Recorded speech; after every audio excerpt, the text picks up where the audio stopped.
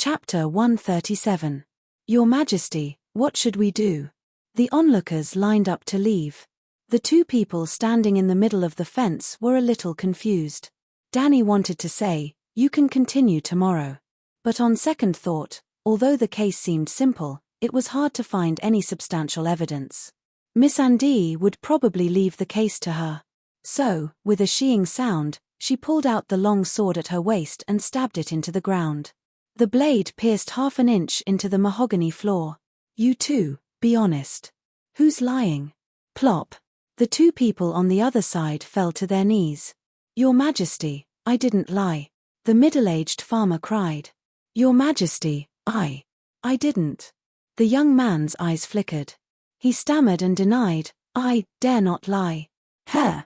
Danny lowered her voice and looked at the young man. Her iron gloves holding the hilt of the sword creaked. "Your Majesty, I'm guilty. I lied." Through the gap of the mask, the young man seemed to see the Queen's cold purple eyes glowing. He felt a pressing king's aura coming at him. He was so scared that he cried. Not to mention the young man, the people who were still lining up nearby also felt the Queen's intimidating king's aura. Their necks shrank and their hearts trembled. They thought excitedly, "It's here, it's here.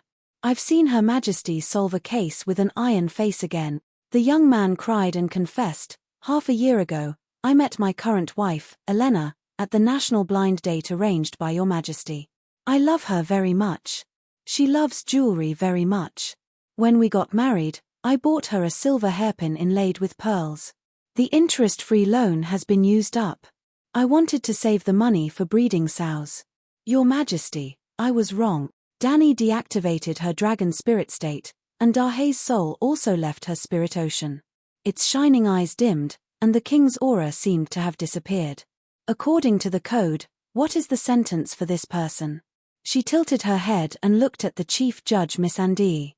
In the form of a dragon spirit, Danny could enter Dahé's spirit realm and obtain its 5 senses, 6 senses, 7 or 8 senses. Similarly, because the souls of humans and dragons could perfectly merge, Dahé could also enter Danny's spirit realm and obtain her 5 senses. Previously, Danny could only enter Big Black's soul realm. After the Immortal Palace devoured the Immortal's faith spirit, Big Black seemed to have undergone some kind of indiscernible evolution. When Yulun created the Dragon King's Horn incident, Danny first pulled Big Black into her soul realm to help him get rid of the suppression from the Dragon King's soul. After that, when he freed Little White and Little Green from their control, he used his soul realm as a transfer point to pull Big Black into the spiritual space of the two dragons. When Blackie's soul entered Danny's soul realm, it was equivalent to her receiving the Dragon Soul's blessing. When others saw her, it was as if they were facing a megalosaurus, especially her eyes. Her centaur maid once said with lingering fear, "I thought I saw the horse god." That was why Danny was always able to solve cases like a god, better than Mr. Justice Bao. "Your Majesty, Dick has committed 2 crimes, theft and breaking his promise. According to the code, Dick stole Muratu's, breeding pig's seed. His crime is very light. He will be punished with 1 whipping and return the seed to the owner." Little Black said with difficulty. Her big round face was a bit twisted. "A little pig?" "Yes." Danny nodded. Miss Andy heaved a sigh of relief and continued, "There is no physical punishment for breaking his promise. He will only have to compensate the other party 5 to 10 times the loss. Dick will also have to compensate Muratu with 5 piglets, for a total of 6. Are you satisfied with the verdict?" Danny sheathed her sword and asked the two parties. "Your Majesty is fair and impartial. I am willing to accept the verdict." Ratsamuratu said loudly. "Your Majesty is fair and impartial. I accept the verdict." The young Dick said in a daze. "Yes, justice above, benevolence below. Dick, your family is facing financial difficulties that are not personal reasons. I have decided to provide you with an interest-free loan. The term is 10 years, and the amount is equivalent to 20 little pigs," Danny said. "Thank you, Your Majesty, for your kindness." The young man's face was red as he shouted excitedly. "Justice is above, benevolence is below, long live Your Majesty." The citizens who were satisfied with their meal also shouted. "Wow, Your Majesty, You are so powerful. You can make a criminal admit his guilt with just one sentence. Doria's cheeks were flushed with excitement as she clapped and shouted. Dani was proud of herself, but she asked seriously, "When did you leave the garden on the top floor?" Doria stopped smiling and said with a puzzled face, "I came down after lunch." Was the dragon's horn really stolen? But there are more than a dozen checkpoints along the way. How did they get up? Let's go and see. They didn't take the stairs inside the pyramid. Although they were at the same height, the stairs inside the pyramid were not connected, so the journey was longer. Doria followed behind Dani and climbed the stone stairs while inquiring about the situation on the front line.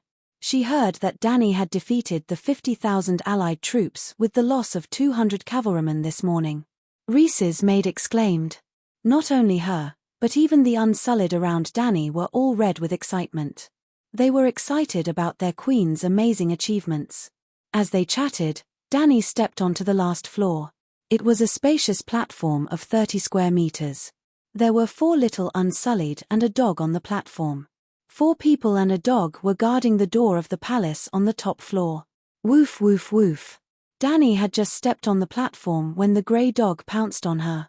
"Aya, Doraemon, what are you doing? This is Her Majesty the Queen, don't you remember?" The little Unsullied, who was 10 years old, was so anxious that his face turned red. He pulled the dog chain in his hand. After taking in the Unsullied trainees, Dani naturally wouldn't do any more trials that violated the bottom line of humans. There was a group of little Unsullied who were luckier than their seniors and kept their puppies. Woo-woo. 4 to 5 meters away, the half-grown dog's neck was taut. It ignored its owner's shouts and continued to bark at Dani. The little Unsullied said anxiously, "Your Majesty, I'm sorry. Doraemon was very obedient before.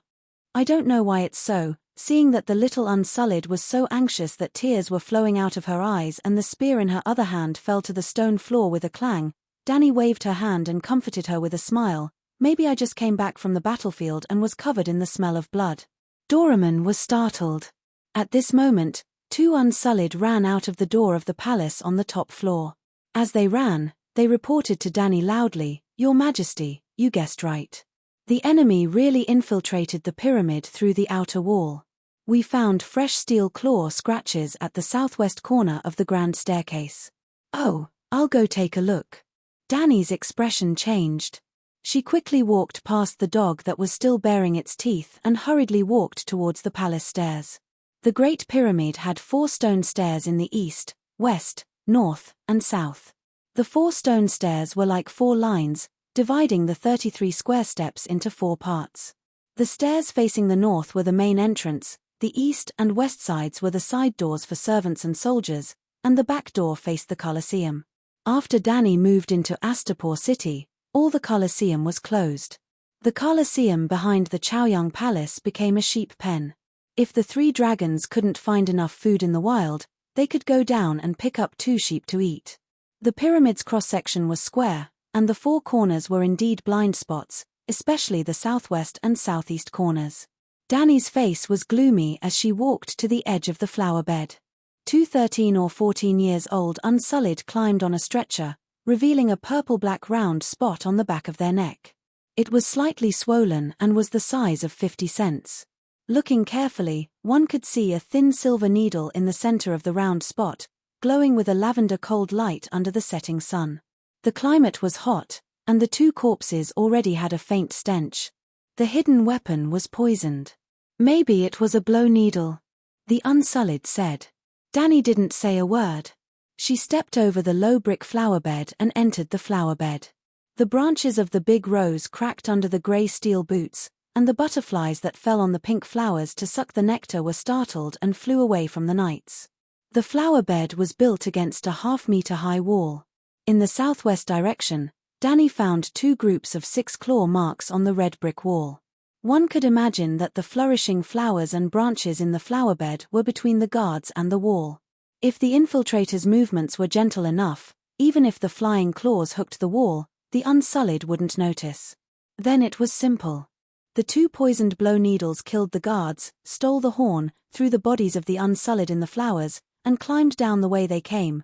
Yulun, that bastard must have joined forces with the Gith people. Danny cursed in her heart. Thump, thump, thump. After a while, 2 more Unsullied ran in with a dirty cloak and reported, "Your Majesty, we found traces of the enemy in the saw west of the pyramid. There should be 4 of them." The cloak was originally red, almost the same color as the red bricks of Astapo. At this time, it had been stained with grayish-black sewage, emitting a rotten smell unique to the saw. There were a total of 4 large hooded cloaks. In broad daylight, 4 agile assassins wearing camouflage red cloaks climbed the Great Pyramid. Yulun refreshed Danny's understanding of the wisdom of the ancients of the other world. The ancients were not stupid at all. "Is there a bronze fence in the saw?" she asked. "The fence was filed out of a door," the Unsullied said. Danny frowned. "But at the outlet near the coast, I used a multi-pipe design. Each pipe is only as thick as a soup bowl." In the past 6 months, Danny had not only created a perfect administrative system for Astapo, but also launched a series of industrial and agricultural plans. The city reconstruction was also an important political achievement of hers. In the city reconstruction, the saw drainage system and the city's healthcare were the 2 most important projects. Because she had seen too many movies about sneaking in from the saw in modern society, Danny personally designed the city's sewage system without any blind spots. In addition to the bronze fence, many sensitive areas were replaced with multiple pipes to replace a single passage. It was about 15 centimeters in diameter and 7 or 8 meters long. How could a normal person pass through? "Your Majesty, the enemy has cut through the stone wall between the 2 adjacent pipes." Ah! Danny was stupefied. How long have they been plotting for such a large project? "Your Majesty, we should patrol the saw regularly in the future," the Unsullied suggested. "It makes sense, and the giant stone steps of the pyramid." Doria interjected. "It's too hot to stand guard on the steps of the pyramid. It's better to choose a few steps to build a flower bed and plant a dense growth of flowers. If someone climbs, they will definitely leave obvious traces. The soldiers patrolling below only need to look up from time to time." "Yes, Doria, you're enlightened today," Danny joked. "Hee-hee." Reese's maid giggled with a red face. Chapter 138. Planting trees on the steps of the pyramid did have a certain scouting effect, but the roots of the plants would corrode the walls of the pyramid, and it could only be used during the day. From dusk to early morning, even if there were traces of people walking through the dense flowers, the guards below would not be able to see it. On the contrary, the flowers could become the hiding place of the enemy. So, Doria did not become smarter. She came up with a bad idea, and Danny only said that to tease her. Losing the dragon's horn would only alert Danny, not hurt her. She quickly cheered up and ordered the Unsullied to lay long bamboo poles beside the 32nd step.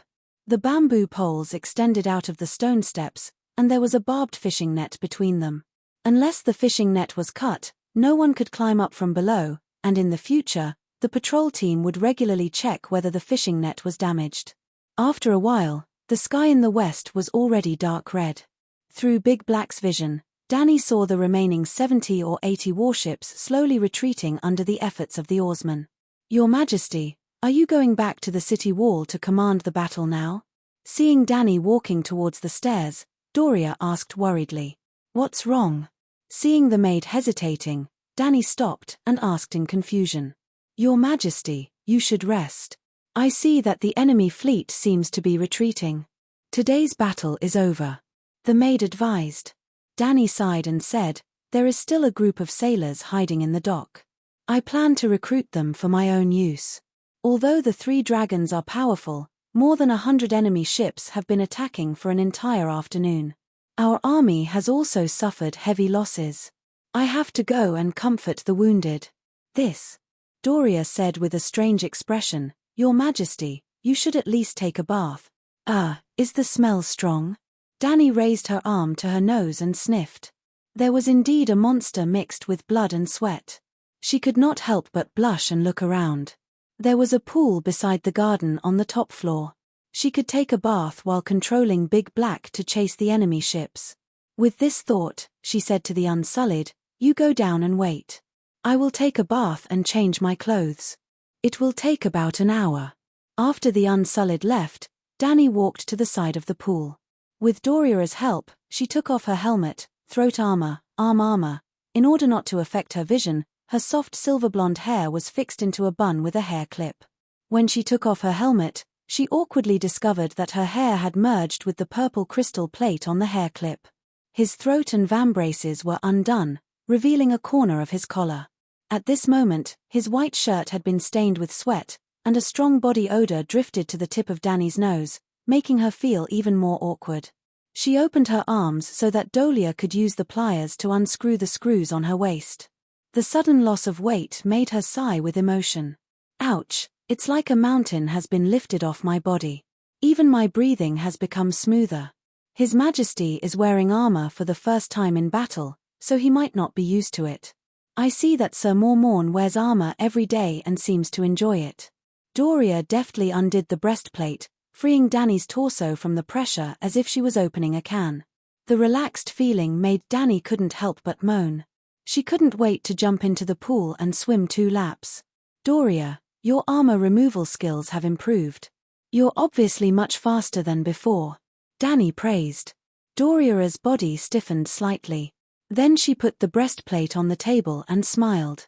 My job is to serve His Majesty. If you're satisfied, it means that my practice is very effective. Haha, very good. You even know how to practice. Danny praised with a smile. A cold light flashed across the calm pool in front of her. Danny, who had been looking down at the pool, smiled and suddenly bent down. The cold light was as fast as a meteor, but she still couldn't completely avoid it. It was like the sound of scissors cutting through soft silk. Danny's intuition suddenly felt cold and numb. Although she was shocked, her counterattack was not affected. While bending down to dodge, she put her hands on the ground and kicked back with her right leg, which was still wearing the leg armor and iron boots. She kicked nothing. She didn't attack anything. Danny didn't have time to be depressed. Her eyes kept staring at the pool. Her smoky purple eyes were suffused with a little black light. Almost at the same time when she saw the shadow behind her dodge to the left, she put her hands on the ground, as she screamed in a low voice. The coldness at the back of her heart suddenly turned into a burning flame. The scorching breath almost instantly spread from the back of her heart to the whole body, like a fire net tightly binding her. Danny's reason left her. Countless crazy thoughts rolled in her mind. Her will was burning wildly, but her body was almost unable to move. Danny put her hands on the ground and rolled under the table to dodge. Halfway through, she couldn't complete the movement. She rolled half a circle on the ground and lay on the ground, stiff and motionless. She looked at Doria, who was smiling mysteriously, and asked with difficulty, "Who are you?" At this time, Danny's facial muscles were numb. Her throat seemed to have shrunk into a thin line. Even breathing was very difficult. She said a few words in a voice like a mosquito. After saying that, her mouth moved up and down, as if she was struggling to say something. Doria was completely Doria's face. Her hair, eyes, nose, mouth, and even the blush on her cheeks, the pockmarks on her nose, and the light fluff on her lower lip. If she wasn't sure that Doria's combat ability was 5 dregs, she definitely wouldn't be so agile. Danny almost thought that her maid had betrayed her. The assassin's right middle finger was sheathed with a strange, nail-like dagger. It was about 10 centimeters long and half narrower than a scalpel. A few blood beads were slowly sliding on the light blue blade that was as thin as a cicada's wing. With a light flick of her right hand, the blood beads on the dagger flew into the pool. Doria spoke in Valeglia with the same Rhys accent as Doria. "I didn't expect you to still be able to speak. You are indeed the mother of dragons who miraculously hatched the Megalosaurus." This assassin was not at all like the killers in the movies who liked to babble to the dying. She didn't even have the mood to answer Danny's question. As she sighed, she pounced on Danny like a wild cat. Her right hand clenched into a fist and stretched forward. Before the attack arrived, the cold tip of her middle finger made Danny's forehead tingle. The strong wind hit her face. Danny's mouth was still spitting out incoherent syllables. Then, her eyes suddenly flashed with a bright black light. Her pupils suddenly turned into the vertical pupils of a snake. No, the black light had a hint of dark red, almost exactly the same as the vertical pupils of a black dragon. Scram.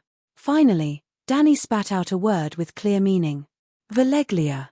As the last syllable fell, Dany tried her best to open her mouth.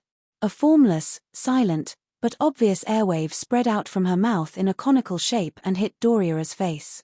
There was no sound in her ears, but a thunderous dragon roar sounded in Doria's soul realm. The sound was full of anger and cold murderous intent.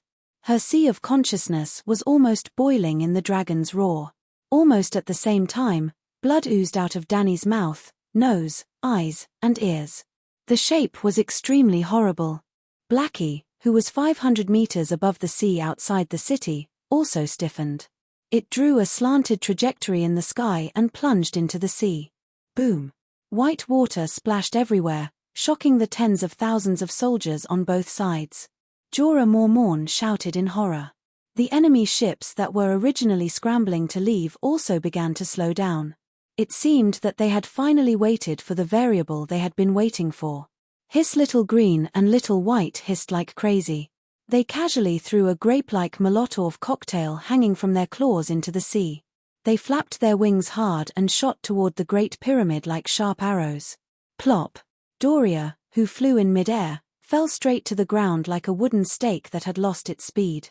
Ding! The dagger between Doria's fingers knocked on the side of Dany's right leg armor. Her head smashed on Dany's iron boots at the same time. It was a solid hit. Dany saw her widened eyes, which were full of shock and disbelief. Although Doria couldn't move, her consciousness was completely awake. That was indeed the case. Doria could clearly see Dany slowly moving towards her. However, she could feel countless ghostly hands reaching out from the depths of hell, desperately tugging at her soul. She could not move at all. Furthermore, the ground seemed to have turned into a swamp. Her body and soul were slowly sinking into the depths of hell. Dany finally touched the long sword on the table, but she only pulled it out halfway before she realized that she couldn't lift the heavy sword with her current strength. Hiss, hiss, hiss. She tried to call out to the staircase, but her throat muscles shrank spasmodically. She almost lost control of her vocal cords, and even breathing became more and more difficult. Sensing that the assassin was slowly struggling, just like Beristan and Mormont who had been hit by the dragon's horn, and wasn't completely in a stunned state, Dany stopped her useless calls and raised her right foot with difficulty. The heel of her iron boot was aimed at Doria's slightly shaking head. She slammed it down. Bam! Doria's nose was bleeding. Dany raised her iron right foot again. Bam! Pop! Doria's eyeballs were like popped pig bubbles. Red and blue juice splashed on Dany's right leg. But she was unmoved. She raised her right foot for the third time, and the fourth time. She only smashed it 7 times before Dany fell to the ground. Doria's face was like a layer of dark red birthday cake. Her flesh was a mess of flesh and blood, but she was still struggling. She struggled to get up and raised the dagger on her right middle finger while trembling. Hiss! The white dragon and the green dragon finally crossed the distance of more than 2,000 meters and entered the sky above the People's Square. Thump, thump, thump. A group of Unsullied rushed into the high platform of the garden before the 2 dragons. It turned out that the strange phenomenon of the black dragon falling into the sea and the white and green dragons flying madly towards the pyramid was also seen by the Unsullied guards at the north gate of the palace at the top of the pyramid. They shouted Her Majesty the Queen a few times but didn't get a response, so they began to run towards the top garden. Just as they climbed up the last step, the Unsullied saw their queen's head leaning against the leg of the table. One of her feet was bloody. Dark red blood flowed on the stone floor, and the servant girl who was beyond recognition struggled to prop herself up. She held a small dagger in her right hand and seemed to be about to pounce on the queen. Chapter 139. Protect Her Majesty the Queen. The captain was aghast. He ordered loudly as he rushed over like a whirlwind. Bang! He kicked the maid who was struggling to get up in the abdomen and kicked her into the pool. Hiss! The green dragon and the white dragon returned. They circled above Dany's head in anger and helplessness, spitting out thin flames from time to time. Your Majesty, wake up. Seeing the queen bleeding from her 7 orifices and the long wound from her back to her left waist still oozing blue blood, the Unsullied were so scared that their limbs turned cold. Dany forced her eyes open and said in a daze, "Fire! Fire, make!" Fire, bring me kerosene, splash me, ignite. Ah, snake lizard poison.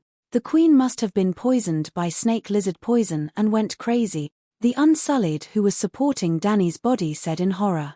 If she could move, she would definitely give this black eunuch warrior a big slap. Fire. I. Don't burn. She used almost all her strength.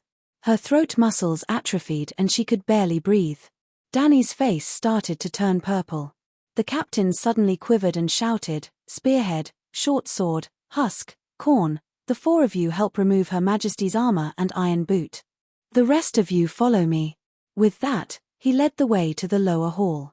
Although the Unsullied did not understand, their excellent military training made them obey the order reflexively. 4 Unsullied pulled out their short swords and nimbly and quickly pried open the iron buttons on Dany's thighs. The remaining 20 warriors followed the captain to the lower hall. "Go get the kerosene, the queen wants to use fire to dispel the poison," the captain shouted. With that, he pulled down the kerosene lamp that was hanging on the wall and rushed to Dany's side with it. He splashed 7 to 8 pounds of kerosene on Dany's body along with the wick.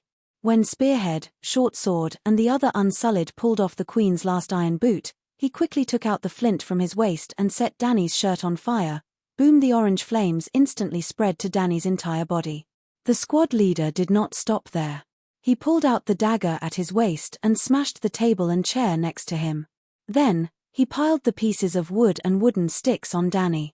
At this time, more than 20 Unsullied also ran over with oil lamp holders. Just as they were hesitating whether they should pour oil on the queen, the captain with the highest IQ immediately roared, "What are you standing there for? Can't you see that the queen's hair isn't on fire?" Ooh. The Unsullied one looked down. Her shirt had been burnt to black ash and stuck to the queen's skin, but her exposed skin was still white and delicate, glowing with vitality. "Her Majesty really is an unburnable," an Unsullied muttered in disbelief. "Quick, inform the brothers below to go to the kitchen and bring some firewood over," the captain continued to shout. "Captain, let's lock up that assassin first." An Unsullied pointed at the maid who was struggling to get up from the pool. "Tie up her limbs. By the way, take off her clothes. Check her teeth carefully, and then put a mouth on her," the captain said hatefully. An hour later, the indigo sky began to be dotted with shining eyes of the night. Jorah Mormont, dressed in iron armor, panted as he climbed up the 100-meter-high Great Pyramid. Seeing a pile of firewood burning fiercely, he felt cold all over. He was so panicked that he could barely breathe. "Her Majesty. Where's Her Majesty?" "Under the charcoal, I don't know." Bang, bang, bang, boom. Before the captain could finish his words, the neatly stacked crematorium shook violently. Like a flaming demon struggling to climb out of the fire. Boom! A white fist reached out from the burning coals, and after a series of rustling noises, Dany sat up, her silver hair hanging loosely behind her. Her hair, face, neck, and shoulders were all covered in charcoal ash, like a naughty child who had been playing marbles on the ground for a day. But her eyes were bright, and her violet eyes were full of vitality and vitality. "Her Majesty. Your Majesty, are you okay?" "I'm fine."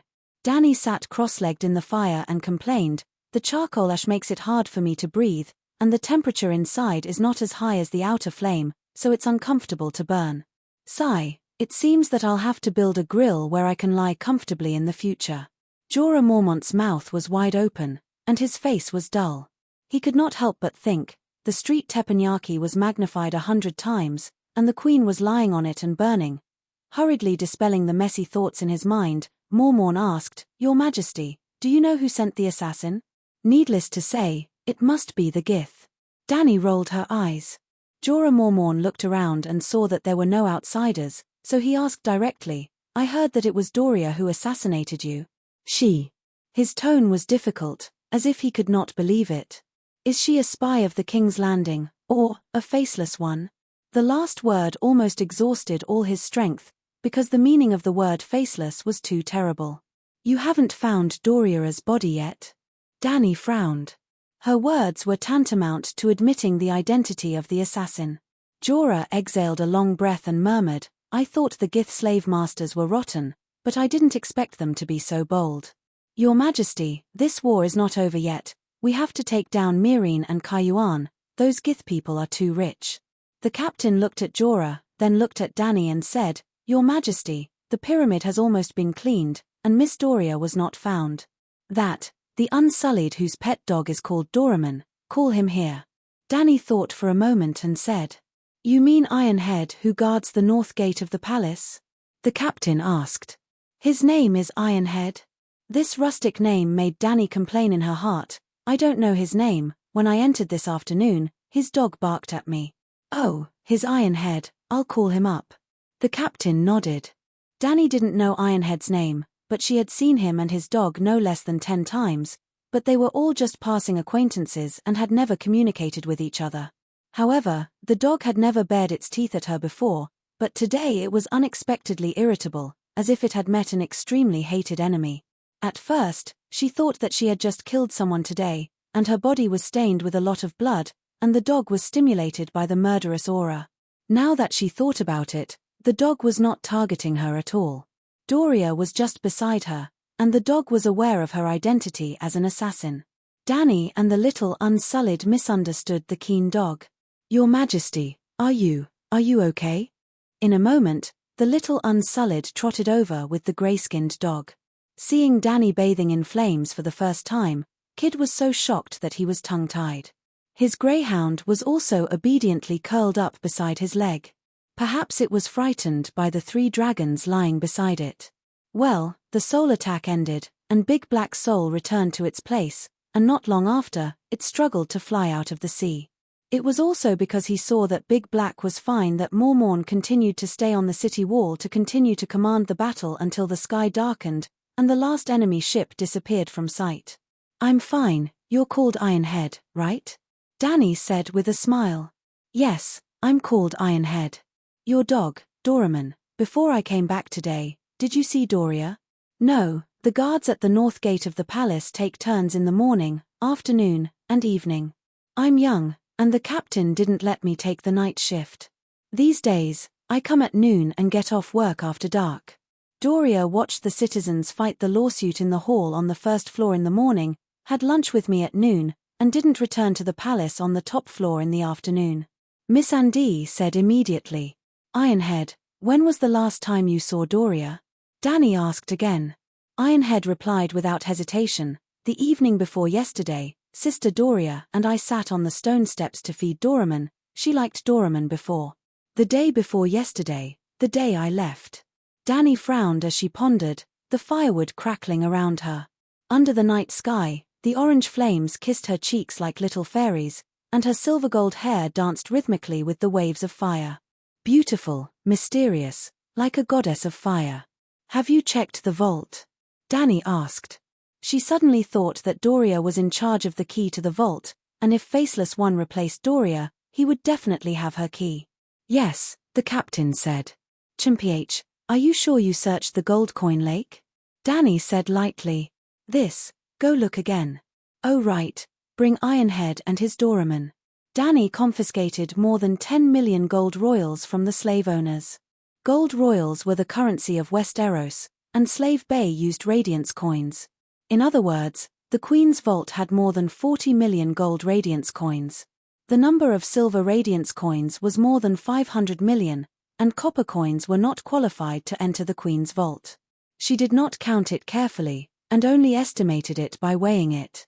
It was almost piled up into a gold and silver lake, and not only could one swim in it, one could even get a small boat to row on the lake. Found it, Your Majesty, Miss Doria was indeed buried in the gold coins. Only a quarter of an hour later, 2 Unsullied carried a body that was still slowly twitching to the front of the fire. Woo-woo, Sister Doria, don't die. Ironhead pulled Doria's hand and cried, and Doraemon was also anxiously circling on the side, letting out sad whimpers. Doria was not completely dead, and from her forehead to her neck, there was a layer of white cloth wrapped around her, and only her 2 nostrils leaked out. Traces of scarlet soaked the cotton cloth, emitting a faint smell of blood and medicine. Anesthetic. Painkillers. Disinfectant. Dany almost instantly guessed Faceless One's purpose. The corpse would emit a corpse's smell, and the gold coins could not block it, and Faceless One was not sure when Danny would return. Doria's chest was still moving up and down, but her breathing was rapid, less in and more out. "Bring her over." Danny in the fire waved to the Unsullied with tears. As soon as the tears fell down her cheeks, they quickly evaporated in the orange flames. "Maybe she can still be saved." Cora hesitated. "Can't save her, let her be free as soon as possible." Danny said sadly. "Maybe we can let Doria tell. No need." Danny waved her hand to interrupt him. Through strong external stimulation, Doria might be able to recover for a while, so that she could ask about the situation after she was captured by Faceless One. But without asking, Danny could imagine that Faceless One must have obtained a lot of information related to Danny and Doria herself from Reese's made through cruel means. But what was the point of this except to make Doria more painful? The skin on her lips was peeled off. The Unsullied braved the wantonly rolling flames and put Doria on Danny's arms. After a moment of hesitation, the captain also pulled out his dagger and put it on Doria's abdomen. Beep beep beep beep. Reese's maid's dress was burning in the fire. Danny held Doria in her arms with her left hand and held the dagger to her throat with her right hand. "Doria, you." Danny suddenly turned her head and pushed the dagger forward. Sizzle, sizzle, sizzle. Fresh blood splattered onto the charcoal fire, giving off white smoke that stank of burnt flesh. Danny saw a colorful spiritual substance floating out of Doria's body. It seemed to form a figure in the night sky, smiling and waving at her. It even said to her, "Calixie, take care. Goodbye."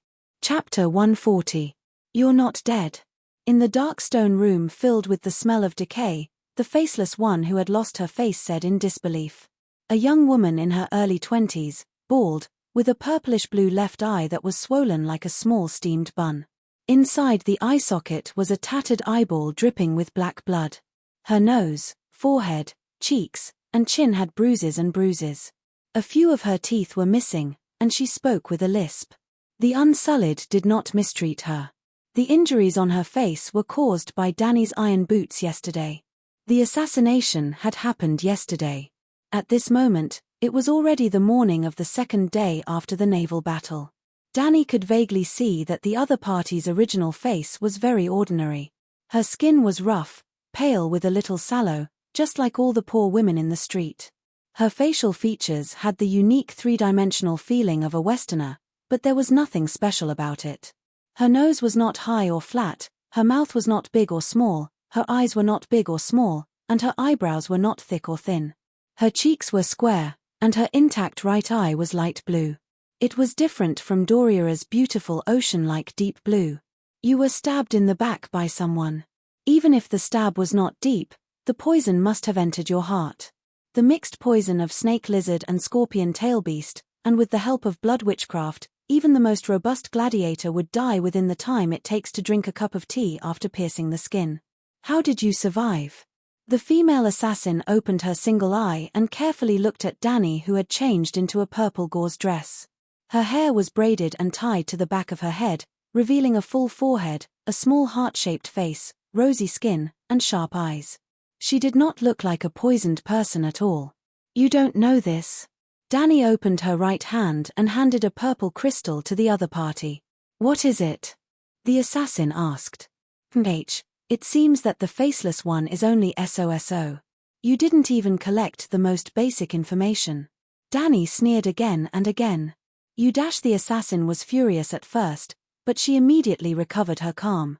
Like a monk chanting Amitabha, she lowered her eyes and whispered, Valor Morgulis, all mortals have to die. Danny's eyes flashed. She is really a Faceless One, she admitted it. After a while, the female Faceless One raised her head again and slowly asked, what did someone neglect? Before I left Queers, one of the 13 Titans, Lord Zaro, gave me a magical amethyst necklace that can protect me from poison. Later on, I pried the magic crystal from the necklace and made it into a hairpin. I wore it on my head all the time. I was indeed poisoned in the beginning, but although the magical amethyst crystal isn't as miraculous as Sir Zaro said, it still forced the poison out of my body bit by bit, Danny said calmly. Impossible. The female assassin became excited again. Only the powerful red god priests can create the poison avoidance crystal, and they have to predict the toxins they will encounter in the future and prepare the corresponding antidote or magic in advance. The story of the magic crystal's poison resistance was misunderstood and exaggerated countless times. It was impossible for it to defend against all poisons. I already knew about the magic amethyst given to you by the people of Queers, but even if it's really a magic amethyst, you're not a red deity priest. Otherwise, you would have predicted today's assassination, and I wouldn't have been able to hurt you at all. So it was like this. No wonder this broken crystal had no effect at all. Dani cursed Zaro 10,000 times in her heart. To think that she had been wearing it on her head these past few days. No matter how terrifying the snake lizard poison and the scorpion tail poison were, they were still biological poisons. To put it bluntly, it was a kind of protein. Any protein would lose its activity when it encountered a high temperature of 800 to 900 degrees. Dani's cells, neurons, spinal cord, teeth, red blood cells, white blood cells, and even the amino acids and glucose in her blood could resist high temperatures. However, the things that were harmful to the human body would remain as they were. Therefore, she often used fire to disinfect and kill mites, get rid of dead skin and calluses. Other than its beauty effects, it could also aid digestion, increase cell activity, and absorb nutrients. The higher the temperature, the more active the molecules. It was very scientific. When her body temperature rose to 200 degrees, the snake lizard poison and the scorpion tail poison would be broken down from protein into amino acids, which would be digested and absorbed by Dani. However, she wouldn't say this to the female assassin. The Unsullied who were present at the time were also ordered to keep quiet. It was better to let the enemy poison her than to cut off her head or dig out her heart. Whether you believe it or not, my magic crystal really has the effect of avoiding poison. Zaro himself also relied on it to avoid many assassination attempts by the royal family of Kars, Dani said indifferently. Without waiting for the other party to say anything, she put away the purple crystal and asked, "Who hired you? You think someone would know?" The female assassin sneered. "As a faceless, you don't even know who your employer is," Dani said in disbelief. "Humph, the mother of dragons also lived in Bravos for a few years. Do you think that the House of Black and White only has one Unsullied?" The assassin sneered. There was no doubt that as the world's #1 assassin organization, and also openly doing business with the people of the world, the Faceless had at least a powerful government backing them. Moreover, they were also an extremely secretive organization. The female assassin was very likely telling the truth. She was only a tool to carry out her mission. She didn't know who her employer was or why she wanted to kill the person involved. Just like Arya Stark in Roaming Powers. "What's your name?" Dani changed the question. "Someone was called Doria before, but now I'm nobody." The female assassin revealed a strange smile. Dani's eyes sharpened, and she said coldly, "Then, have you ever heard of someone called Aunt Katie?" "Ha ha ha, the fat cook who lives in Lynn High Street." The Faceless laughed in a low voice. "Yes, someone is also Aunt Katie. A stranger definitely couldn't get close to Doria, so last night Dani ordered an investigation of all the employees in the pyramid. As a result, they found that a fat cook named Katie was missing. Obviously, the Faceless first sneaked into Astapor and found an opportunity to replace the cook, Katie. After coming into contact with Doria, the identity of Katie was abandoned.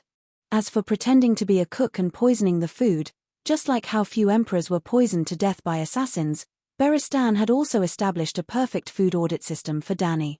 "You're a Faceless, why are you cooperating with others?" Dani asked. "Cooperation?" The female assassin cracked her ugly mouth that was missing a few teeth and sneered, "Faceless have no partners, but can borrow the strength of others to complete the mission." Involuntarily, Dani thought of Arya's old friend Jokuan. He seemed to have been captured in King's Landing and was imprisoned in King's Landing's dark prison with 2 partners. However, his identity as a Faceless was unknown, and Jokuan was only using the 2 villains to cover his true purpose.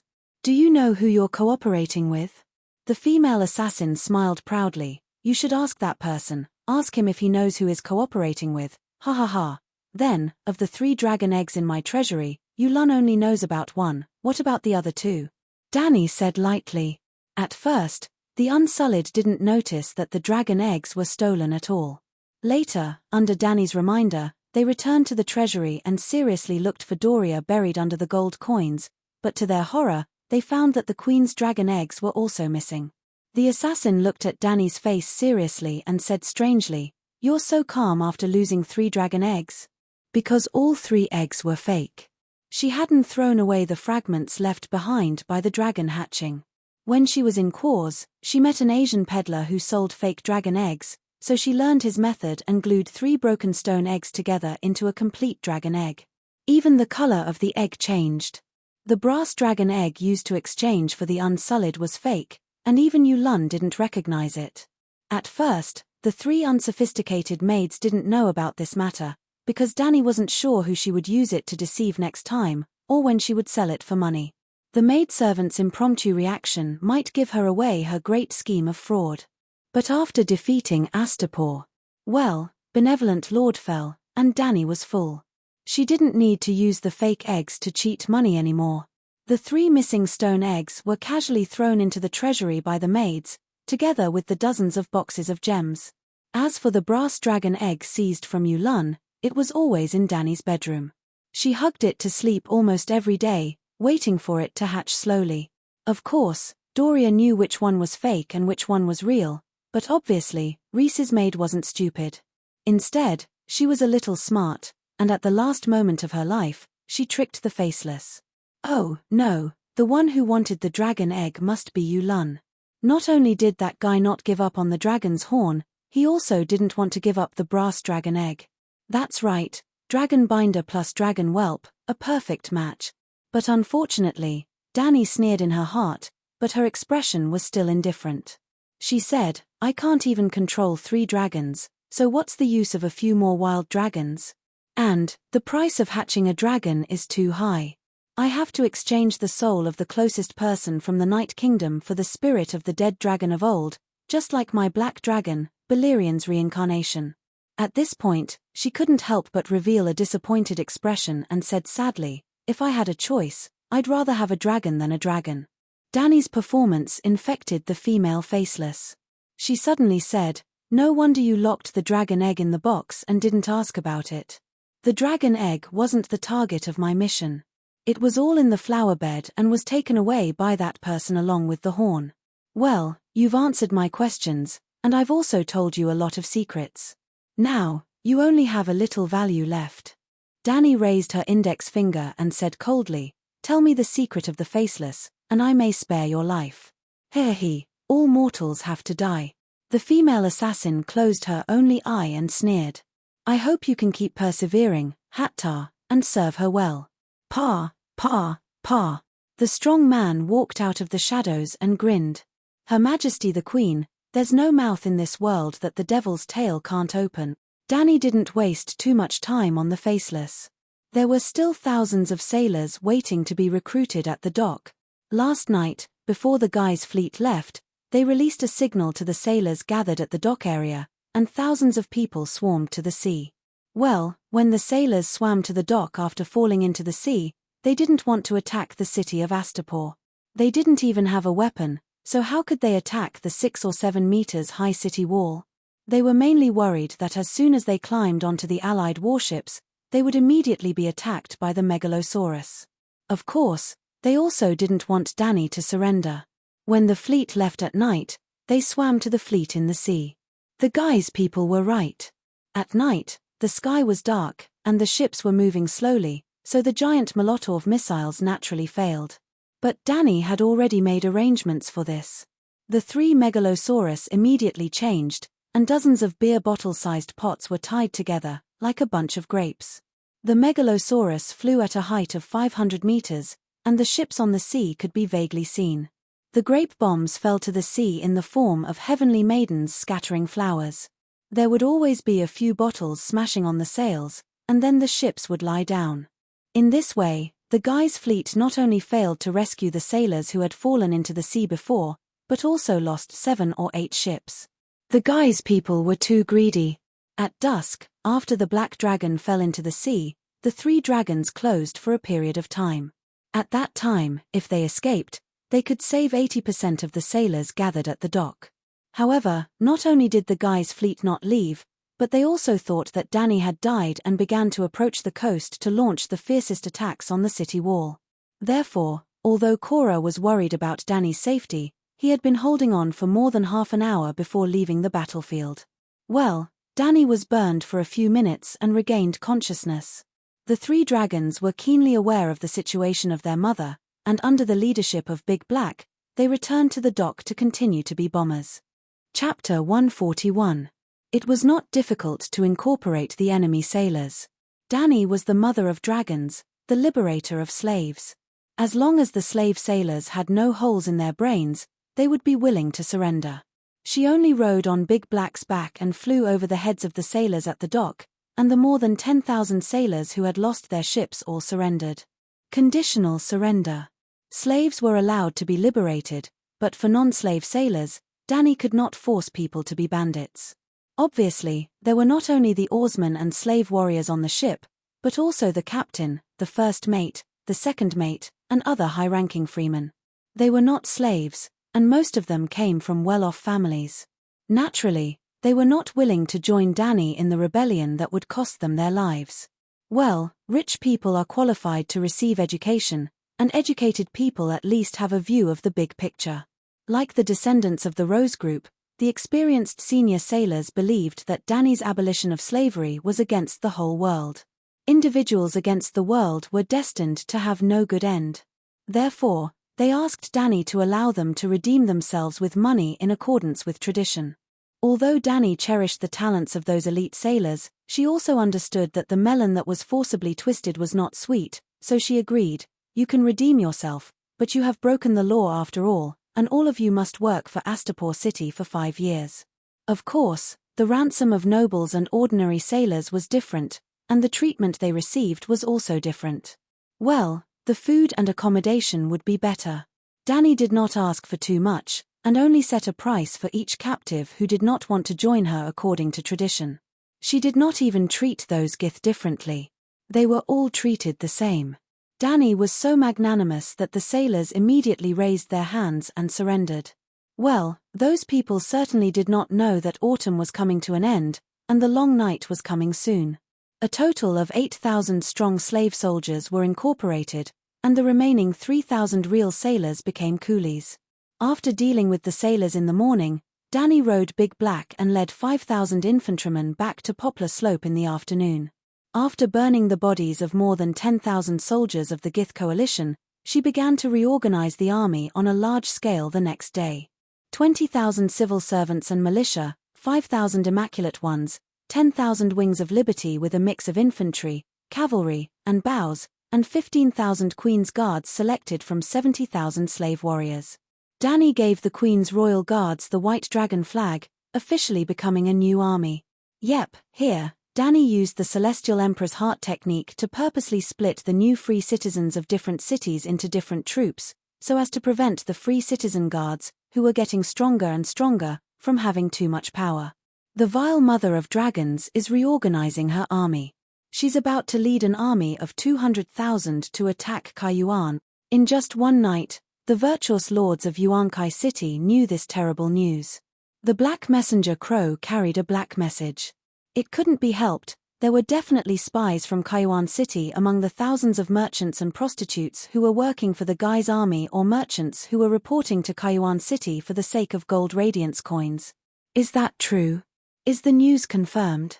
Sigh, the news brought by the dozen or so messenger crows are exactly the same. It can't be wrong. That woman even wrote a declaration for the merchants to spread throughout the world, to the people of the world, Sage Kaiyuan's 7 serious crimes. Damn it, this again. When we attacked Astapor last year, she also wrote 7 great sins. Looks like she's really going to fight us to the death this time. Sigh, we have an army of 200,000, and we don't have time to recruit new mercenaries. Why doesn't she just die? The slave trade is the foundation of the world's great maritime trade. Even queers and the Volantis want to kill her, so why doesn't she just let herself be killed by an assassin? The heavens don't have eyes. Yeah, the heavens are unfair, and the gods are blind. We're standing aloof from worldly affairs, just obediently staying in Slaver's Bay, doing business dutifully, repeating thousands of years of simple and unpretentious life, treating people with integrity, providing quality service to the entire world. Why would that woman come and provoke us, a group of honest people? In the end, it's still Queer's pity that he's useless. He already snuck into the Great Pyramid and even stole the dragon egg, but he still didn't kill that woman. He caused us to lose more than 30 ships for nothing. We should find a more professional assassin. Let's just pool our money and hire a faceless. Hiss. Faceless? That would cost tens of millions of gold radiance coins, right? According to the current situation, it's no less than 20 million. It's probably the most expensive price in history. But if we call the Great Lord of Meereen, 1 million gold radiance coins per person would be enough. Distant water can't quench a present thirst. We can hire a faceless, but we must defeat this wave of attack. I'm very puzzled. Even if Astapor defeated our allied forces, didn't they suffer any losses? Don't they need to recuperate? In the palace at the top of the Great Pyramid, the virtuous masters sitting around the round table discussed with each other in panic. Thump, thump, thump. The chief virtuous master knocked on the table, interrupting the argument that was getting louder and louder. His skinny old face was full of seriousness, and his sharp eyes swept across the general in the yellow silk cloak below the conference table. He asked, General Zakaro, the other party claims to have 200,000 people. How many people do they actually have? The virtuous master came from the Daznak family, wearing the noblest yellow crystal tasseled toka robe. He was close to 50 years old, and his face was skinny but full of majesty. In order to cover his sparse forehead, his black and red hair was slanted forward, looking a little like a plane. Virtuous Master Mourinho, that woman has at least 50,000 troops, General Gith, who had a big belly, said. 50,000. The virtuous master's black eyes narrowed slightly, and he knocked lightly on the table. After a while, he said, Kayuan is smaller than Astapor, but the city walls are taller and sturdier. If we have 10,000 defenders, can we resist the enemy's attack? Virtuous Master, under normal circumstances, with Kayuan's 10-meter tall city walls, and especially with our back to the sea, we can guarantee the transportation of goods. 5,000 elites can stop an army of 100,000 for 10 years, but that woman has 3 evil dragons. The fat general said hesitantly. We don't need 10 years. In half a year, we can find a faceless and end her, Mourinho said lightly. You really plan to hire a faceless? We all know that the Iron Treasury and Ocean Palace are behind the Black and White House. The Bravosi will definitely take the opportunity to make a series of political demands, the general said in shock. Those Bravosi only know how to interfere with the finances of other countries through finance, but Slave Bay only has the slave trade and no finance. Then, the fat general gritted his teeth and said, I need more soldiers and an unlimited number of Dragonslayer crossbows. It would be best if they filled the city walls. Yes, the virtuous master's dry lips cracked into a smile. We have more than 80 warships and 500 large ships. In half a month, we can transport all of Meereen's troops and crossbows to Kayuan. Will the great masters of Meereen agree? One of the virtuous masters asked uncertainly. Definitely. Without the lips, the teeth will feel cold. I believe that the great lord understands this.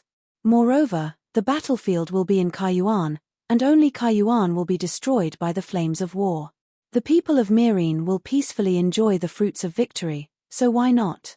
There were spies from Astapor in Kayuan. In less than 2 days, Danny received a message from a messenger crow. The great masters of Meereen and Kayuan had gathered their troops and were about to fight the evil mother of dragons in Kayuan. At this time, Danny was preparing the army and was about to set out. 50,000 soldiers and hundreds of thousands of oxen and horses. Whether it was war horses or pack horses, everyone was given 2 horses. If there were no horses, they would use oxen, mules, or donkeys. In short, every soldier had at least 2 mounts. 50,000 soldiers, hundreds of thousands of oxen, half a month's worth of rations, and at a speed of 50 kilometers per day, they would attack Astapor in 10 days. This was Danny's plan. I'm afraid we won't be able to take Kayuan in a short time.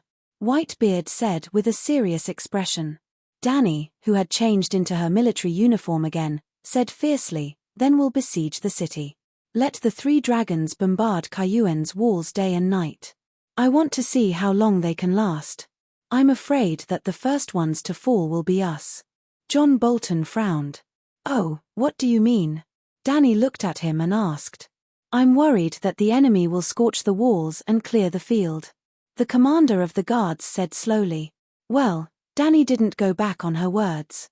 The core of the newly formed guards were all members of the Rose Mercenary Group. The former leader of the Rose Mercenary Group was naturally elected as the commander. The 800 elite mercenaries acted as the skeleton of the 15,000 slave soldiers, forming a force that could fight in just a few days. This wasn't an exaggeration. Even the regular armies of the 7 kingdoms of Westeros had a ratio of 1 to 100, with 1 to 200 knights leading 10 to 20,000 farmers who had just put down their hoes. Simply put, this was a world where everyone was worse than everyone else. It was just a matter of who wasn't worse. The general situation was like this: slave soldiers, farmers from the lord's family, free citizens with some combat experience, selected from the slave soldiers, mercenaries ranked in the top 30, unsullied, knights with faith and complete education, including the knights of certain large mercenary groups and the armed knights of the church. This was why Dany had the newly formed guards follow her to battle. As for whether the guards would be controlled by the Rose Mercenary Group and John Bolton, there was no doubt that they would. But Dany did it deliberately. In addition to balancing the power of the new free citizens, it was mainly to lead a new and more advanced system for the liberated slaves, a Chinese version of the Westeros Knight system. At this time, Astapor was actually implementing a county system that was conducive to centralization of power. But with Cayuan, Meereen, and even the entire slave bay being taken over by Dany, a more dynamic enfeoffment system was bound to appear. The feudal lords of the Westeros could last for more than 8,000 years. Compared with the ancient dynasties of the Celestial Empire, which had a cycle of 300 years, it was simply too dynamic. Yes, dynamic, the power of living. In terms of governing a country, the enfeoffment system was far inferior to the centralized system of the Celestial Empire. Dany wouldn't completely copy the system of the Celestial Empire, even if centralized power could bring 2 or 3 generations of the world's unprecedented Dany's Golden Age. Because she was a monarch, not a commoner. With Dany's Golden Age, there would definitely be a last emperor of Dany's nth generation. To put it simply, she only wanted her family to rule for thousands of years. As for whether the country was rotten, she cared, but she cared more about whether her descendants would be executed. Moreover, no matter how rotten the country was, her descendants were still monarchs. There was another advantage of the enfeoffment system. The vassals were often more loyal to the monarch, far more loyal to the emperor than the generals, the commander-in-chief, and the provincial governors. For example, Stark had been the king of the north for 8,000 years. The king of the north only had a small number of direct troops. Most of the troops came from the lords under him, like Dany and John Bolton at this time. Chapter 142. In the ancient times of the Celestial Empire, after John obtained the position of commander of the Imperial Guards, he might have become ambitious and wanted to rebel against Emperor Dany. However, in this world, the possibility of John doing so was extremely small. Furthermore, he couldn't do it because he only had a small number of direct troops. The small commander of the Imperial Guards under him was also Dany's direct vassal. For example, when Robb led the cavalry to attack Jaime, the Northern Territory's infantry was left to Luce Bolton. Seeing that Robb was courting death and that the Northern Territory was about to lose this war, Luce Bolton had thoughts of rebelling. However, even though he was the infantry commander, the infantry was made up of more than a dozen nobles. Bolton wanted to rebel, but he couldn't control the nobles under him. The other nobles had different positions, but their identities were the same. They were all direct vassals of the king of the Northern Territory. Thus, Bolton could only use small tricks to send the soldiers of the other nobles to Tywin to be killed. In the end, he was the only one left in the Northern Territory's infantry. Only then could he succeed in his rebellion. As for the loyalty of the other members of the Rose Group to John Bolton, they didn't have any relationship of loyalty. The position of the leader of the mercenary group was elected and not inherited. Lila Amber, Bruce Wayne, and Herman Tauha's fathers were all leaders of the Rose Group. In fact, the previous leader of the Rose Group was Bruce's father. John's mother, who liked to fool around and no one knew who his father was, didn't even have the position of a small leader. They were just ordinary members who were dragging along. The members of the Rose Group might stick together for warmth, but they would never betray the lord they swore loyalty to, Danny. Unless the Targaryen family's mad blood acted up and Danny made a ruckus like Mad King Aerys. Although there were many benefits to the feudal system, Danny wouldn't copy the system of the Westeros. She would choose according to the situation. Alright, I've digressed. I haven't even taken down Yuan Kai yet. It's too early to think about Emperor Danny. Just as Danny was hesitating over whether to launch a surprise attack and immediately lead her army of 50,000 to Kai Yuan, or gather civilians to transport food and fight a normal siege battle, another piece of news came from Kai Yuan that night. Danny handed the parchment to John and sighed. You guessed right. Great Sage Kai Yuan ordered a scorched earth purge. The manor lords of the Kai Yuan plains are currently gathering towards Kai Yuan city. The food, cattle, and horses on the plains are being moved into the city as much as possible. Those that can't be taken away are being burned on the spot. The wheat, corn, and other crops in the fields are being burned as well. The wells are being sealed or poisoned. John's expression turned ugly. If our surprise attack fails, even if the entire army doesn't collapse, this northern war of liberation will end in failure. Your Majesty, we have the advantage in terms of military strength. Why don't we have a fair fight with those slave owners? We can conscript those newly freed slaves to help us transport food without affecting Astapor's agricultural and industrial production, Beristan said solemnly. The Giz Alliance's slave army and the merchant slave transport team provided Danny with a total of 70,000 slaves. She chose the elites among them to form a personal guard of 15,000. The remaining freedmen would be given Astapor's residence. Those with skills would become city dwellers. Those who couldn't start a business in the city would each have 30 mu of land and become farmers in the Worm River Plains. Danny frowned. She knew that the long night was coming, and working hard on production was the way to go. She couldn't throw all her forces into the war, and she couldn't allow the Northern War of Liberation to become a protracted war. After staring at Kai Yuan's position on the map and thinking hard for a while, Danny suddenly had an idea. She laughed and said, "Heavens, I'm so stupid. Why don't I learn from Tianji?" Tianji spoke in Chinese, and the generals around the map table were confused. "Your Majesty, what are you talking about?" The red-haired female knight, Lila Amber, asked. "The plan remains the same. Rest early today, and the whole army will attack the north tomorrow morning." Danny waved her hand and said heroically. "Only half a month's worth of food?" Scar Simon frowned and said, "Is your Majesty confident that you can solve the battle in a short time?" Danny looked proud and pointed at a certain location on the map. "Hehe, my plan is like this."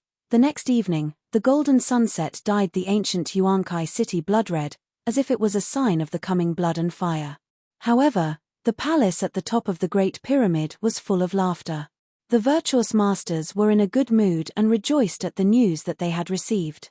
The evil mother of dragons had underestimated the enemy and advanced prematurely. 50,000 people carried half a month's worth of food and attacked a fortified city 600 kilometers away. "Ha ha ha, that woman is still young and inexperienced." Grazadon Mo Araz laughed heartily, as if he had recovered from the crushing defeat a few days ago. "Well, a total of 7 virtuous masters of Yuan-Kai, 3 great masters of Myrine, and 10 noble slave masters went to the Giz Alliance. Only the 3 virtuous masters and 1 great master of the North Camp escaped. This Grazadon of Yuan-Kai was luckier than Astapor. The coalition army was completely annihilated, but as the commander of the army, he survived. His body was lean and strong, and his stamina was particularly good. The other 2 virtuous masters were still on the way, but he spared no effort and ran all the way back.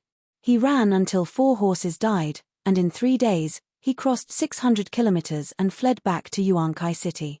He rested at home for a day, and the next day, he came to the joint meeting of the virtuous masters without any shame. Inexperienced. A fat man in a yellow silk toga with golden tassels glanced at Grazadon, who was getting thinner and darker, and mocked, "May I ask how our commander of the coalition army was defeated by an inexperienced woman and fled back alone? You took away all the 50,000 soldiers that we prepared for half a year." The fat man did not sit at the round table. He sat alone by the huge mosaic glass window, bathed in the colorful sunlight, like a big piece of meat without bones spread out on a huge 2-meter-wide bamboo chair. The nearest virtuous master was 4 to 5 meters away, but even so, the virtuous masters who were close to him had ugly expressions. They kept covering their noses with handkerchiefs, as if there was an unbearable smell on the fat man. "It's not my fault. She has a dragon, and the war horses will go weak when they hear the roar of a megalosaurus. A dragon is almost invincible in the field. No matter who takes my place, the result will be the same," Grazadon argued. The fat man curled his lips, looked around at the people around him, and said lightly, "That's why I said at the beginning, there's no need to take the initiative to provoke her.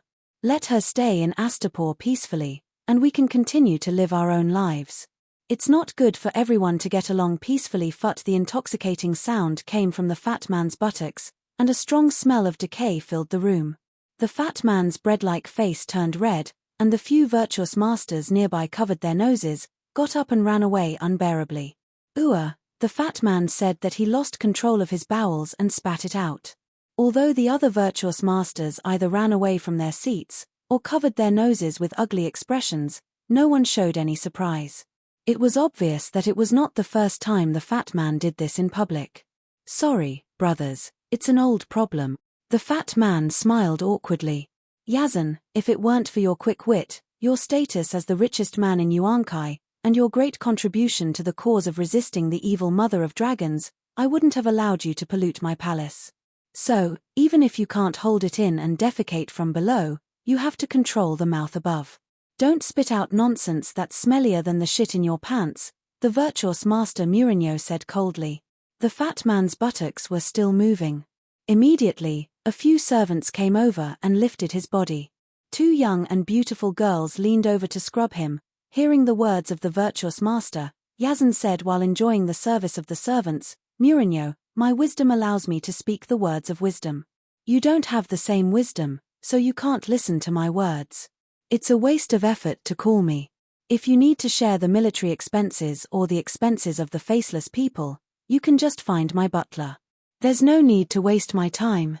A cold light flashed in the eyes of the virtuous master, and he said coldly, "Very well, you don't have to come tomorrow. The Alliance will also take over the manor of the Quaggas family in the Yuankai Plains. What do you want to do with my manor?" Just as he asked in confusion, Yazan Zo Quaggas' face changed wildly, and he said in disbelief, "Do you really want to do that? The mother of dragons only asked to liberate the slaves, not to kill the guy's people. Why? Hihi, without the slaves, who will help you lick the shit door clean?" Graz sneered. Yazan glared at him hatefully and said to the servant behind him, "Let's go back. This is not a place for the living. The house is full of ghosts." The virtuous master's face immediately darkened. The other virtuous masters also cursed the Quaggas family in a low voice. But there were also fools who asked their companions in confusion, "What does that shit pig mean?" The virtuous master glanced at him coldly and said cruelly, "Today's topic is how to destroy the wilderness to the greatest extent." Half a month after the assassination of Danny, it was almost dusk. The sun was like a beast that had been cut by a knife, shaking and sinking into the horizon, sprinkling bright red blood on the vast wilderness.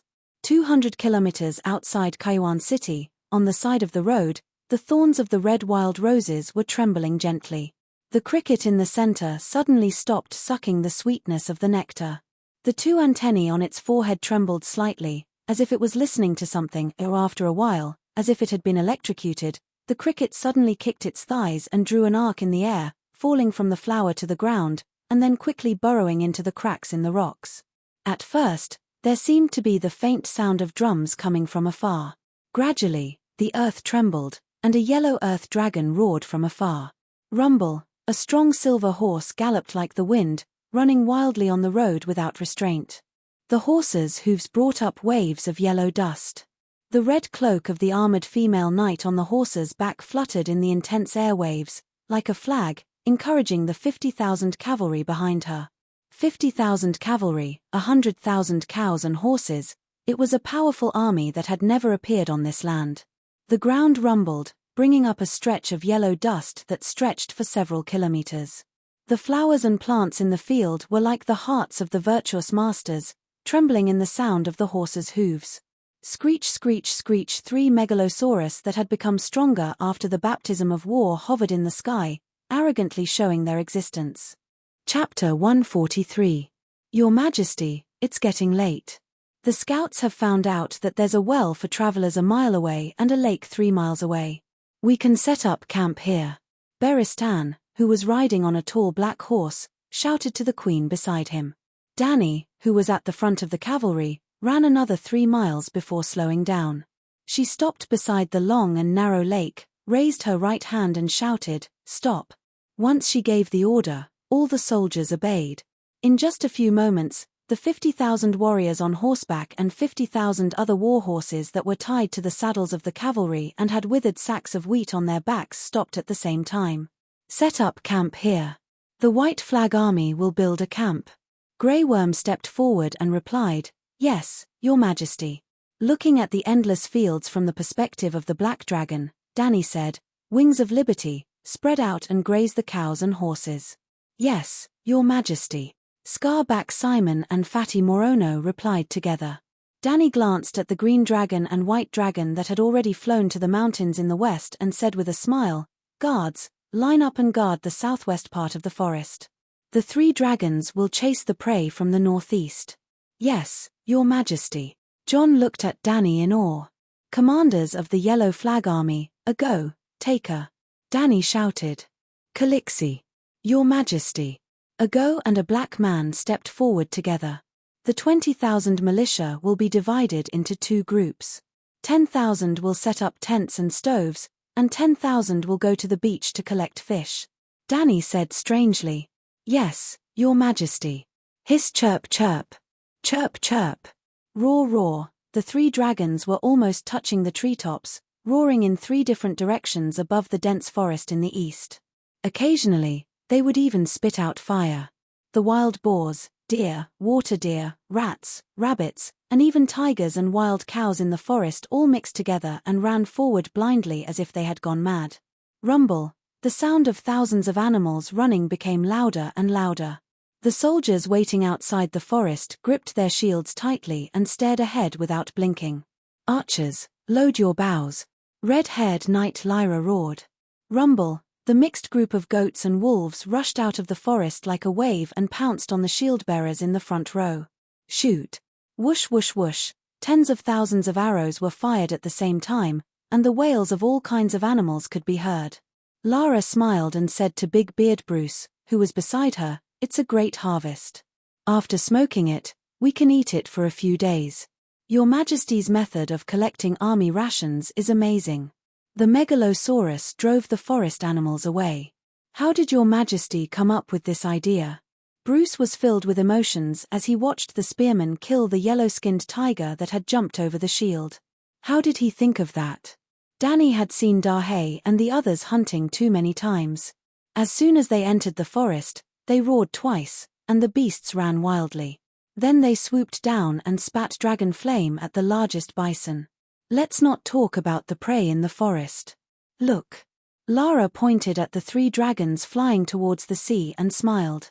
"Dragons can even dive into the sea to find and chase away schools of fish. We'll have fresh fish soup tonight." Indeed, before the sky turned dark, amidst the cheers of tens of thousands of civilians, a silver-white wave of fish broke through the sea and jumped onto the wide sand in front of the beach. Then they rushed to the beach with scimitars, short swords, chipped swords, axes, and other weapons. They picked up the cod and tuna that were still jumping. They chopped off the heads and tails, washed the innards in the seawater, put the big pieces of the body into bamboo baskets, and then went on to pick up the next one. That's right. The civilians threw away the fish heads and tails directly. It was very extravagant. However, there were also civilians who would collect some fish bubbles, fish roe, and big fish heads. These were prepared for Her Majesty the Queen. There was no doubt that steamed fish heads, stir-fried fish bubbles with fire dragon pepper, or stewed fish roe in beef bone soup were 100 times better than grilled fish. They were also more nutritious. Dany had promoted the delicacies of the Celestial Empire to her subordinates many times. It wasn't that they thought the taste was bad, but that the process was too troublesome. As the Queen, Dany had a special chef to process the ingredients for her. However, those people had been busy for the whole day and were so tired that they could fall asleep as soon as they lay down. How would they have the mood to do the tedious steaming of the fish head or wait for a few hours just to cook the beef bones? If it wasn't for Dany telling them that eating bone marrow could strengthen their bodies and teaching them a way to split the bone with a sword, they would have thrown away the bones that were as thick as their wrists after eating the meat. Night. The bonfire in the middle of the wooden palace reflected Dany's red cheeks. However, her eyes were sharp and filled with killing intent as she looked at the letter in her hand. Yuan Kai has decided to burn the earth and clear the land, she said coldly. Beristan was puzzled. We've already considered that situation. Dany's eyes were cold. The most thorough burn the earth and clear the land. The great sage Mourinho has ordered that all the food in the manor be moved to the pyramid in Kayuan City as much as possible. The wheat fields, olive groves, and the food that can't be taken away will be burned. We've already considered burning the food and destroying the water source. However, the great sage also encouraged the slave owners to eliminate the unstable factors to kill the slaves in the manor to prevent them from joining me. The letter was passed around the map table by the generals. Everyone who saw the contents of the parchment pursed their lips tightly and had a heavy expression. Finally, Jon broke the silence and sighed. There's good news. The Guise Alliance's fleet will be transporting Meereen's 2,000 mercenaries, 10,000 yellow silk cloaks, 10,000 gladiator slaves, hundreds of dragon-slaying crossbows, kerosene, and more to Kayuan City tomorrow. Why are there so many yellow silk cloaks? I remember that 2 months ago, there were only 2,000 yellow silk cloaks maintaining order in Meereen. The captain of the guards, Knight Herman Tauhar, was puzzled. Jon sighed. They must be new recruits. Of the 3 cities in Slavers Bay, Meereen's location is the best. There's sea transportation, river transportation to the Laza, and the Dothraki Sea behind it. Meereen can be considered the capital of Slavers Bay. The city area is the largest and has the most Guise nobles. The Guise population is also the largest, about 150,000. He, 15 to 1. Almost all the young and strong Guises in Meereen have gone to Kayuan City. Simon laughed foolishly. The fat knight Morono stroked his double chin and was puzzled. Why is there no Iron Army? Even Meereen is fighting with their lives on the line. Why hasn't the Iron Army of New Guise been mobilized? What about the Iron Army of New Guise? It's our trump card. Why isn't it here? The next morning, at Kayuan Harbor, the great sage looked at the fleet that covered the sea with a pale face. The rising sun sprinkled a patch of golden-red ripples on the blue ocean. More than 500 ships with dark red, white, black, and brown paint broke through the thin layer of haze, bringing streaks of cheerful golden sunlight to the dock. Something called hope came with it, like the sun shining on the earth, filling the hearts of those who watched from the city walls and the pyramids. Look there, the blue and white flag with a forked tail, it's the Windblown Group. The Windblown Group is one of the strongest mercenary groups in the Western continent, with a mix of 2,000 soldiers and cavalry. Wow, so many yellow silk cloaks, all the warriors of Meereen have come to protect Kayuan City. The ordinary Guises were overjoyed by the arrival of the reinforcements, and also proud of the endless white sail ships. The evil mother of dragons seemed to be no longer able to stop the children from crying, the adults from speaking, and the great sage from changing his expression with just her name. But the great sage was very angry and asked the fleet commander, Meereen brought us 10,000 Guise warriors, why didn't you even send a small group of Iron Army? Among the 4 city-states of Guise, New Guise, located in the Summer Sea, had the strongest navy, so the fleet commander of the Guise Alliance was a captain of New Guise. The thin captain with short black and red hair was not frightened by the great sage's aggressive momentum. He said, Your Excellency, the previous coalition forces were divided into 3 routes, sea and land. The coalition forces of Mirin and Kayuan City went from the north to the south. The 3rd Regiment of the New Guy's Iron Army, a total of 2,500 warriors, crossed the Giscari Strait and went north to the Worm River Plain from the east coast of the Old Guys. It's 600 kilometers from Kayuan City to Astapor, and about the same distance from the Old Guys to the Worm River Plain, but it's too difficult to cross the ancient forest road, which was built by the Guys Empire thousands of years ago. It's hard to get in, and it's hard to get out. They are still stuck in the swamp at the end of the Worm River. Mph, a regiment was stopped by 500 people. I know that this is a disgrace to the Guji's army, but the new Guji's army has 5 regiments. If necessary, they can mobilize 10 more. At least 5,000 people should be sent to Yuan Kai, the great sage said coldly.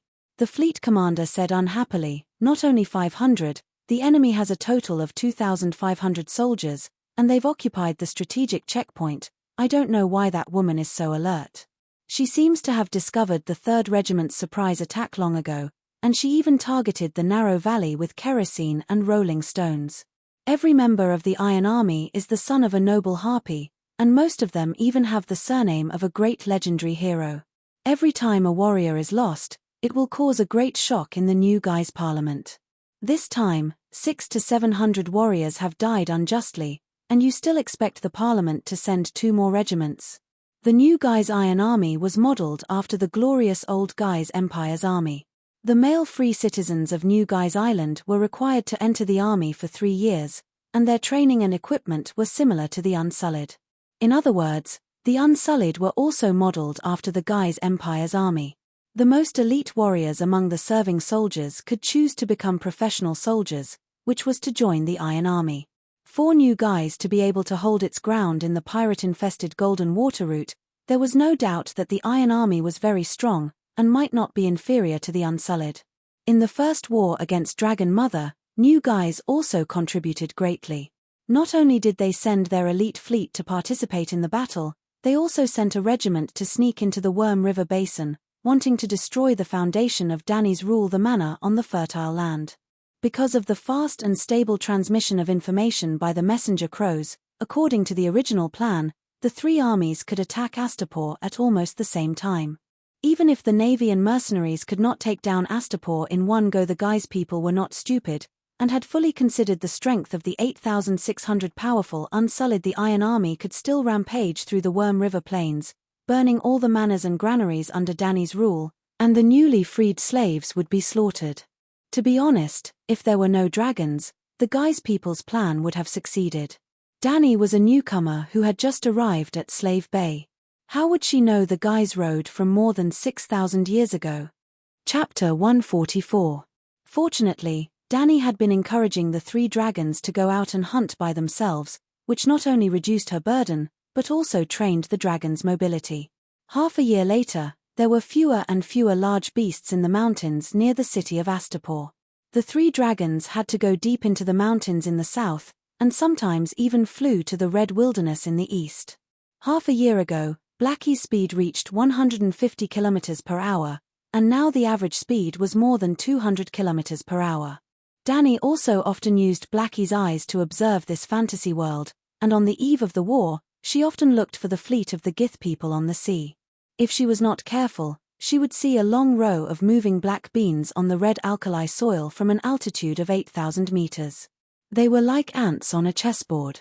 Then, Sir Butcher led 500 soldiers and 2,000 civilians and left Astapor to set up an ambush in the valley hundreds of kilometers away. After careful searching, Danny found a dangerous valley with steep slopes on both sides, ready to let the country bumpkins of this world see the brilliant art of war in the romance of the 3 kingdoms. Unfortunately, she was disappointed. The Iron Army did not foolishly line up in a long line and directly pass through the valley entrance. Instead, they divided the regiment into 5 large groups, each of which had 500 people, and marched in batches. Fortunately, Sir Butcher was not stupid. He knew that as long as one large group of the enemy passed through the valley entrance, his 2,500 people would not be able to defeat them. So he did not cut them in half. After the first large group entered the valley entrance, they launched their attack. Well, it turned out that the art of war of the three kingdoms was quite useful. Both ends of the valley were blocked.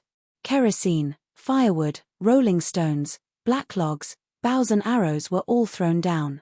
In the end, soldiers were sent down to finish the job. Without losing a single soldier, the 500 men of the Iron Army were completely wiped out. The rear army, blocked by boulders outside the valley, almost went crazy when they heard their compatriots' miserable cries. Then they impulsively charged into the dangerous valley. Sir Shackle was also a cunning and ruthless character. In order to provoke the other side, he even cut off the heads of the 500 Iron Army soldiers who died tragically and threw them out of the valley entrance.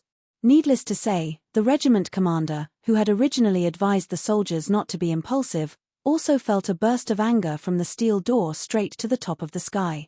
Over the next 4 to 5 days, another 200 soldiers died in battle, and more than 1,000 were crippled.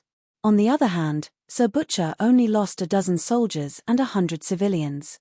Faced with such a tragic result, and receiving the letter of Danny sweeping through the Allied army, the captain of the Iron Army finally calmed down. Dejected, he retreated to the south coast with his remaining troops. Well, after defeating the Iron Army regiment, Sir Butcher left a few hundred militia to build a permanent base at the entrance of the valley. He immediately brought his subordinates and rushed to Yuan Kai. Because he was worried that the Queen would seal his fief in this broken place where not even birds would shit. Danny had indeed sent a letter to test Sir Shackle and asked him if he was willing to become old Count Guise and help the Queen guard the borders. To be honest, Danny really did not treat him unfairly. Although the old city of Guise was destroyed by the people of Valeglia, and the land was still covered with salt and alkali, sulfur, and bones, after 6,000 years, the land could still be used for farming. The old city of Guise was the capital of the Guise Empire. Virtuous lord, let me tell you the truth. Because more than half of the 3rd Regiment was killed and almost crippled, and your army of 50,000 was wiped out by the Mother of Dragons, the Council is very cautious about sending the Iron Army Regiment again. Also what? The Virtuous Lord's expression turned ugly. After hesitating for a moment, the fleet commander moved closer to the Virtuous Lord's ear and whispered, "The new city of Guise is preparing a second hand, dragons, and magic. That's right, we plan to send a fleet to follow the Red Devil through the Smoke Sea. That Andal pirate king, Yulun Greyjoy?" The Virtuous Lord was shocked. He really went to the ruins of Valeglia? At first, we were also suspicious. After all, since ancient times, many heroes have died in the Smoke Sea. But the dragon egg, horn, and armor have all been verified in the past few days, especially the dragon's horn that cost us 30 warships. At this point, the fleet commander's face was filled with fear, and his voice became even lower. "We have personally experienced it. It is too scary.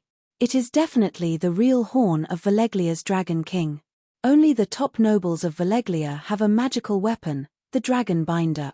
The anger on the Virtuous Lord's face disappeared, and he asked in surprise, "If the dragon's horn is real, why not use it to control the 3 Megalosaurus? Sigh, that Andal tried it once before.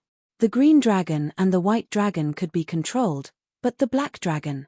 For some reason, the black dragon could resist the binding power of the horn. Last time, because of the black dragon's sudden rebellion, his plan to capture the Megalosaurus failed. On the day the Allied army attacked Astapor, he did have the chance to blow the horn, but when the white dragon and green dragon were still struggling, the black dragon threw an incendiary bomb at him. So you understand?" The fleet commander said helplessly. "Then, did you bring the horn this time? It can be used in the battle to defend the city. Our Great Pyramid is not afraid of incendiary bombs at all." The Virtuous Lord was surprised. "No." The fleet commander shook his head regretfully. "Why? The Andal pirates will only teach us the horn and the secret method to control it after completing the exploration and obtaining a huge harvest. He still has to lead us to explore, so we can't fall out with him now." The fleet commander gave the Virtuous Lord a look that said, "You understand?"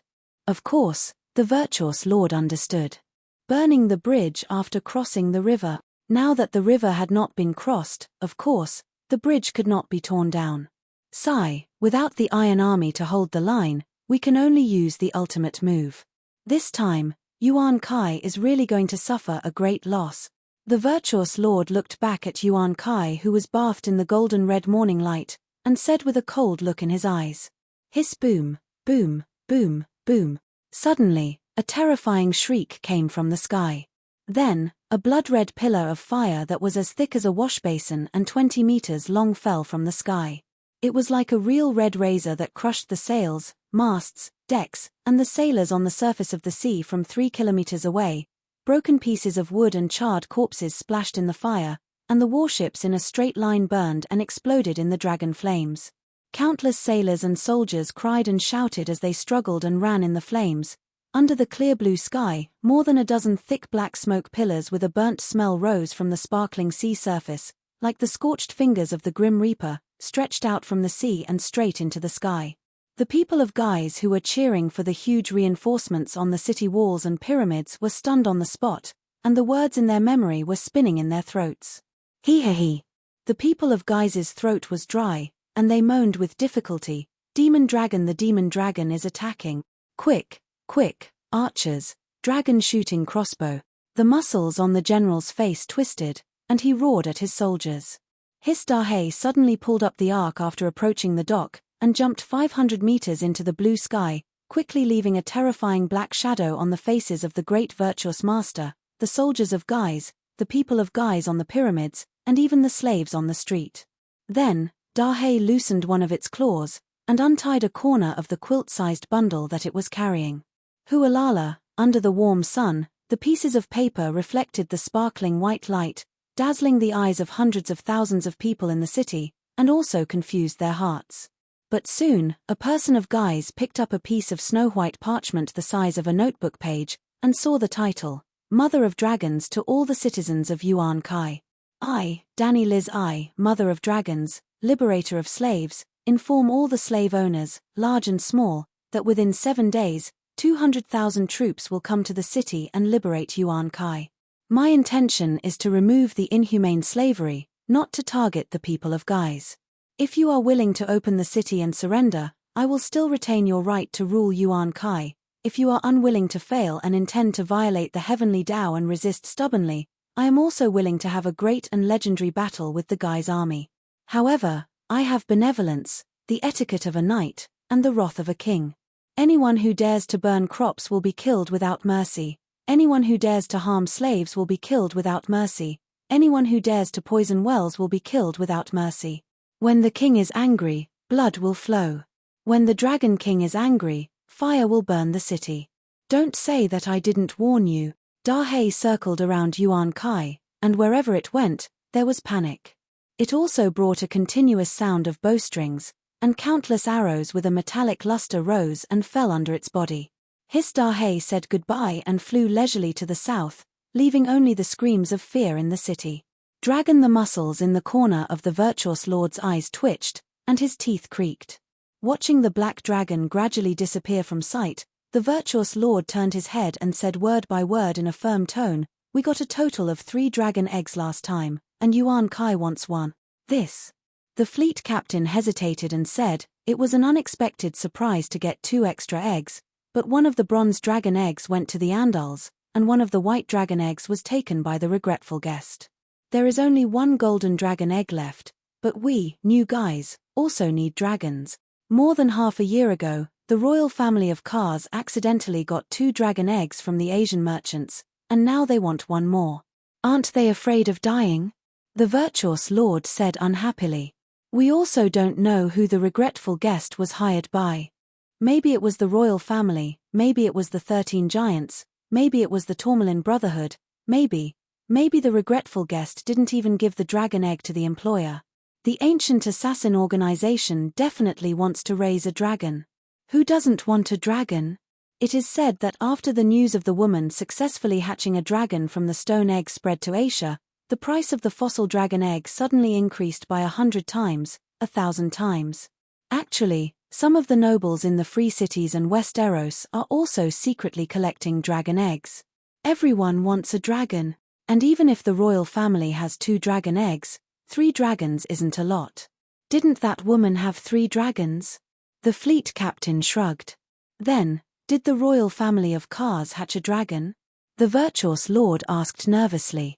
They also just learned how to hatch a dragon from us. I heard that they sacrificed 7 or 8 descendants of the nobles, but there was no effect. According to the explanation of the old priest who presided over the ceremony, maybe the blood of the sacrifices wasn't pure enough to please the Light King Lalo, and maybe the results won't come out so quickly. It's also his first time hatching a dragon. Although he is confident, he doesn't have the experience. The fleet captain shook his head. The virtuous lord looked down at the people who were panicking and shouting, "Mother of Dragons is here, and Mother of Dragons is going to burn down the city." His expression became more and more unpleasant. Finally, he turned around and glared at the fleet captain. Since the new guy's warships have already gone to the ruins of Valeglia, they will definitely be able to bring back a few dragon eggs like the Andals. Now, Yuan Kai needs that golden dragon egg. Virtuous lord, why don't we wait for the fleet to come back? Anyway, it won't be able to hatch a dragon in a short time. The fleet captain refused. No, you see, the virtuous lord pointed at the boiling city below and said coldly, "A black dragon is enough to throw our army into chaos. If we can't restore the morale of the people and the army, when the evil mother of dragons comes to the city with 3 dragons, Yuan Kai will immediately become the second Astapor. I need the dragon eggs to calm the people. I need to bring hope to the fearful sons of the Harpies. Dragons. We all know that dragons are not invincible. If that woman's dragon dares to breathe fire and burn down the city, I will be very happy. But the people are ignorant. In their minds, only dragons can fight against dragons. So, I want the dragon eggs. I want to gather the people and tell them that Yuan Kai is hatching a dragon, and Yuan Kai will soon have his own megalosaurus. But the price of hatching a dragon is a bit high." The fleet captain hesitated. He was very aware of the overall situation and understood how much damage Yuan Kai's fall would cause to the Guy's alliance. "Ha ha ha, young man, you are still too young." The virtuous lord patted the shoulder of the middle-aged officer in front of him, winked slyly, and asked with a smile, "What was our previous plan?" "Stall for time, let the mother of dragons use up the food." Speaking of this, the doubt on the fleet captain's face faded, and he praised, "The virtuous lord is wise. You only need to restore the morale of the army, even if it is only 10 days. No, 5 days is enough. When the people see the mother of dragons outside the city that she can only gnaw on horse bones, everyone in the city will become fearless warriors. Well, on behalf of the new guys, I agree to give the golden dragon eggs to the virtuous lord." Ha ha ha. The virtuous lord raised his head and laughed, but he thought in his heart, "Young man, you are still too young. The meat in your stomach really belongs to you. Who knows what is in the ruins of Valeglia? Maybe there is only 1 dragon egg left. As for the price of hatching a dragon, hey, even that little girl has the courage to sacrifice her only brother, husband, and son. Am I not as magnanimous as her? Moreover, I have many wives and many sons. I have much more capital than her." Chapter 145. After the fall of the Guise Empire, the Guise people were forced to leave the capital, the old Guise, and built 4 new cities in the north and south, the Summer Sea in the south, the new Guise on the Golden Waterway, which was the core city of the Guise people, the 3 large cities on the east coast of Slavers Bay, Myrine, which bought slaves, Kaiyuan, which trained slaves, and Astapor, which produced eunuch warriors. Myrine and Astapor were built at the estuary of the freshwater river, and were both important shipping routes. Kaiyuan was located between Myrine and Astapor, and there was no convenient river transportation nearby, and Kaiyuan was only 250 kilometers away from Myrine. Geographically, there was no need to build another Kaiyuan city. After all, the Guise population was very small, only a few 100,000, while Myrine and Astapor had thousands of miles of fertile land that no one could exploit. In fact, Kaiyuan was blessed with a natural environment, and had a large plain that was very suitable for growing crops. If placed in the 3 kingdoms of the Celestial Empire, Kaiyuan could be called the granary of the empire, the foundation of the empire. It was a pity that such a good place was occupied by the fallen Gisai people. Or was it because the environment of Slavers Bay was so good that they could eat their fill while lying down, that the Guise people were corrupted by the good life? In any case, Dani valued the granary of Kayuan Plains very much. She even decided that if the slave masters were obedient and left the entire plains to her, she would treat the masters of Kayuan City well. After all, Kayuan had turned into slaves, and there was a lot of women on them, but the smell of blood was far less than the masters of Astapor. Regrettably, my heart was turned to the moon, but the moon did not shine on the ditch. 3 days after Blackie delivered the letter The Mother of Dragons to all the citizens of Yuan-Kai, the scorching sun shone quietly on the earth, and Dani came to the Yuan-Kai plains. She slowly pulled the little silver horse to a stop. In the endless field of vision, it was all scorched black land with white smoke rising. The black and grey color even covered the bright sunlight, making people think that they had come to a world of only black and white. Nay. The little silver horse stepped on its hooves, moving with small steps uneasily, as if it was avoiding the hot ground under its feet, or as if it was frightened by the forest of corpses that covered the entire dirt road. The wheat fields on both sides of the yellow road were burned, and there were wooden javelins that were 3 to 4 meters long stuck on the road. The long pointed ends of the javelins pierced through the abdomens of the slaves in ragged clothes, through their chests, abdomens, throats, and all the way to the upper jaw. Old people, young people, children, men, women, white people, black people, brown people, amber people. But no matter what skin or age, it was difficult to distinguish at this time. After the slaves were nailed to the road, guys ignited the crops on both sides of the road. Although the corpses could not be directly burned by the flames, it was like smoked meat. The black smoke and the high temperature ignited the tattered linen clothes and hair of the slaves, and then licked their skin. The black skin exuded traces of water and oil. Vaguely, there was a salty smell of smoked meat in the air. Then, a gust of wind blew, bringing with it the stench of feces and urine. Some of the corpses near the fields were burned by the flames. Their internal organs swelled, and their bellies exploded like sausages, revealing the large intestines inside, charred wheat fields, remnants of tree stumps emitting white smoke, grayish-black dust swept up by the wind, and a black forest of corpses that looked like bacon. Wasn't this the scene of purgatory? 50,000 soldiers clenched their fists. Silence was speechless. Damn it, damn it. Barristan's face was livid. His white beard trembled with the twitching of his facial muscles. They will definitely die. The mask covered the expression on her face, but her voice revealed a cold murderous intent. The forest of corpses was right in front of her. All the corpses were deliberately placed, facing south. Their mouths were wide open, and the hardwood points inside could be seen. The white, lifeless eyeballs protruded out of their sockets, as if they were looking at Dani opposite them. The female corpse at the front had been specially processed. A plaque hung around her neck, and her hands were on both sides of the plaque. Her cheeks, from her lips to her ears, had been cut open by a sharp knife, revealing a hideous smile like a clown. A line of words was written in white paint on the grayish-black wooden plaque. The slaves are all coming out to welcome you, slave queen. 30 kilometers to Yuan-Kai. It's still early, let's move on.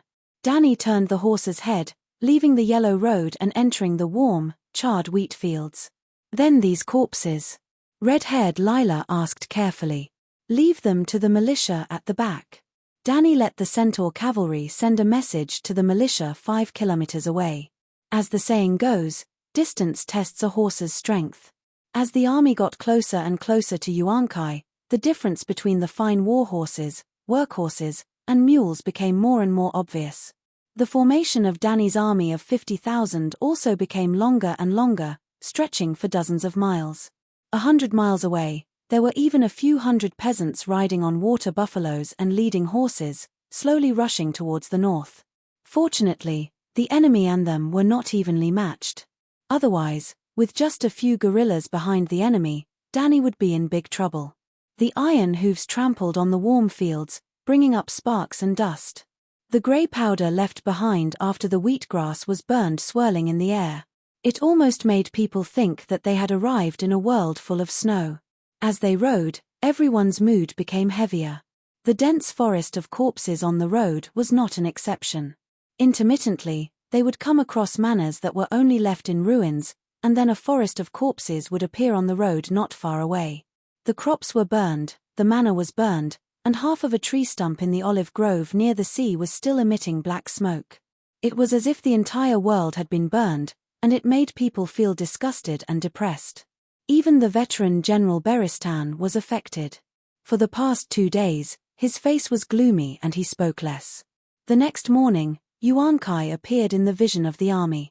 On the scorched land, there was an empty city. The 10-meter-high city wall was already filled with armored soldiers. As the dragon flag appeared, people could be seen on the city wall. Danny knew that the Gith people had also discovered her army. "I'm in a bad mood. I want to kill a few animals to vent my anger." Danny turned back and said to Beristan, "We have a plan." The old man hesitated. "Don't worry, I haven't lost my mind. Only when they feel pain will they cooperate with us. Later, we'll do this." Danny quickly told the dozen generals a plan. 2 hours later, on a brick wall tower to the right of Astapor's city gate, a group of Gith generals were using binoculars to observe the army that was slowly walking past the city. This tower was not tall, and was only one of the many watchtowers on the city wall. It was much shorter than the main tower above the city gate. Such an inconspicuous tower naturally would not be the target of the Megalosaurus. Ha ha ha, the great sage's plan is indeed good. Look, the woman's soldiers are all dejected, and their armor is covered in dust.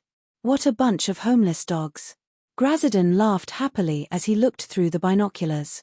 In the lens, the soldiers were indeed disheveled, their hair messy, and many of their exposed skin was covered in black dust. Yazan, who was slumped on a wide bamboo chair, looked up with difficulty and asked the enchanting servant by the window, "Sweetheart, have you seen the Dragon Queen?" Yazan was also here today. But the narrow window was too far away from Grazadon, and the others did not want to squeeze with him, so the one who was looking through the binoculars was his servant, Sweetheart. Ah, Sweetheart was her name. Sweetheart was slender, with a beautiful face and delicate skin.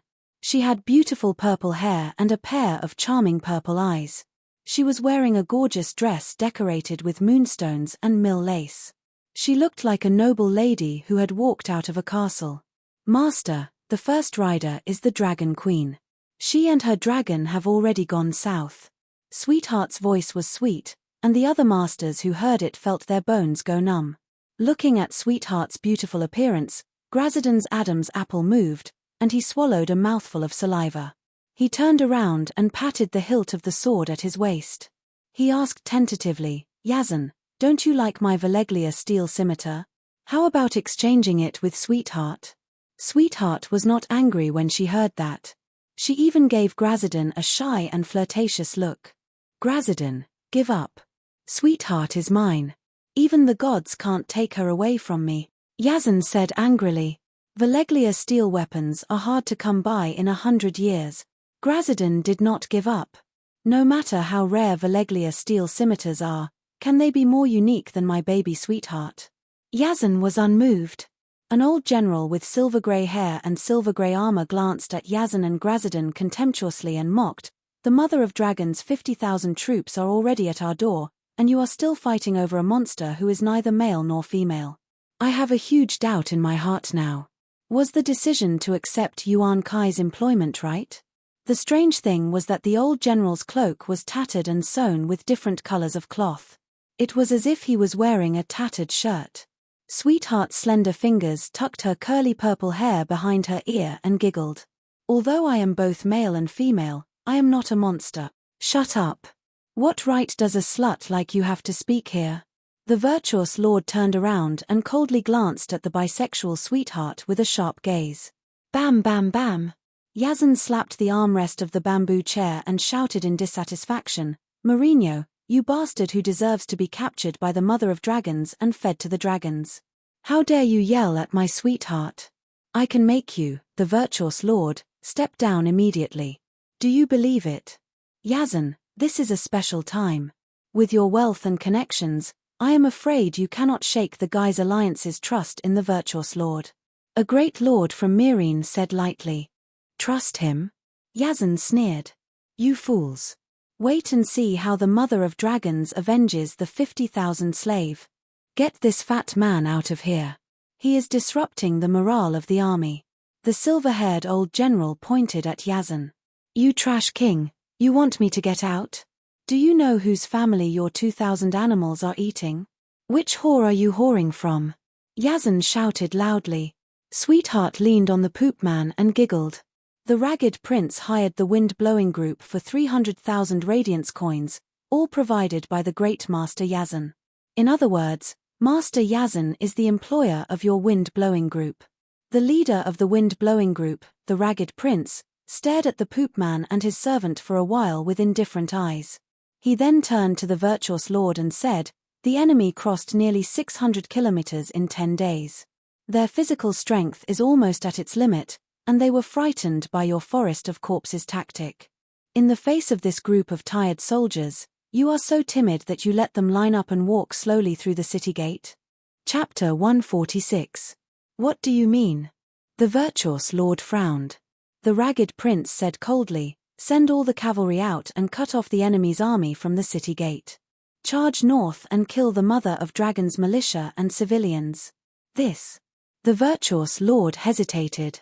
He looked at the first commander of the allied army, the first war god of Yuan-Kai, the first military strategist, and the first fierce general, Grazidan Mo-Araz.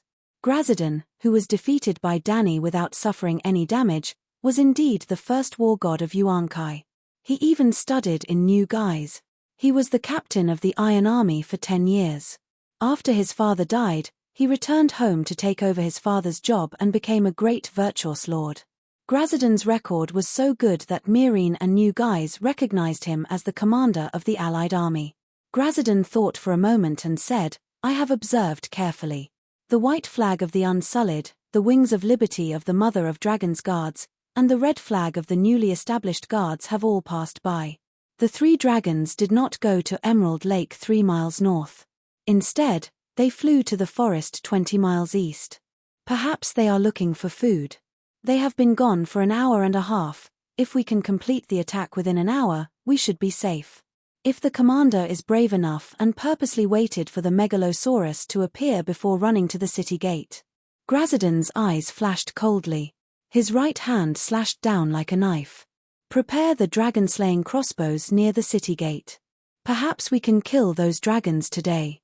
The ragged prince looked at Grazidan in surprise and praised, "Great minds think alike. Are you willing to be the warrior who baits the Megalosaurus?" Grazidan's smug expression froze. "Damn it, I paid you a lot of money to hire you mercenaries to come to Yuan-Kai. Didn't I want you to work for me?" However, he could not refuse. He had just killed 50,000 soldiers half a month ago. He had to atone for his mistake. No problem. He was full of fighting spirit. Moments later, the city gate creaked open.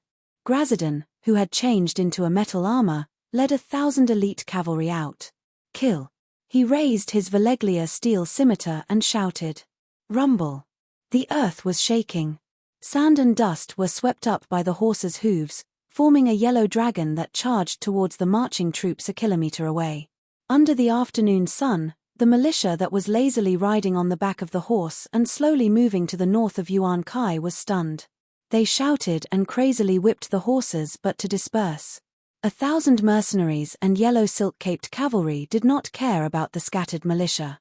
They came out from the east gate, drew an arc, and charged towards the south. "Disperse. Throw away the supplies and disperse." A militia captain stepped forward and shouted. As a result, thousands of sacks of wheat, copper pots, and tents were abandoned on the road. The horsemen on the back of the horses mindlessly urged their horses to gallop away. They did not even shoot a round of arrows, as if they were scared out of their wits. "Don't mess up the formation. Hold your ground and pierce through their ranks." Grazidan, who was at the front of the arrow formation, waved the scimitar in his hand and shouted loudly. Seeing the militia scattered like butter before a hot knife, he was very pleased with himself. Grazidan had never felt so carefree on the battlefield before. He felt as if his soul was being refined in the charge. The shadow of his failure half a month ago had completely left him. The terrifying dragon's roar could no longer bother him. Screech suddenly, the militia at the front stopped running away. Instead, they stood there quietly. Then, the nightmare came again. A terrifying roar came from the back of the militia. Nay, Black Dragon, a famous horse that was so ferocious that it even dared to bite a wild wolf, suddenly felt its front legs go limp like noodles. Then, Grazadon felt the world spinning around him. The light disappeared from his vision, and the clamorous shouts and nightmarish roars of the demonic dragon disappeared from his ears. In a daze, he lost consciousness. After some time, Grazadon felt someone touching his crotch. He wanted to shout, "How dare you!" But in an instant, his rationality returned. He was not dead. Was he captured? No, someone was taking off his armor. Grazadon slowly opened his eyes. He saw two men in short-sleeved linen clothes pulling off his iron boots. Next to them was a naked corpse as tall as a pile of firewood. The smell of blood was thick in his nose. Why didn't they capture me? Then, he knew the reason. When he opened his eyes, they were stuck with blood. His face was numb as if a thick layer of scab had formed on it. Some unlucky person's blood was all over his face. The militia who was searching the battlefield thought that he was dead. That's awesome. No, they are taking off my iron boots. After taking off my armor, they will come and take off my leather armor and inner shirt. They will immediately realize that I still have body temperature and a heartbeat. With this thought, he immediately focused. When the two militia pulled off his iron boots like they were pulling out radishes, he suddenly retracted his legs. In the instant that the militia was shocked, two huge feet came crashing down on their faces like rocket launchers. Then, Grazadon pushed off the ground with his hands and stood up. He did not even look at the two militia who were dizzy from being kicked by the huge feet. Instead, he ran toward the big yellow horse that was leisurely grazing beside him. An enemy is faking his death, the militia nearby shouted. Grazadon had already seen that there were more than two militia cleaning the battlefield, so he did not even think about killing the two in front of him. But he was lucky. The dozen or so centaur scouts behind him fired arrows like shooting stars. None of them hit his vitals. Yes, he was lying on the back of the horse.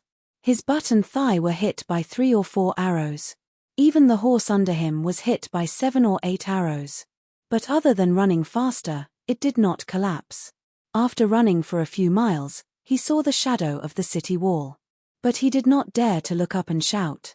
Dusk had just passed, and the sky was dark.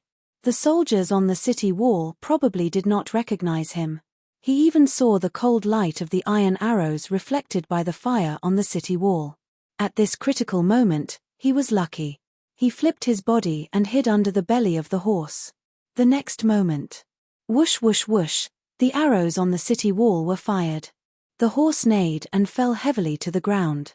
The centaur scouts behind also pulled on the reins and cursed a few times before leaving. He was saved. Grazadon, who was under the belly of the horse, let out a sigh of relief. Night. 5 kilometers north of Yuan Kai, in a wooden palace on a low hill. What? Grazadon was in the cavalry and he escaped. Hearing the news from the centaur, Dani was very angry. The mission in the afternoon was to vent her anger and to intimidate the slave owners of Yuan Kai. What could be more effective than cutting off the head of the commander of the allied army? Grazadon has such obvious characteristics. Are you all blind? Calixi, you can't blame us. If I didn't ask the prisoners, I wouldn't have known that bastard left the city. Centaur Tschik cried out. Well, Tschik was the centaur who provoked Jorah outside Drogo's tent that day. At that time, Dani went against tradition and did not let him lie on the ground waiting for death. Instead, she saved him.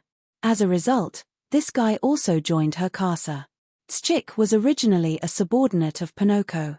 In addition to the blood guards, the capable centaurs of casa were also placed in important positions. Tschik was one of the leaders of the militia. Virtuous lord, your black hair is so long and your helmet is so high. How conspicuous is it? Dani retorted. No high helmet. Tschik shouted. Well, now only the upright centaurs dared to shout at Dani. Dani waved her hand and said, bring the prisoner with the highest status here. After a while, the two unsullied at the entrance of the tent opened the cowhide curtain. Red-haired Lila personally escorted a blonde prisoner in with a guard. Under the bright light of the torch, Dani saw that the other party was a blonde white man with blue eyes. His armor was removed, and he was wearing a white shirt and black pants. It was hard to tell if he was a man or a woman. He was tall and sturdy, with a height of more than 1.8 meters. The curves of his chest and hips were somewhat feminine, and his shoulder-length blonde hair was messy on his face. However, the other party's face was very large and square, and it was not completely covered by his hair. His nose looked like it had been bitten by a dog. The torn flesh revealed 2 black holes, and there was a deep cross-shaped scar on both cheeks. His blue eyes were like ice that could not be melted. It seemed like he had no ears. This is. Danny recognized Lila, the interrogator of the wind blowers, Beauty Marys. The red-haired female knight said with a complicated expression. Danny frowned and could not help but think of Beauty Brittany. It seemed that the beauty that women loved the most had become a sharp sword that pierced ugly women. "Your friend?" she asked. "Not a friend. She's also a Westeros. We've met a few times and nodded at each other. This guy is very difficult to communicate with." Lila complained. "Oh, so you're from the same hometown?" Danny nodded and smiled. "Help Marys remove her shackles." Looking at the queen, who only took off her helmet, Lila and the guard released Mary's hands and feet from the chains. "What's going on with Grazadon?" Marys rubbed her wrists and looked at Danny indifferently. "He's the commander of the cavalry division. When he escaped from Astapor, he cut off his long straight hair and took off his toga robe to not attract attention. Because he wore the same armor as us, your people did not recognize him." Although Mary's voice was hoarse, it was not as rough as her face. Perhaps it was because she was an interrogator, but she knew very well what Danny wanted to know, so she simply told her everything. "I see." After understanding Grazadon's situation, Danny asked again, "Is there a possibility that your commander, the Ragged Prince, will side with me?" She was also very straightforward. "The commander will only side with the winner. He thinks that you have no chance of winning." With that, Marys turned to Lila and asked strangely, "What's the Rose Group thinking?" "There's no Rose Group. John and I have all become knights under the Queen. Regular knights," Lila said proudly. "I mean, have you considered the consequences? When the Mother of Dragons is defeated, the Rose Group will be finished." Marys sneered. "Defeated?" Lila smiled faintly. "We've surrounded Yuan Kai, and you don't even dare to leave the city gate. Who will be defeated? The battle is not about Yuan Kai, and it's not even about Slave Bay. The Mother of Dragons is against the entire world." Marys sighed. "Let's take it one step at a time." Danny raised her hand to end the topic. The careless Lila might not have noticed, but Danny noticed that the windblown group's interrogator's eyes were cold. It was obvious that she was using this opportunity to test her trump card. "Marys, tell me, how should I deal with your group of captives?" She turned to Lila and asked, "How are the casualties?" "We lost 30 soldiers, the other side lost 300, 700 captives, about 300 mercenaries, and 400 yellow silk capes. Excluding the dead and disabled, we also got 900 good horses." The red-haired female knight replied. Danny nodded and looked at Beauty Marys. "Have you thought about it? I think the commander will pay you a large ransom." Obviously, the ugly Marys did not have the intention to side with her. Danny's heart moved, but her expression was calm. "Okay, tomorrow afternoon let the windblown group send a messenger to negotiate with me. If the price is right, I'll let you go after the battle." Chapter 147. At noon the next day, under the watchful eyes of a group of crossbow-wielding soldiers, the hanging basket in the corner creaked as it climbed up the city wall. The Ragged Prince quickly walked to the front of the hanging basket and said to the woman squatting inside, "Maurice, why did they let you come back?" After yesterday's battle, the people of Yuan-Kai were terrified, and the city gate was blocked by sandbags and stones. Maurice rode alone to the city gate and could only dismount and take the bamboo basket's lift. The beautiful interrogator glanced at the disguised masters behind the commander and said calmly while climbing out of the basket, "The Mother of Dragons let me come back to pass a message. After passing the message, I still have to go back to be a captive." "What message?" Grazdan quickly asked. He and the other masters took off their toga robes and changed into the yellow silk cloaks of the ordinary guise soldiers. They disguised themselves as ordinary guards to avoid being targeted by the megalosaurus in the sky. In the morning, the black dragon came over and killed the 3 sons of the great Virtuous Master with a 15 kilograms barrel of kerosene. The great Virtuous Master's pyramid was the largest.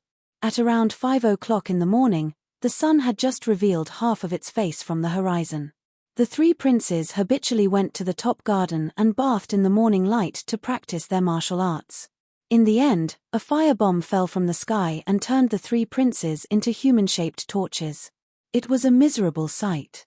Maurice didn't look at Grazdan and said to her commander, "The Mother of Dragons hopes that you will lead the wind-blowing group to her side.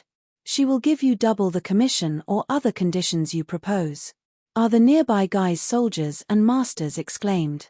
The ragged prince didn't seem to notice the guy's soldiers' wary gazes and said calmly, "Maurice, you should understand the other party's intentions. Yes, the Mother of Dragons is trying to sow discord between the wind-blowing group and Master Yuan Kai." The interrogator nodded. "Yes, that cunning woman wants to drive a wedge between us." Grazdan gritted his teeth. As he spoke, his right hand unconsciously touched his hip. He had been shot 4 times last night and should have been resting at home. However, His Excellency War God's team had been wiped out once again. He felt guilty. If he didn't immediately get out of bed and contribute his strength to Yuan Kai's anti-Dragonmother cause, he wouldn't be able to sit or lie down in peace. He wouldn't be able to eat or sleep in peace. He would be anxious and anxious. All right, he wanted to atone for his sins. He wanted to use his unremitting efforts to make up for the mistakes caused by non-personal factors. If the wind-blowing group is not willing to join them, then they must pay the Mother of Dragons a ransom in exchange for the 124 members. Merrill said calmly. "How much?" The ragged prince's eyes flickered as he asked, "Can we negotiate?" "She can't just say how much she wants, can she?" "At least 3 times as much as usual, but the Mother of Dragons also said that she would not go against tradition. She allowed the wind-blowing group to send someone to negotiate tonight," Meili said. "At night?" Grazdan's heart skipped a beat. He stepped forward and asked, "Why not in the afternoon? Do you know what happened to that woman in the camp? Did those slaves go to the Jade Lake to fetch water? When are they going to attack?" Merrill looked at her leader. "Tell him." The ragged prince nodded and said softly, "The Mother of Dragons did not set up camp at the Jade Lake. The smell there is quite strong. She probably guessed that the Virtuous Master had contaminated the lake with feces. Her camp is divided into 3 parts. The front, middle, and back camps are located 5 kilometers north of Yuan Kai Dong. They extend more than 10 kilometers to the east, and the closest one is 7 to 8 kilometers away from the Jade Lake. I don't know the exact situation in the camp. Before I left, I only saw a large group of soldiers digging a well. The Mother of Dragons was outside the camp, supervising the militia's construction. She seems to be very busy, so she set the negotiation at night." "That shouldn't be." Grazdan rubbed his chin and said doubtfully, "The Jade Lake and the forest nearby are the perfect camping grounds that we prepared for the slaves. Throwing feces into the lake was to lower the woman's vigilance. Drinking the feces contaminated water directly may cause symptoms, but it is not fatal. Actually, it is fine to just filter it with gauze and boil the water. When she thinks that we have already done something to the lake, she will ignore the real killer move." "You even poisoned it?" the ragged prince asked with a frown. "Do you think we are stupid? Won't the fishes die if we poisoned it?" Grazdan glanced at the leader of the wind-blowing team in disdain and said coldly, "We sank 10,000 slave corpses in the lake." Hiss the interrogator, who had always been expressionless no matter what the situation was, gasped in shock just like her captain. "If it really caused a large-scale epidemic, how can Yuan Kai escape?" the ragged prince said in disbelief. "Slaves die one after another, but the Virtuous Master still stands proudly on the pyramid." Grazdan's expression was 7 parts smug and 3 parts ruthless. "We are willing to let Yuan Kai and the Mother of Dragons die together. If news of the blood plague really spread, I'm afraid that you Virtuous Masters will immediately seal the pyramid and completely cut off all contact with the outside world," the ragged prince said coldly. "Ragged Prince, the Virtuous Masters are very generous. We will pay the ransom for the captured mercenaries and the compensation for the dead mercenaries. Grazidan smiled meaningfully at the leader of the wind-blowing team. The grey-haired leader instantly understood what he meant. We have money and are willing to pay. Aren't the mercenaries selling their lives for money? Merries, you have another mission. Help us find out about the slave camp. Grazidan directly ordered the interrogator. Finally, before leaving, he turned back and said, "Oh right, during the negotiation tonight, help me ask that woman if our guy's warrior can be redeemed. The price is negotiable." The ragged prince watched the virtuous masters leave with a cold gaze. Merries, come with me. That afternoon, Merries and 2 other members of the wind-blowing team were placed outside of Yuan Kai City in a hanging basket. Along with them were 2 healthy horses. Other than Merries, there was a tall young man from Bravos and a well-built old man with a white beard. Strangely, the old man had a 2-handed greatsword on his left waist, a flute on his right, and a wooden guitar on his slightly hunched back. The centaur scouts that had been patrolling 500 meters outside of the city were immediately alerted. After Merries went up alone and explained the situation, the leader of the scouts, Tschik, waved his hand unwillingly and made the cavalry move out of the way. "You guys came too early," he muttered. "Maybe, but only the others can wait for the queen. No one can make the queen wait for too long. Don't you think so?" The Bravosian beside Merries laughed. "Mph, you'll have to wait. The queen is hunting in the forest in the east. She won't be back until evening." Tschik mocked. The Bravosian's eyes flashed. He opened his mouth and was about to ask how many people went, but after seeing the ugly woman's cold gaze, he immediately changed his words. "Waiting for the queen is also a kind of honor. We'll gladly endure it." A group of 10 centaurs protected the 3 mercenaries as they walked towards the camp 5 kilometers away. Along the way, the Bravosian's eyes drifted left and right, not letting go of any militia that passed by his sight. 3 kilometers away from Yuan Kai City, there was a sudden clamor in his ears. His vision was densely packed with people and wood. Tens of thousands of short-sleeved soldiers were doing carpentry under the command of the Unsullied. They are building siege engines and trebuchets. When they arrived at the camp, the Bravosian was shocked again. What a tall and sturdy camp. The thigh-thick wooden fence was 5 meters high and had 2 layers. In the middle was a 2-meter-wide wall with dirt piled up. Outside the outermost wooden fence, there were shirtless civilians building walls. The manors outside Yuan Kai City were all burned down. But while the wooden houses where the slaves lived could be burned down, the gorgeous brick villas of the slave owners would be left in ruins. At this time, a group of civilians dismantled pieces of yellow bricks from the blackened brick wall and pushed them near the camp with strange wheelbarrows. Then, the bricklayers began to build the wall against the wooden fence. Such a sturdy camp. It seemed that the Mother of Dragons was not stupid. She was prepared to fight a long-term siege with Yuan Kai. The Bravosian youth was deep in thought. "Wait here. You're not allowed to go anywhere else in the camp." The captain took the 3 of them to the stables behind the camp gate and arranged for 2 Unsullied patrolling in the camp to guard them. Then, he left with the centaurs. How much work would it take to build such a sturdy camp? "I'm afraid we won't be able to attack Yuan Kai in a short time." The Bravosian whispered to his 2 companions. "Zidane, be honest. It's your new Second Sons Regiment's business if you're willing to be a spy for the Jith people. Don't cause trouble and implicate more than 100 of my brothers." The old man's eyes were as sharp as a blade. "Don't worry, I'm just a guard. I won't even meet the little queen." The Bravosian smiled strangely. "He, I'm only paid to do things. I only care about the Mother of Dragons' army. Even if your wind-blowing group secretly discusses with her about joining her side, I won't interfere." "You." The old man was furious. Meili pulled him and said lightly, "Danzo, why do you care about such a villain?" "Mph, that's right." Danzo snorted and said sarcastically, "In order to become famous, you even changed the name of your regiment. Aren't you afraid of being infected with the bad luck of the Second Sons Regiment being wiped out?" "It's the new Second Sons Regiment, not the Second Sons Regiment," Zidane corrected and said with a smile, "What bad luck? It's more like power and wealth." After changing the name, The small mercenary regiment of 20 people that wasn't even qualified to join the Jith army suddenly expanded to 500 people. When those stragglers heard that I was the illegitimate son of the Titan's illegitimate son, they all flocked to me. Now, even the virtuous lords know my name. He, 200,000 gold radiance coins, how's that compared to your wind-blowing group? You better pray that the mother of dragons doesn't know about your relationship with Merlot. That big Bravosian was miserable. He was burned to a crisp by the dragon's flames and then was bitten into pieces by 2 dragons. Speaking of this, Danzo deliberately looked up and down at the uneasy Bravosian and said, "You're not small either. If you're roasted, you'll be very chewy.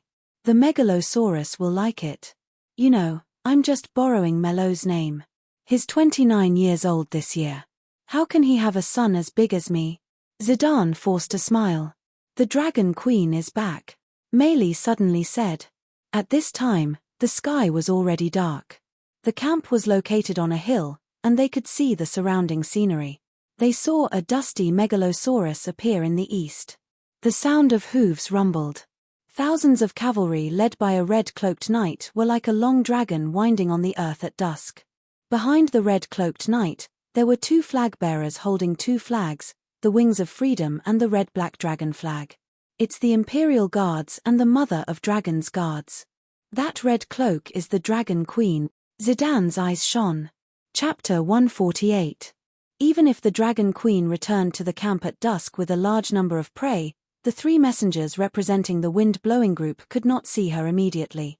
But Meris and Danzo were not in a hurry, because the silver-haired queen had said last night that she would meet the messengers of the wind-blowing group during the night's rest time. Zidane, the leader of the new Second Sons Regiment who was disguised as a messenger of the wind-blowing group, was not in a hurry either. He pretended to look around as if nothing had happened and muttered to himself. "Ha, she claims to have an army of 200,000, but in reality, there are only 52,000 people. That woman really knows how to brag," he said to his 2 companions proudly as he drank the carrot oatmeal. Well, the guards did not starve them. There was enough carrot oatmeal, and each person was given half a pound of roasted boar meat. Temph, you don't need to count the smoke from the bonfire. The Mother of Dragons did not intend to hide her strength at all. The merchants in Astapor have already told the slave masters about her military strength. Danzo mocked. "You don't understand." Zidane shook his head and said with a smile, "Of course, I also know about her military strength, but her troops didn't suffer any major losses after a 600-mile raid in 10 days. Doesn't this mean something? What does it mean? No matter how many losses her troops have suffered, with just 3 dragons, it is impossible for us to go out of the city and raid. Did you forget the lesson yesterday?" Danzo shook his head. "Haha, who are we?" Zidane sneered. Danzo was stunned and did not understand what he was trying to say. "We are mercenaries, not Gith people, nor are we virtuous or great lords. Is the wind-blowing group really planning to die for Yuan Kai? Are you going to rely on the Mother of Dragons?" Meris, who had been silent all this time, was also shocked. "Of course." Zidane dragged his words and said with a smile, "No. No matter how many times the Mother of Dragons wins, she will lose in the end. But seeing that her army of 50,000 is still so neat after a long raid, I am afraid that Yuan Kai will not be the last battle of her life. Since that is the case, we have to prepare a backup plan. Let's work together and secretly control a few large ships. If the situation is not right, this time, the 2 members of the windblown mercenary group didn't refute Zidane's words. Instead, they seemed to be deep in thought. It was almost a tradition for mercenary groups to run away if they couldn't win, so it wasn't embarrassing to say it out loud. Around 10 o'clock at night, the entire campsite was quiet. The ground was covered with flickering bonfires, like a starry night hanging upside down. Under the guidance of the Unsullied, Merrill and Danzo saw the silver-haired queen leaning on a wooden chair with her right hand supporting her chin. She was still wearing her grayish-black full-body armor. Only her helmet was removed. Under her silky hair was a delicate and small face. Her silver hair flickered under the light of the torch. The Mother of Dragons was really young, and she was as beautiful as the rumors said. Her eyes were clear and bright, without any fanaticism, but there was an obvious tiredness in them. The moment Danzo entered the wooden palace, he began sizing up the queen. Considering that Lara knew the general situation of the Blowing Wind group, the people of Bravos could not pretend to be officers of the mercenary group, and if they were not officers, they would not be qualified to meet Danny. He stayed outside the tent. Seeing the flute at the old man's waist and the wooden guitar on his back, Danny sat up straight and said in surprise, "Oh, this old swordsman is also a bard." Danzo bowed and said gently, "Your Majesty, I am Danzo Dahan, the deputy commander of the Blowing Wind group, representing the Ragged Prince to negotiate with you. As you can see, I am indeed a poet, a warrior poet." The old man's appearance was coarse, and his armor was old and tattered, but he gave Danny a feeling of elegance like a spring breeze. Flute in the left hand, sword in the right.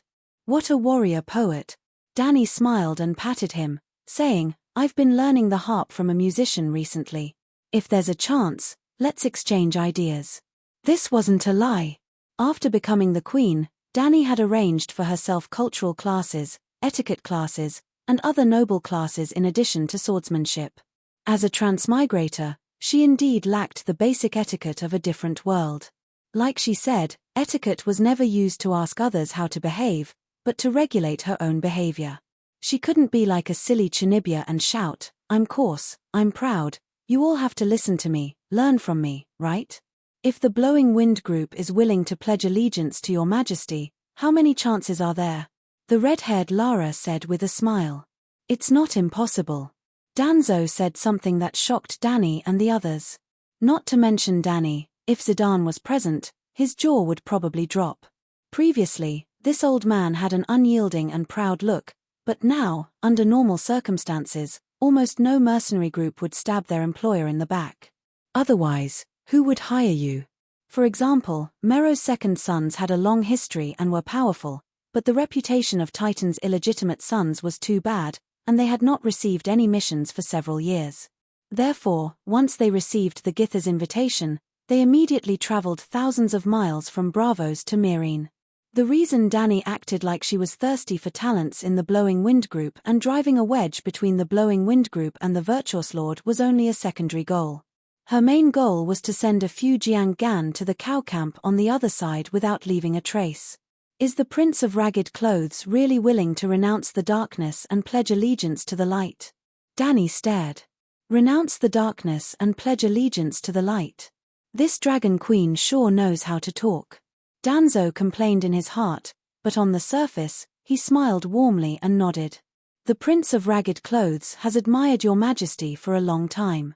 As long as you satisfy his insignificant request, he will lead 2,000 of his brothers to pledge loyalty to your Majesty. What does he want? Danny asked curiously. Pentus, Danzo said seriously. What? Danny suspected that she had heard wrongly. If your Majesty agrees to give Pentus to our leader in the future, the Blowing Wind group will be yours. Danzo clearly stated his condition. I remember that the Prince of Ragged Clothes once rejected the position of Prince of Pentus. Why is he regretting it now? Danny was puzzled. There were two reasons why the leader of the Blowing Wind group was called the Prince of Ragged Clothes. First, he was born in a noble family of Pentus and was elected as Prince of Pentus 30 years ago. Second, he wore a tattered cloak that looked like a tattered bedsheet. The members of the Blowing Wind group affectionately called him the Tattered King. Your Majesty, don't you know the customs of Pentus? Danzo frowned. Sir, I stayed in Pentus for a long time, but I was too young at that time. The most I knew was that Black Jack's grilled herring was the cheapest on Bear Street. 1 copper coin was enough to fill one's belly. Danny chuckled. Danzo's expression was strange. He nodded and said, I've been to Black Jack's barbecue shop. 1 copper coin and 2 tails of sour wine. Your Majesty, do you know about the situation of the royal family of Cause? He asked again. Danny immediately understood. She said in disbelief, when I was in Pentus, I often saw the prince patrolling the streets.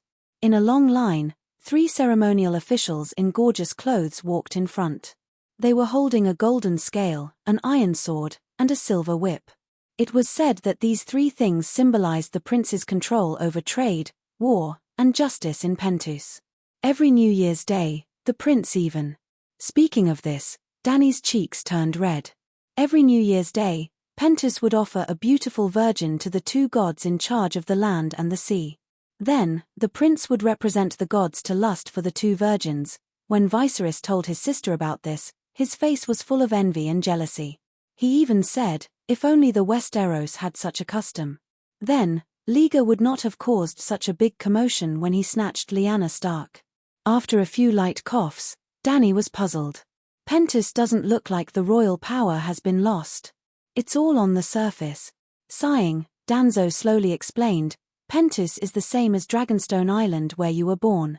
It was a trading outpost built by Valeglia.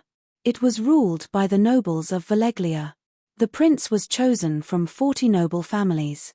Nominally, he was equivalent to the king of Pentus. But after the fall of Valeglia, the foundation of the city's power changed. From absolute power Valeglia's megalosaurus to pure wealth.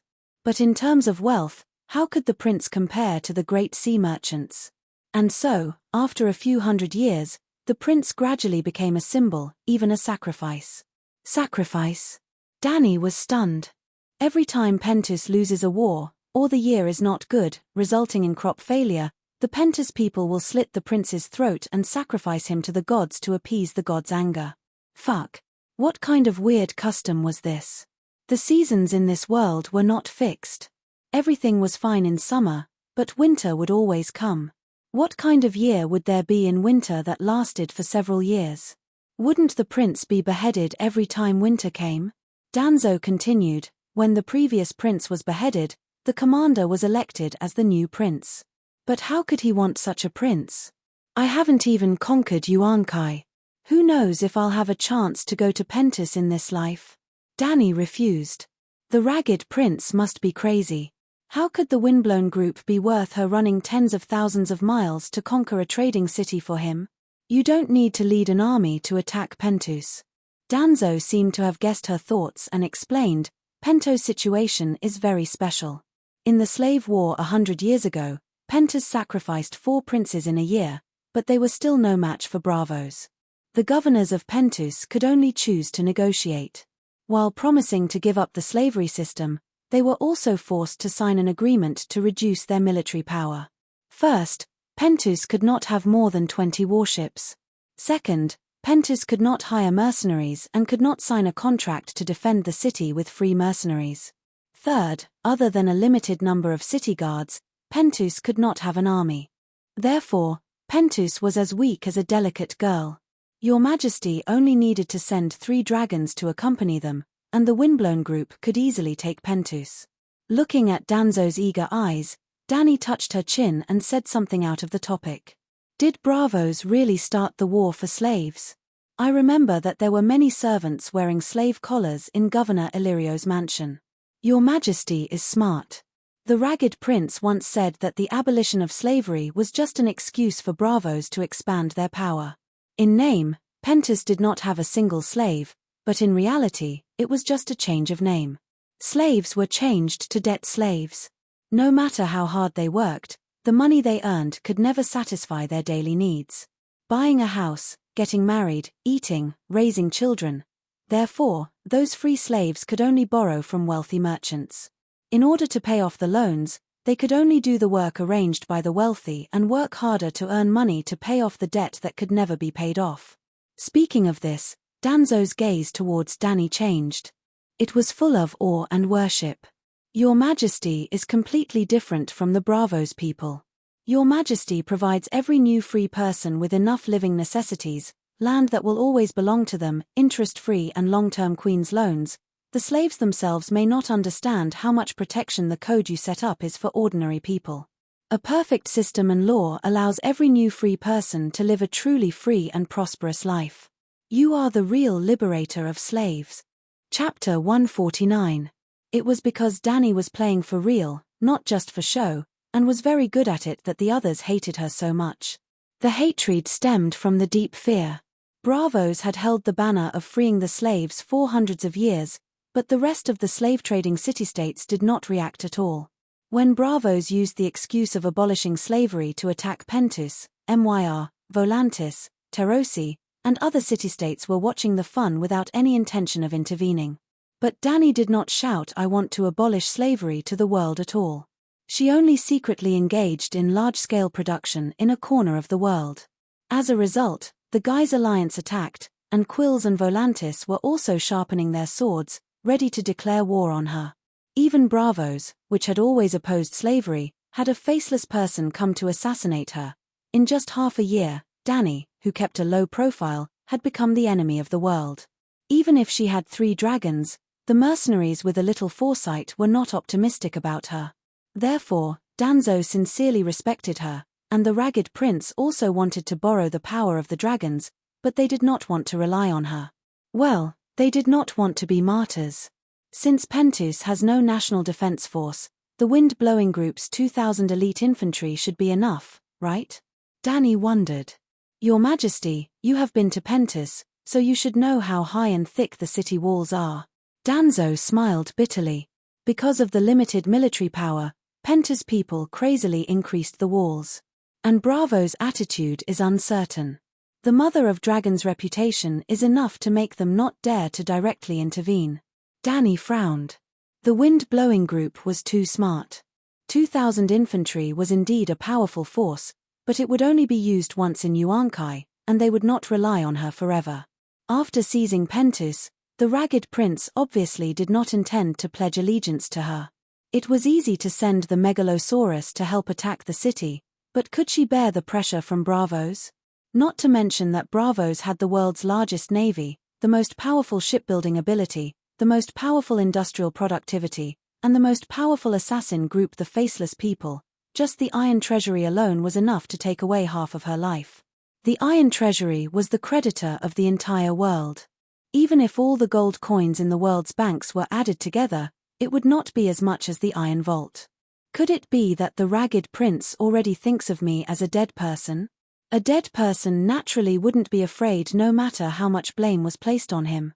At most, he would just die. The more Dany thought about it, the more upset she felt, but she couldn't refuse too harshly. A mercenary group of 2,000 elite infantrymen was enough to rank among the top 5 in the Ursos continent. Dany estimated that she would have to sacrifice the same number of soldiers if she were to fight them head-on. I won't lie. If it was another time and place, I would have rejected your Windblown Guild without hesitation. However, with the current situation, the Windblown Guild's attitude is enough to change the outcome of this battle. As such, the Ragged Prince's conditions aren't too harsh. Dany said after some consideration. Danswa nodded inwardly. That's right. It was because they saw that the Mother of Dragons was in a dilemma that they put forward such harsh conditions. He and the Ragged Prince both knew how big and heavy the black pot in Bravos was. Yes, it was the kind of pot that could crush the Mother of Dragons to death again. Again, the Mother of Dragons had plenty of pots to worry about. She had even taken the initiative to take on the world pot of abolishing slavery. Bravos wouldn't make a difference. Thump, thump, thump. Dany tapped on the armrest of the chair lightly and asked softly, "Do you know Illyrio Mapartis?" Danswa's eyes flashed as he nodded and said, "A trading governor in Pentus. He mainly deals in spices, gems, and dragon bones.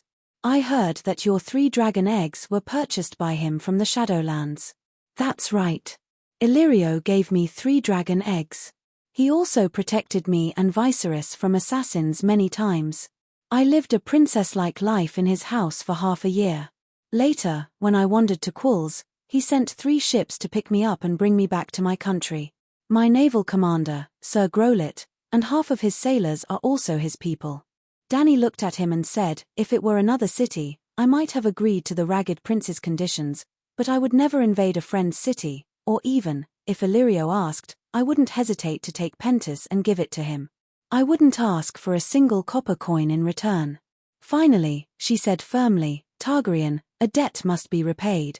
The red-haired Lila, the beautiful Mareth, and the warrior poet Danswa's faces were all twisted in that moment.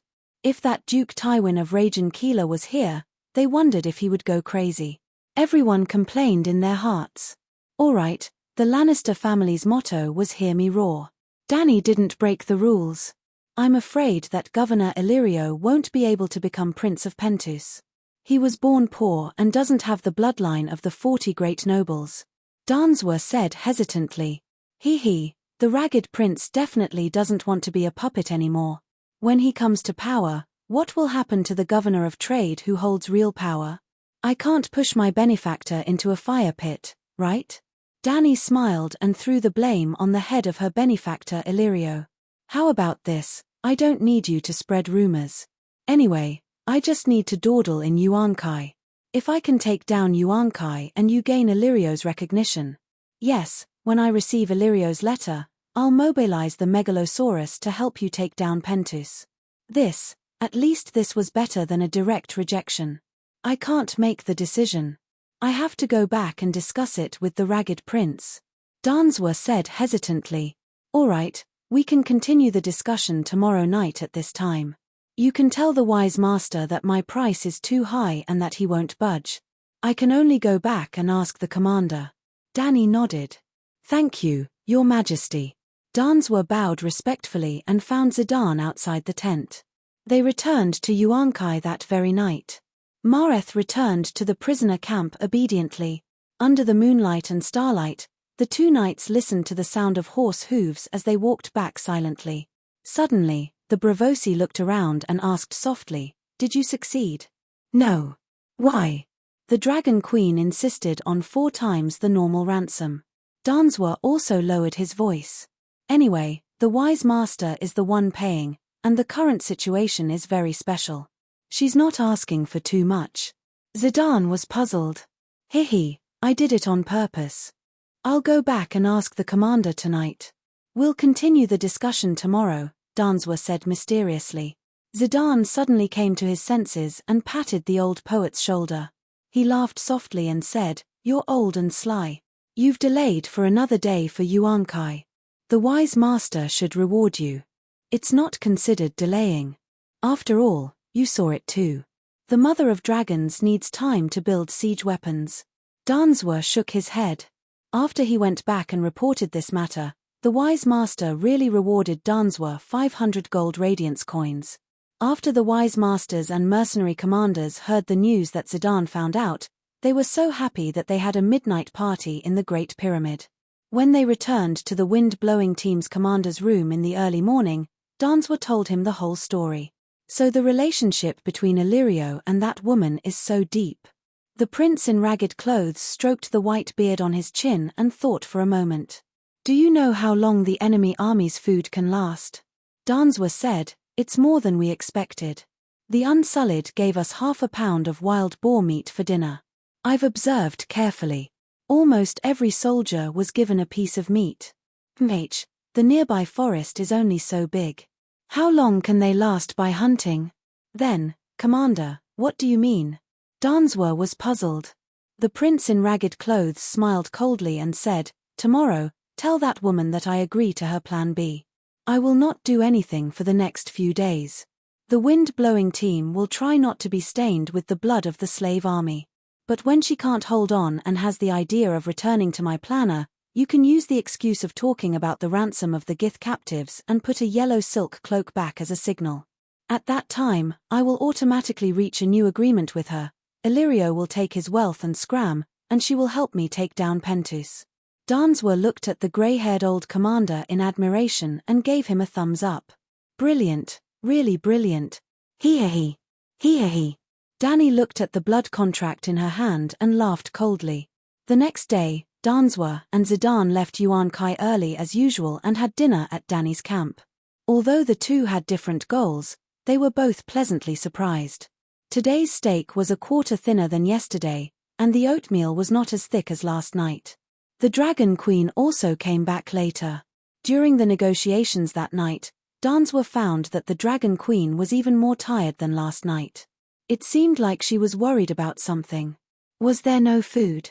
The negotiations went smoothly.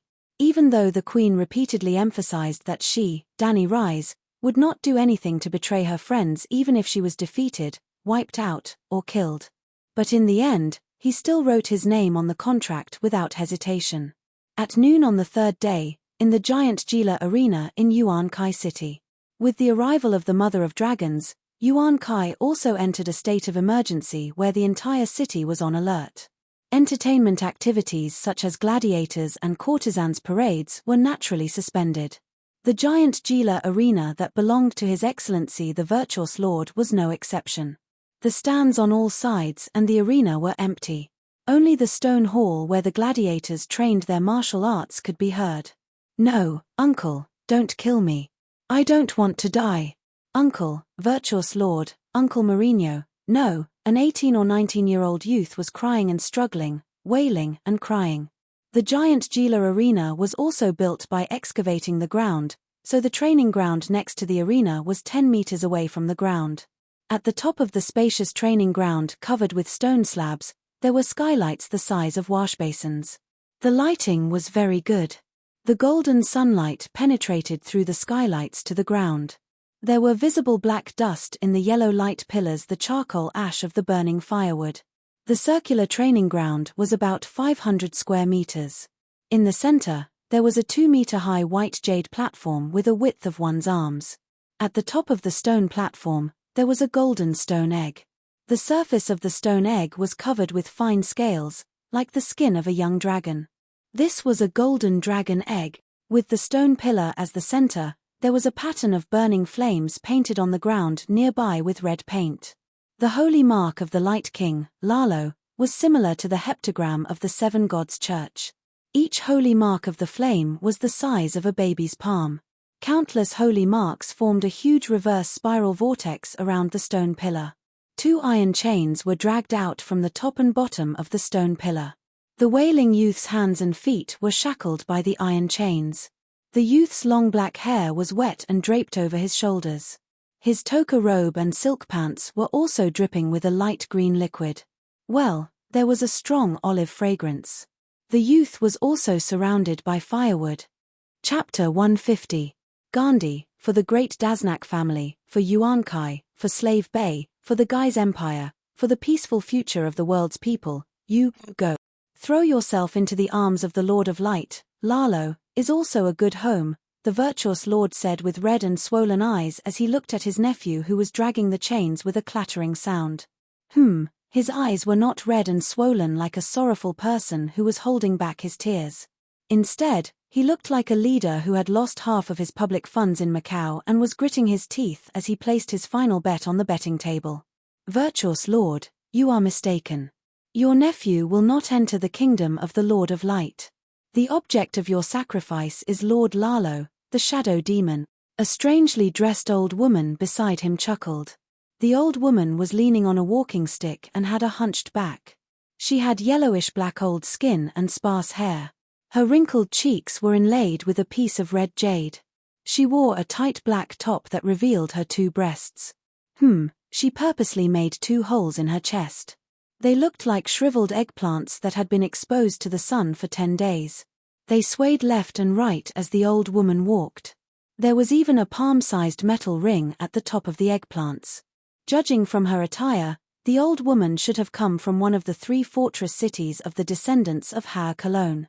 The descendants of Har Cologne were destroyed by the juggernauts.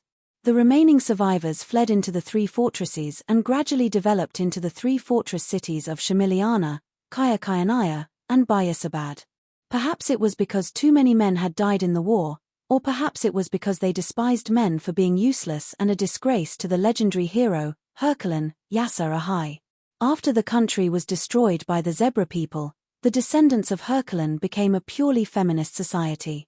Before the women of the new era learned how to walk, they had to learn how to ride a horse and climb. Starting from childhood, every woman had to master the skills of using a bow, spear, knife, and slingshot. Adult female warriors who passed the test would have their faces inlaid with rubies and metal rings pierced through their skin. They would also not shy away from revealing their strong chest muscles. As for men, unfortunately, there were not many men left. The 3 citadels strictly followed the policy that 99 out of every 100 boys would be castrated before they reached adulthood and become eunuchs, serving the city in a variety of service jobs: scribes, priests, scholars, servants, cooks, farmers, artisans, and so on. Only the most intelligent, the strongest, the most courteous, and the most elegant boy could keep his little Gigi, continue to grow, and have children with 100 fierce Spartans. Is this policy good?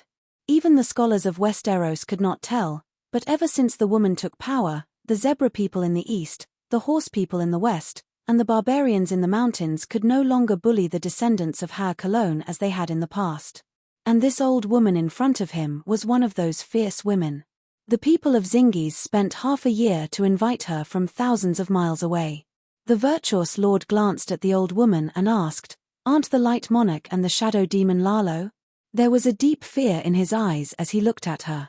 The virtuous lord was not an idiot. He would not believe in an old woman from the Far East for no reason.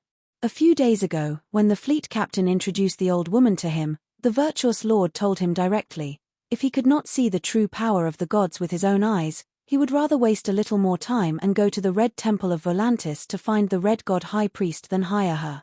Then the old woman performed a ghostly shadow in his great pyramid. That night, under the red light of the bonfire, countless demons crawled out of the wall and took away the souls of 10 slaves as sacrifices. Seeing the twisted shadow tear another shadow from a living person, the virtuous lord did not dare to perform a sacrificial ritual in his pyramid. Ha ha ha! The old woman laughed strangely. Virtuous lord, the light monarch is the red god, the god of fire, and the shadow demon is the shadow of light, the dark demon. The combination of gods and demons is the complete Lalo. If you want to exchange the soul of the Megalosaurus from the kingdom of death, you can only ask for help from the god of darkness, Lalo the devil. The kingdom of the light monarch belongs to the red god believers, and the kingdom of death controlled by the shadow demon Lalo is hell. Do you understand? Your nephew will go to hell. You have sacrificed your grandson, granddaughter, illegitimate daughter, illegitimate son, and 15 other relatives. They are all waiting for the poor little Gandhi in hell. Ha ha ha. The virtuous lord's face was pale, and he kept muttering. Sure enough, we were right to ban the spread of the red god belief in the slave bay. Lalo is the devil, the god of devils. Ha ha ha. If the great Lalo is the devil, what are you, who prayed to him for miracles? The old woman sneered. And as I said, the light monarch and the shadow demon are two completely different things. The red god priestess who believes in the light monarch is different from me, a witch who studies black witchcraft. I don't believe in the light monarch at all, and the priestess who believes in the light monarch may not be able to help you with the sacrificial ritual, unless she also studies black witchcraft while believing in the light monarch. So, new guys invited me, an expert in the demon sacrificial ritual from afar, and did not look for the red god archbishop of Volantis who teaches thousands of people. You fool, do you understand what I'm saying? This old woman was the same as the witch Mealy who cursed Dany. They believed in the traditional gods of their own people, but studied the shadow demon's black witchcraft as a subject. Lalo, the shadow demon, did not care if the black witchcraft believed in him or not. As long as the other party mastered the technique of sacrificing to him, he would give different responses according to the sacrifice. You. The virtuous lord's thin face was red and green. She said with hatred, "Why have I sacrificed 15? No, including my 3 sons who died under the dragon flame, 18 blood descendants have entered Lalo's kingdom. Why haven't the dragon eggs hatched yet?" The old woman shrugged and said casually, "I don't know." Are you kidding me? The virtuous lord was furious. The old woman sighed and said helplessly, "I've said it before. In theory, by sacrificing blood relatives, you can exchange part of the Megalosaurus soul fragment from the shadow demon. I've even shown you how to use 10 slaves to save a dead person." The virtuous lord waved her hand and interrupted her impatiently. "Save an idiot who can't speak and can't think. Yes, you are very lucky to have met an idiot." The old woman nodded and said seriously, "Lucky? Is there something wrong with your brain?" The virtuous lord sneered. He. The old woman's dark red eyes flashed with countless black shadows. She said faintly, "Who do you think the sacrifice is? Where did the soul fragment come from?" "The shadow demon, Lalo, the soul fragment from hell." "What can there be in hell? If the thing that returns to the human world is not a crazy evil spirit, you should be shouting Lalo, the king of light, bless." "Okay." The virtuous lord understood the meaning of the old woman's words. He gritted his teeth and said, Even if it hatches an idiot dragon that can fly and breathe fire, I'll accept it. But that woman only lost 3 relatives, and she hatched 3 smart and flawless dragons. Why didn't I get a crazy dragon even though I lost 18 relatives? Are you stupid? The old woman looked at him with disdain and asked, "What kind of blood do you have, and what kind of blood do you have? Your family's ancestor is a branch of the great nobility of Valeglia, but how many generations have you had mixed blood? Other than the high-quality pureblood of Valeglia, how many dragons have been hatched in the history of Targaryen? Those dozens and hundreds of dragons have all died and returned to the kingdom of death. But as soon as they hear their master's call, they will immediately break free from the shackles of death and return to the human world from hell. For example, that black dragon must be the reincarnation of Balerion. Your family has no dragons to summon in hell, so you can only pray to the shadow demon to be merciful and give you a piece of the Megalosaurus soul fragment. Then what will it take for him to be merciful to me?" The virtuous lord roared. The old woman stared at the golden dragon egg on the stone platform for a while, and said with a ghostly voice, "Perhaps, he has already responded to you. I saw a few small shadows in the dragon egg. Virtuous lord, please understand that the gods are never merciful, but the demons are crueler than the gods. The good thing of exchanging the blood of a few branches for a Megalosaurus will never happen to you. Think about that dragon queen, her father, brother, nephew, niece, mother, loyal servant, second brother, husband, and only son. They are all dead, and there is only one Targaryen left in the world. What about you?" The old woman turned her head, and her cold and mocking dark red eyes met the virtuous lord's. Thump, thump, thump. The virtuous lord staggered back a few steps, turned his head, and said in a hoarse voice, "Is it really necessary? It should be said that even then, you may not get what you want. It's like you want a complete living person, but I can only help you revive an idiot." It was also because Dany Rye's life was too tragic, and the process of hatching a dragon was exactly the same as Shadow Demon Lalo's black magic theory of exchanging a living soul for a dead soul. Dany just casually said a few words of speculation that she saw on the forum in her past life, and the others felt like they had finally found the truth.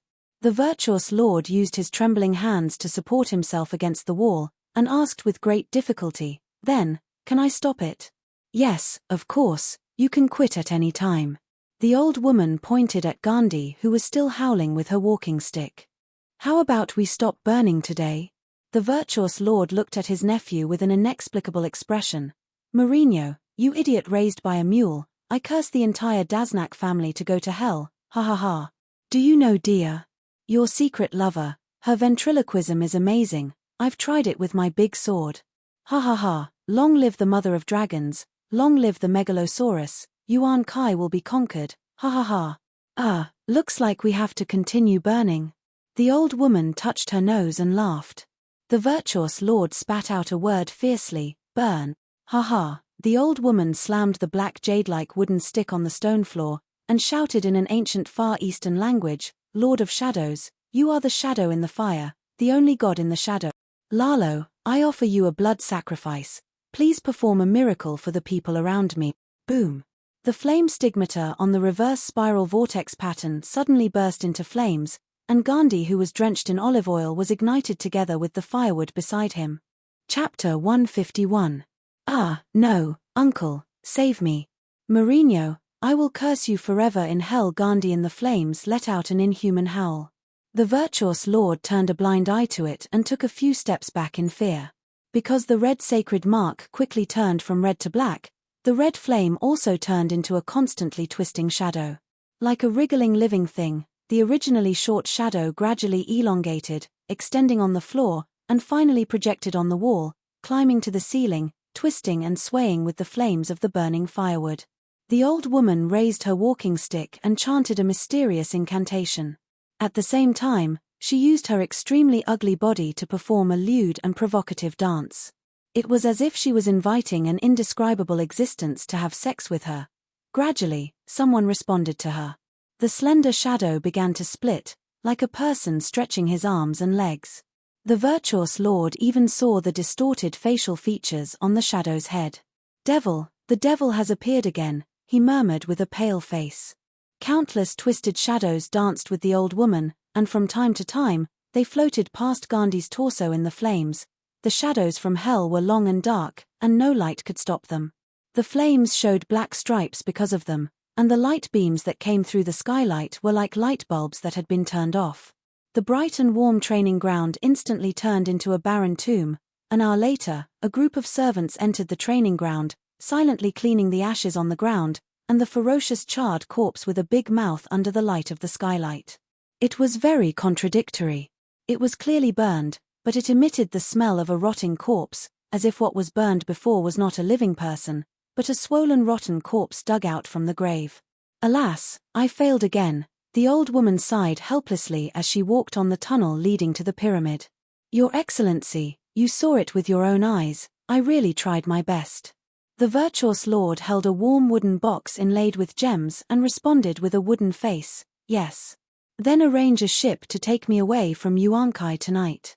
It's been a few days, and the mother of dragons should also attack the city. I'm old, and I can't bear the baptism of dragon flames, the old woman said with a smile. The footsteps of the two echoed in the dark and quiet tunnel. After a long while, the virtuous lord whispered, "Don't rush to leave, you will be safe in the pyramid." "Oh, you still haven't given up?" the old woman asked with a strange expression. Taking a deep breath, the virtuous lord's eyes flashed with a cold light as he coldly said, "Can you have the shadow fiend kill that woman?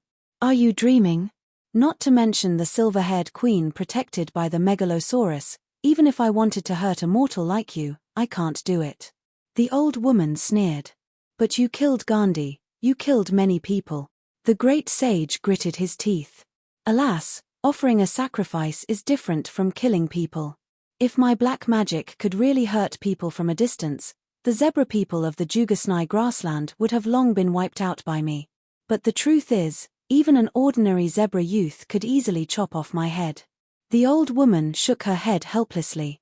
The virtuous lord suspiciously glanced at the old woman next to him and said, "I recently heard a piece of news from the Westeros. Surrounded by an army of 10,000, a shadow broke into a king's tent and cut his throat like paper. Haha, if everyone thinks so, then the real murderer of the king can enjoy the fruits of victory in peace. Don't you know better than this old woman about the trivial matters of the game of power?" The old woman chuckled. "You mean, the power of witchcraft can't achieve that effect?" The virtuous lord hesitated. In fact, he also thought that it was nonsense. If magic was so powerful, what was the point of the Gith people and the Dragon Queen's army of more than 100,000 people fighting? But, is the legend of the Loina people using water magic to fight against the Megalosaurus fake? The destruction of a city with water magic should have happened. The wrinkles between the old woman's eyebrows deepened. But that involves gods. The Loina River seems to have given birth to a nature god, the main god of the Loina people. If someone can drive shadows to kill people, then he must be more terrifying than the Megalosaurus because there must be a god behind him, the god of shadows, Shadow Demon Lalo. Can't you borrow the power of Shadow Demon Lalo? Why can't you drive shadows to kill people? The virtuous lord still didn't give up. The old woman rolled her eyes and asked, "How much pocket money does your son get every month, and how much can your dead nephew Gandhi get from you?" The virtuous lord said with a straight face, "If Gandhi was as good as Dax, I would give him more love. Sorry, I also hope that I'm the best wizard in the Shadow Demon's heart, but I'm not." The old woman said lightly, "I advise you not to think too much. Even if there is someone in the Westeros who can drive shadows to kill people. Well, if the rumors are true, then the other party must be a red-robed priest who is proficient in black magic. Even if you invite that red-robed priest, he can't kill the Dragon Queen. Is her slender little neck stronger than a steel plate?" The virtuous lord sneered. "Hey, let me tell you this, the magic of the mortal world can't hurt the Dragon King. Otherwise, how can the people of Valeglia rule the world? What if the dragon isn't by her side?" The virtuous lord said unwillingly. "Sigh, if you really want to assassinate her, you might as well hire a faceless one. The new guy's people only asked me to hatch a dragon for you for 200,000 gold coins, but 200,000 gold coins isn't even a fraction of the cost of hiring a faceless one. Think about why, Chimph, we already thump, Thump. A series of hurried footsteps interrupted their conversation. At this time, they had already passed through the passage between the arena and the pyramid, and were climbing up the stairs with the help of 4 servants. Virtuous Lord, there's a situation outside the city. A yellow silk cloak panted and said anxiously.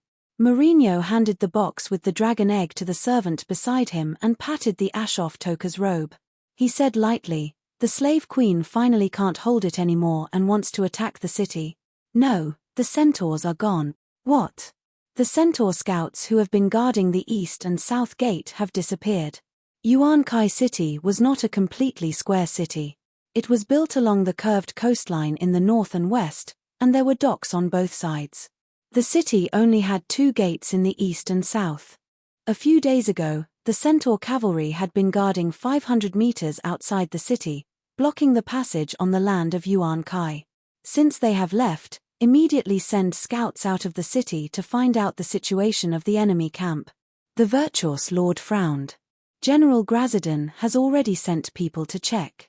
The militia who were building the siege chariots on the road have also disappeared.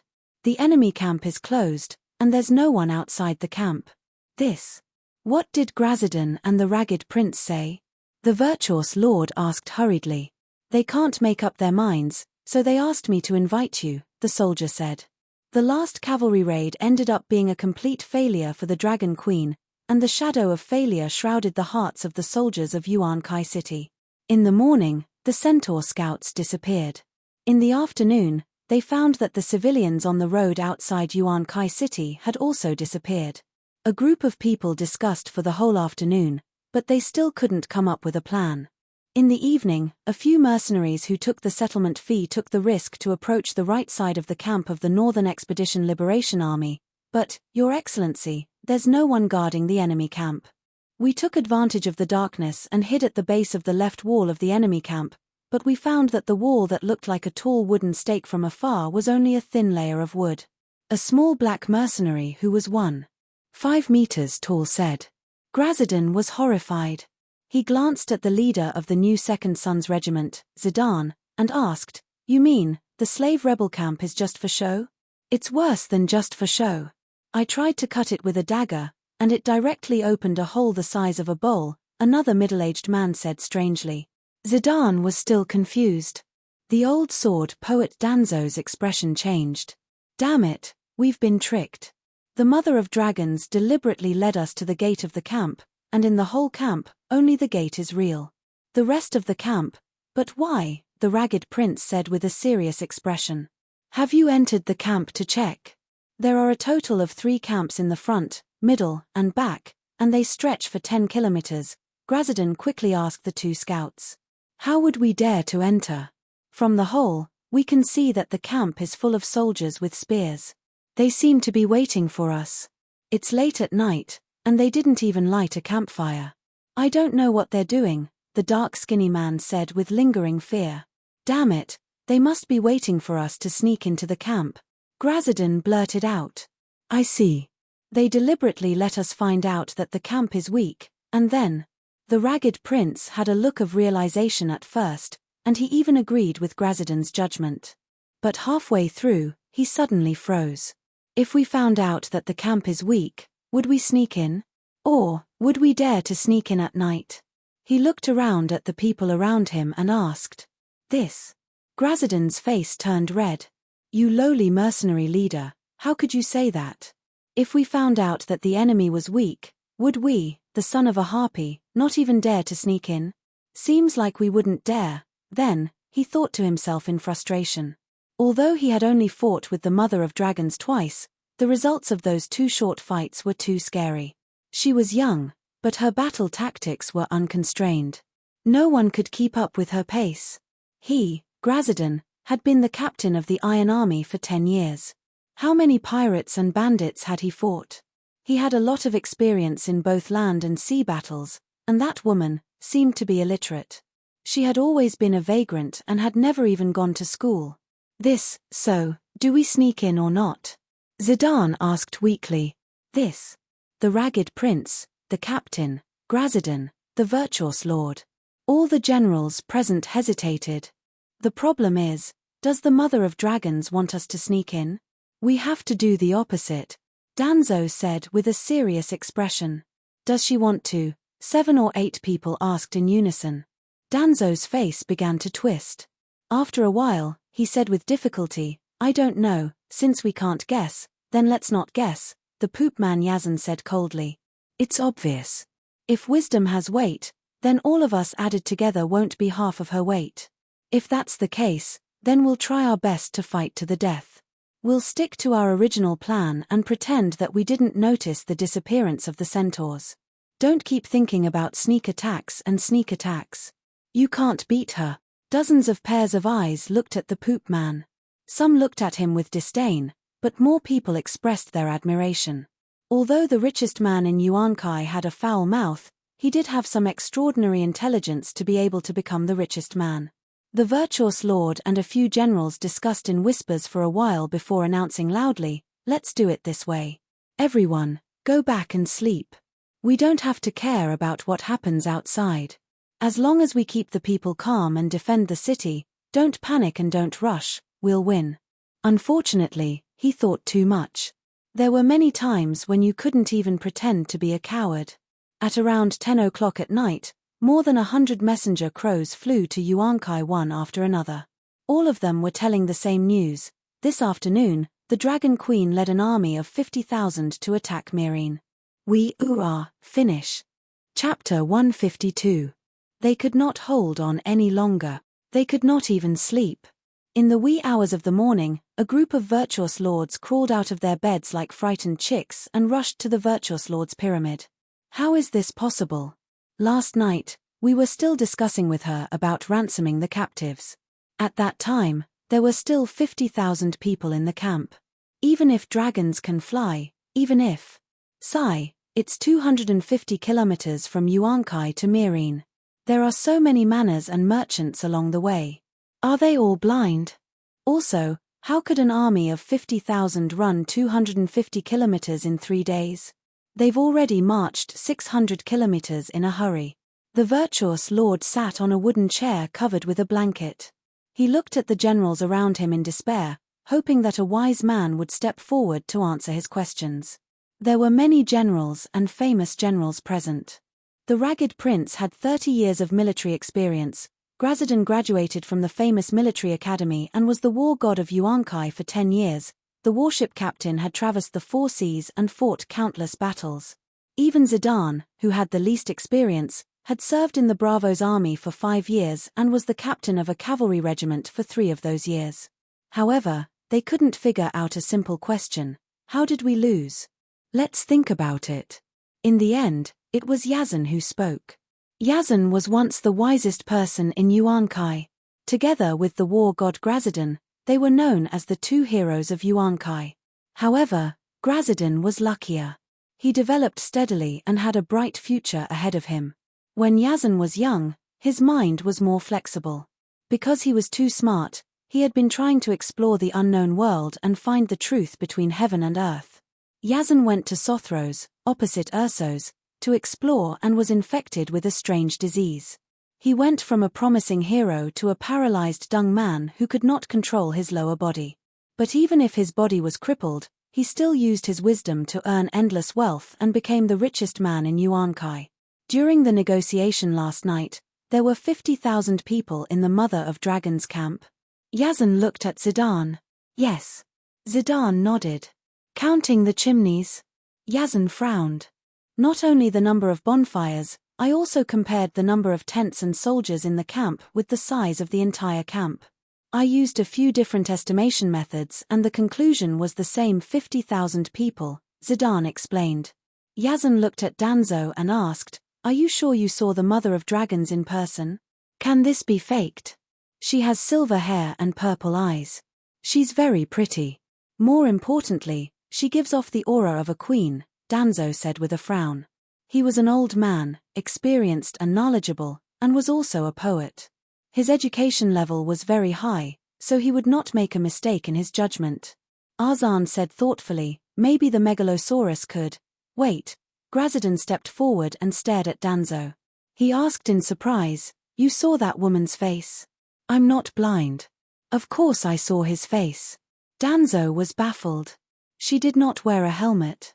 Asked Grazidon. What's wrong with her? It's late at night, and she's in her own tent.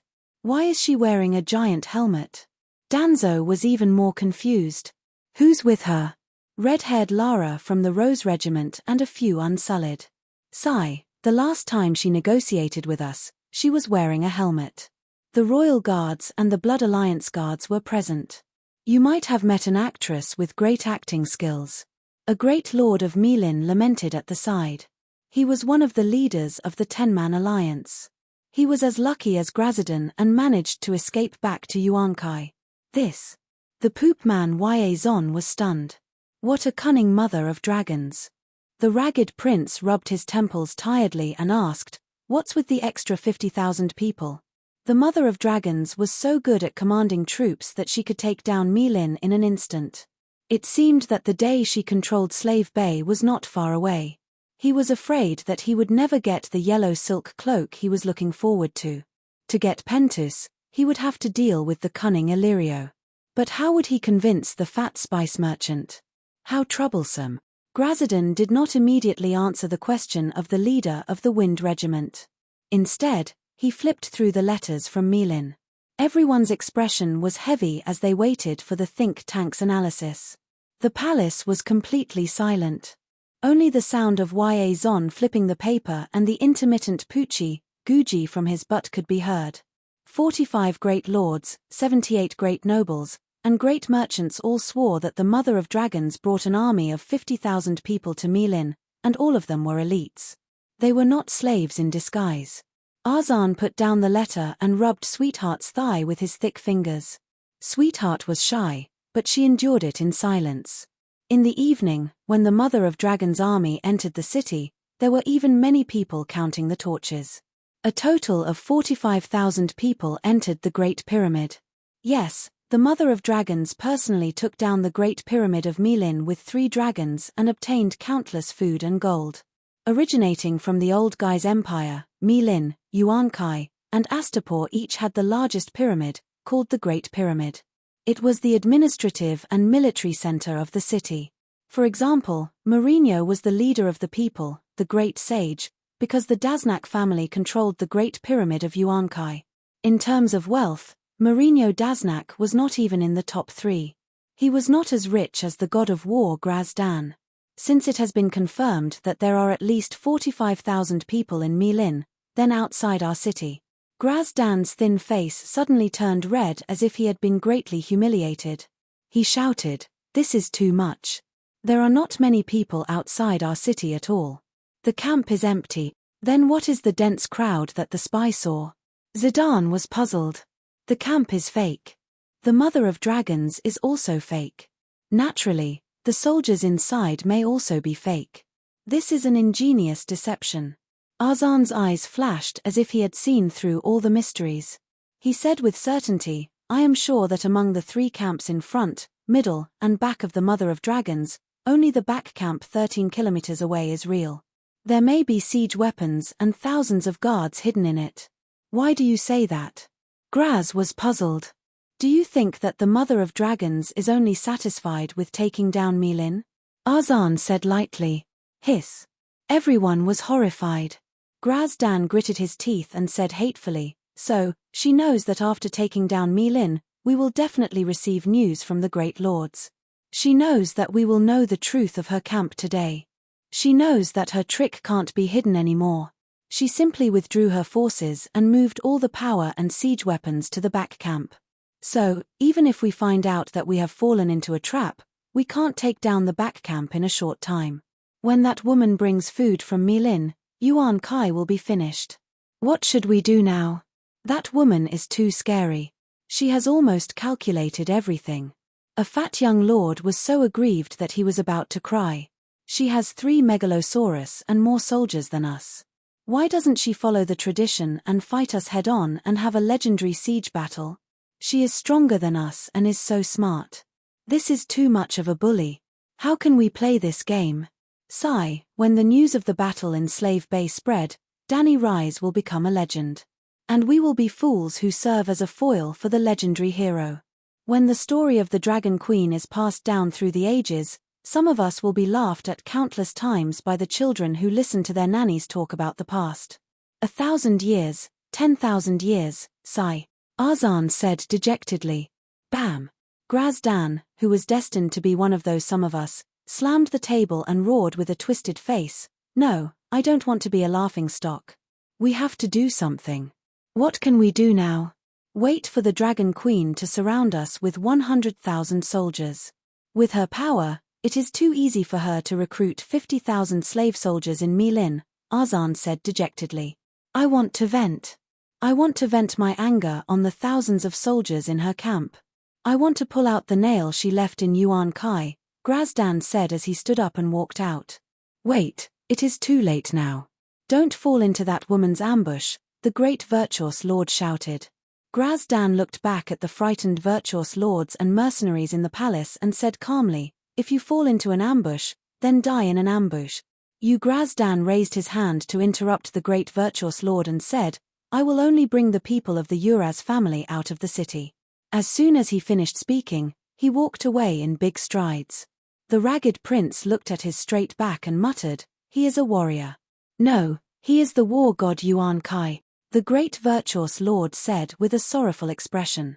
Although this war god is unlucky to have met the Dragon Queen who shocked the world, Arzan murmured. He couldn't help but think of himself. Back then, the Yuan Kai twin heroes were so heroic and heroic. Now, one of them had become a paralyzed person who couldn't even urinate or defecate, while the other had become a war god who was always defeated. Tragic, tragic, tragic. Could it be that the heavens are jealous of the talents? Arzan thought in self-pity. No one was in the mood to go home and sleep. They stayed in the great virtuous lord's palace and prepared to send war god Grazdan off. Report about 3 hours later, at around 2 o'clock in the morning, a man in a yellow silk cloak covered in blood staggered into the hall. He panted heavily and said emotionally, Report, report. Great sage, Grazdan, the general, sigh, no need to say more. I understand. Mourinho, who was sitting at the oval conference table, waved his hand and interrupted the other party. Help the general tidy up his appearance. I will see him tomorrow morning. Ah! The man in the yellow silk cloak looked up and said in shock, Great virtuous lord, what are you talking about?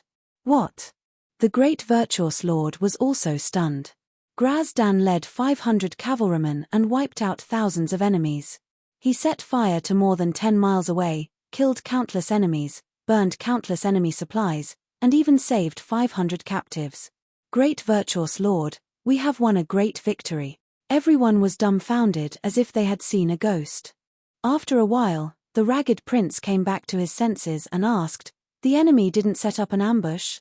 Sigh, the enemy didn't have enough manpower to set up an ambush. I heard from Miss Merries that the Dragon Queen purposely used the empty fort stratagem to scare us, the man in the yellow silk cloak said with a smile. Merries was saved too. Danzo was shocked. The soldier said, the captives were gagged and tied to the front camp as targets for the empty fort stratagem. Not only were the mercenaries saved, but the hundreds of our brothers who were lost were also saved. Empty fort stratagem? What an empty fort stratagem. Our army of tens of thousands was scared for 3 days. 3 days that cost us our lives. Arzan smiled bitterly. Although he still couldn't figure out how the enemy led an exhausted army of 50,000 and traveled 250 kilometers in 3 days, he more or less understood how they lost the war. How did Merries know about the Mother of Dragons' empty fort stratagem? The ragged prince asked. That Lila. A knight under the Mother of Dragons told her. The other party thought that there was no need to hide this from the captives. Because they knew that the Mother of Dragons would definitely win, there were even a dozen mercenaries who turned to the Mother of Dragons on the spot. I see. The great virtuous lord nodded. He also understood what kind of people mercenaries were always on the side of the victor. The Mother of Dragons used this method to recruit the captives was considered smart. What else did Merries say? Danzo asked. Miss Merries said that the empty fort stratagem was very clever. If we were smart enough, we would definitely fall for it and not dare to act rashly. However, The empty fort stratagem is completely ineffective against boors and idiots, the man in the yellow silk cloak said proudly.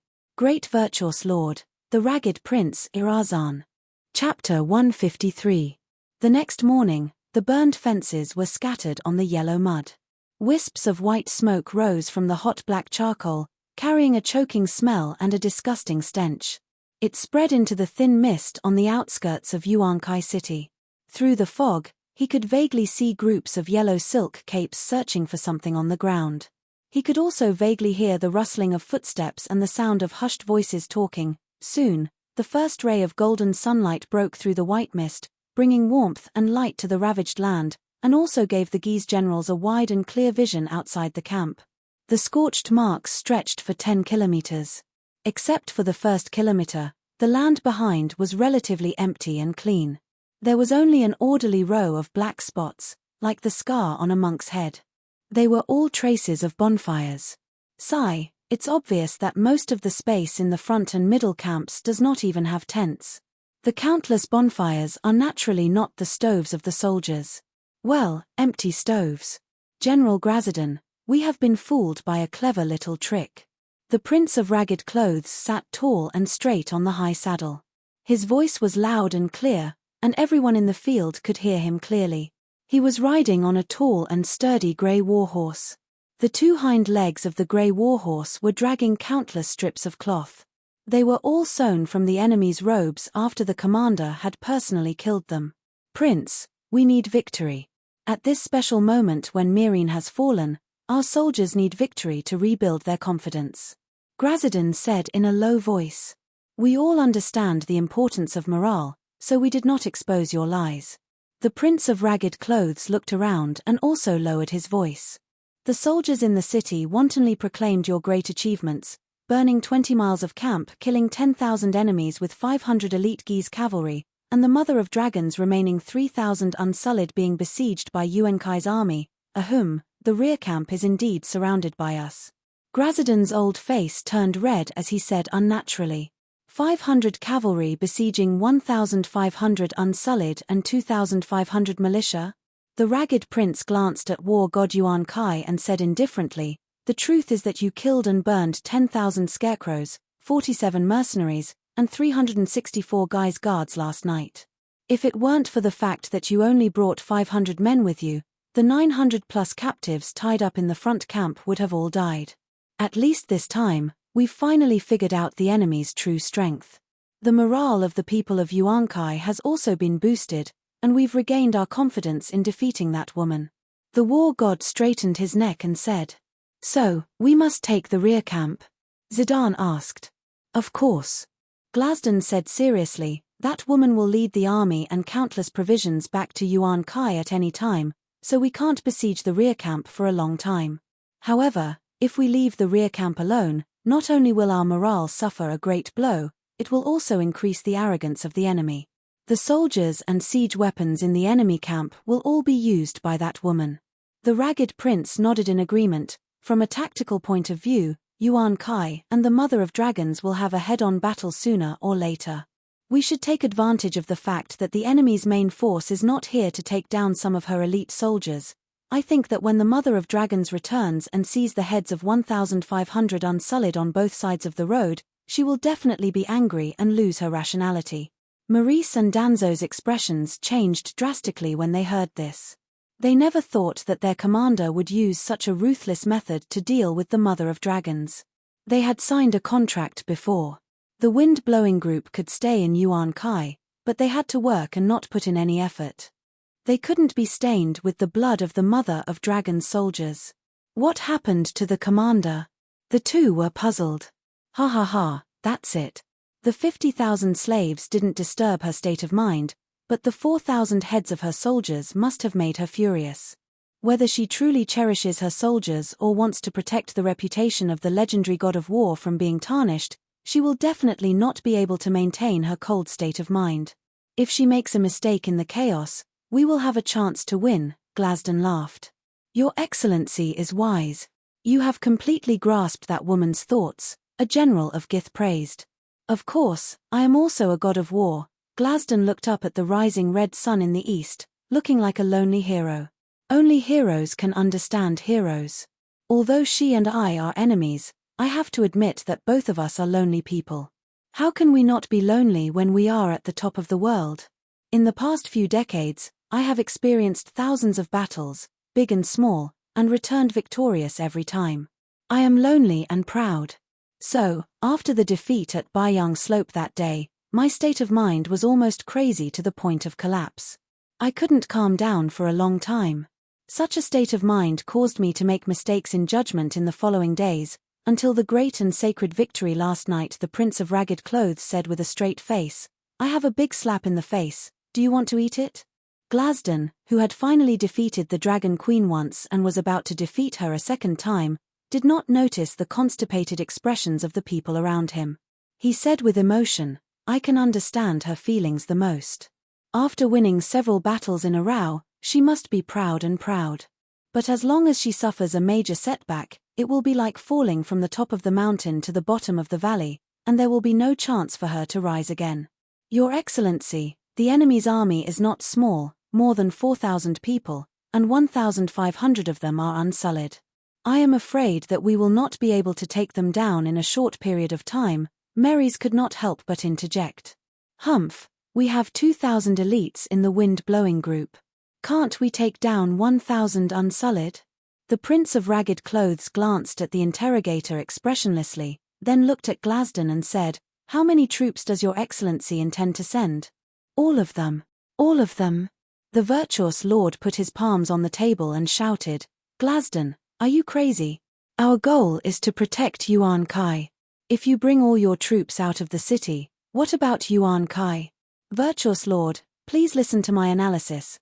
This time, Glasden, who had a draft in mind, systematically explained the psychology of the ever-victorious war god to all the virtuous lords and great generals present.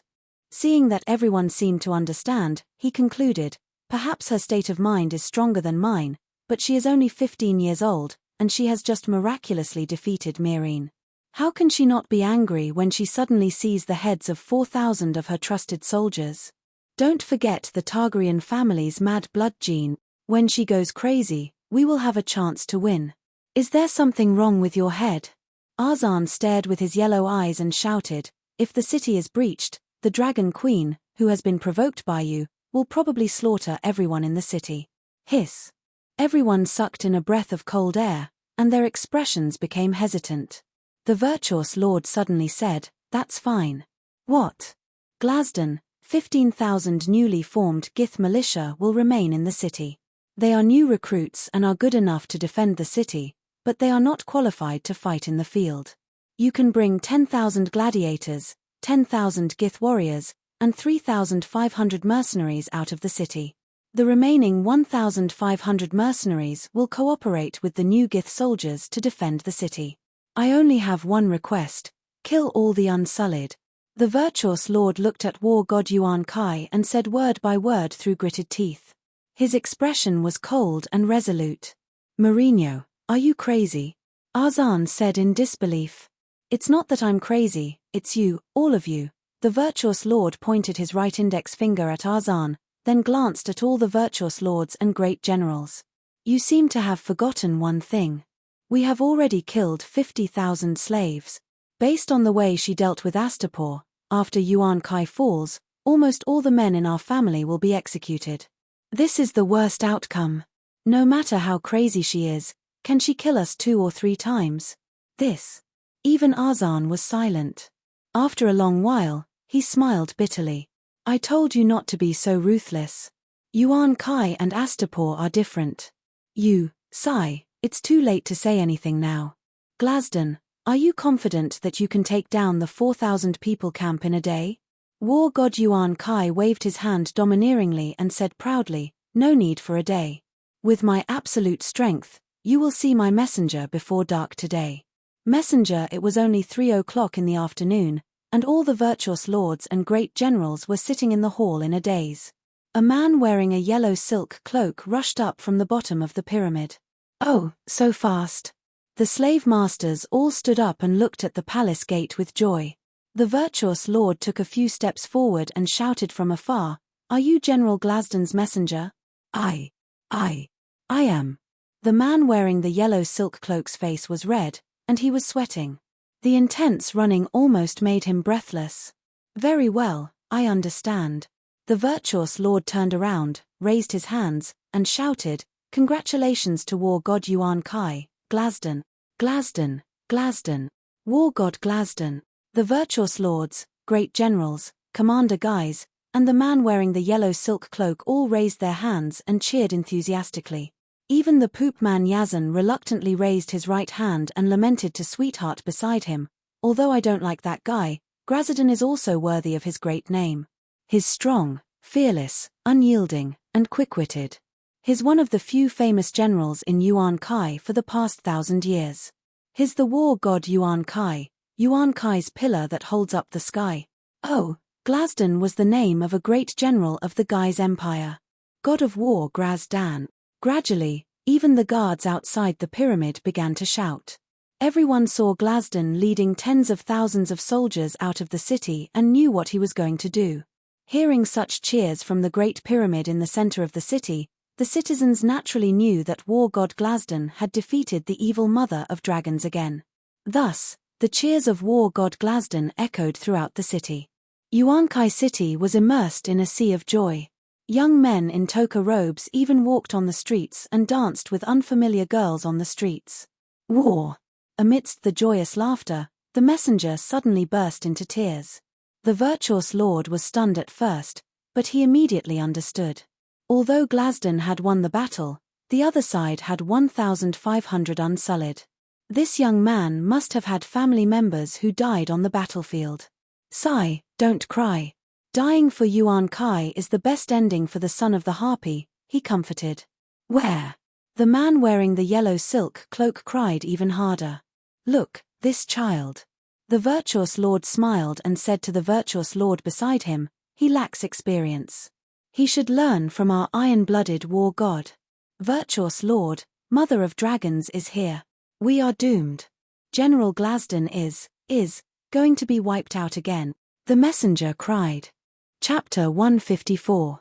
Around 9 in the morning, the god of war Grazdan received authorization from the joint meeting of the virtuous lords and began to gather all the soldiers in the city. At around 11, Yuan Kai's soldiers had a sumptuous lunch and rested for half an hour. They left Yuan Kai's east gate at 12:30. Myrine sent 10,000 yellow silk capes, 10,000 gladiator slaves, and 2,000 members of the wind-blowing group. Later, the Gai's alliance's fleet brought in a dozen unknown mercenary groups, adding another 2,000 mercenaries. As Yuan Kai Plains was scorched, countless slaves and farmers were killed, and a large number of manor owners moved into Yuan Kai. The virtuous lord also took 15,000 Gai's men from the manor owners' families and let them wear yellow silk capes. In addition to the huge alliance's fleet, in his extreme state, Yuan Kai's forces were actually very strong. Under normal circumstances, the Gai's alliance army was not afraid of sieging Dani. At 1 in the afternoon, Grazdan led 23,500 infantry and cavalry to the front camp entrance 5 kilometers away. Without any delay, they stepped into the front camp, passed through the middle camp, and rushed to the rear camp 10 kilometers away energetically. "Don't worry, they can't escape. I've already sent 2,000 light cavalry to guard there." Grazdan smiled as he comforted the ragged prince. "How can 2,000 light cavalry stop 1,500 unsullied?" Danzo frowned. For some reason, ever since he walked out of the city gate, he felt a sense of uneasiness. Even though the scouts at the front had reported many times that the rear camp was normal, with no ambushes or dragons, suddenly, the warrior poet's gaze focused. He pointed to the trench on the left that stretched to the east and asked, "Did you notice that the trench on the left and right is a little strange? It seems to have widened. Is it?" Grazdan looked around and smiled. "It's narrower, right?" The Northern Liberation Army's camp was located 5 kilometers northeast of Yuan Kai. The front, middle, and rear camps continued for 10 kilometers northeast. Based on the terrain, the width of the camps was not uniform. If one was riding a dragon and looked down from above, Yuan Kai Plains would look like a black and green dinner plate. Black burnt farmland, green wilderness, and green forest. In Yuan Kai City, there were meat buns on one side of the plate. In Danny's camp, there was a twisted fried dough stick on the other side. A deep and wide gully was dug on both sides of the youtiao. The yellow soil that was dug out piled up a 1-meter-high slope on the outside. On the inside, there was a sparse wooden fence surrounding the camp. I'm talking about the distance between the ravines. The width of the camp has increased, Danzo said. The Mother of Dragons built the camp according to the terrain, and the width has been changing all the time, the scarred man on the other side of the tall horse said indifferently. His name was Cargo, and he was a tall, middle-aged man of mixed blood. He was a mix of Dothraki and Bravos. Like Danzo, he was also the deputy commander of the Windblown Gang. One of them was a scholar, while the other was a warrior. Together, they assisted the Ragged Prince. But Danzo's face flushed red, but he did not know what to say. In truth, he did not know what he was trying to say. After a while he muttered, "We ought to fill in those 2 ditches.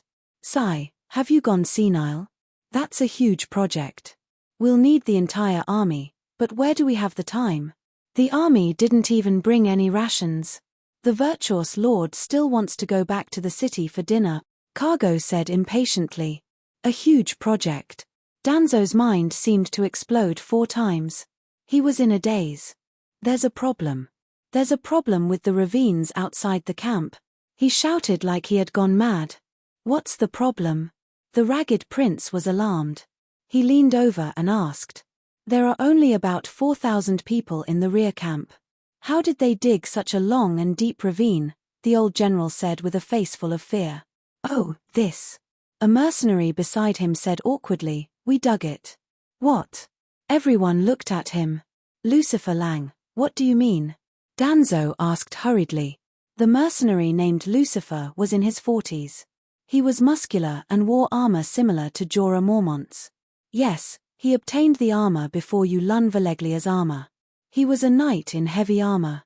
The knight scratched his bald head and smiled bitterly. After we were captured, other than Maurice, all the other mercenaries and Guy's soldiers were forced to dig the ravines overnight. I told the supervisor that I'm also from the West Eros like Maurice, and I'm a baron from the north, but... Danzo interrupted him impatiently. Are you sure you 900 people only used 2 days to dig a ravine more than 20 kilometers wide? We weren't the only ones digging. The Mother of Dragons had tens of thousands of people digging with us. They finished more than half of the project in the middle of the night. The rest was handed over to our captives. That doesn't make sense. Aren't the Mother of Dragons soldiers tired? They just finished a rapid march of 600 kilometers, worked hard for half the night, and continued to rush to Meereen the next morning. Are they all made of iron? Danzo was confused. The Ragged Prince pointed at Grazadon, who was loudly giving orders to the soldiers not far away, and said lightly, Danzo, go to the flank and adjust the formation of the shield bearers and archers. When the slave infantrymen at the rear arrive, immediately launch an attack. This. Danzo was stunned. He stopped the knight from the north who was leaving and asked, It's common sense to dig a ravine outside the camp, but it's usually a small canal to prevent the camp from accumulating water in the storm. The Mother of Dragons ravine is almost as wide as a stream. Why? Hey, are you confused? Other than dredging rainwater, the ravine also serves as a defense against the enemy. You'll understand when you see it. It's not only wide, it's also very deep. Lucifer said casually. This made sense. Danzo smiled bitterly and waved his hand to let the knight leave. Old, or scared by the Mother of Dragons? Danzo muttered to himself and began to command the army to get into formation. At around 2:30 in the afternoon, Yuan Kai's army got into formation. On the ground more than a kilometer wide, 10,000 gladiators were in front. They only had a leather vest, a short sword, and a wooden shield.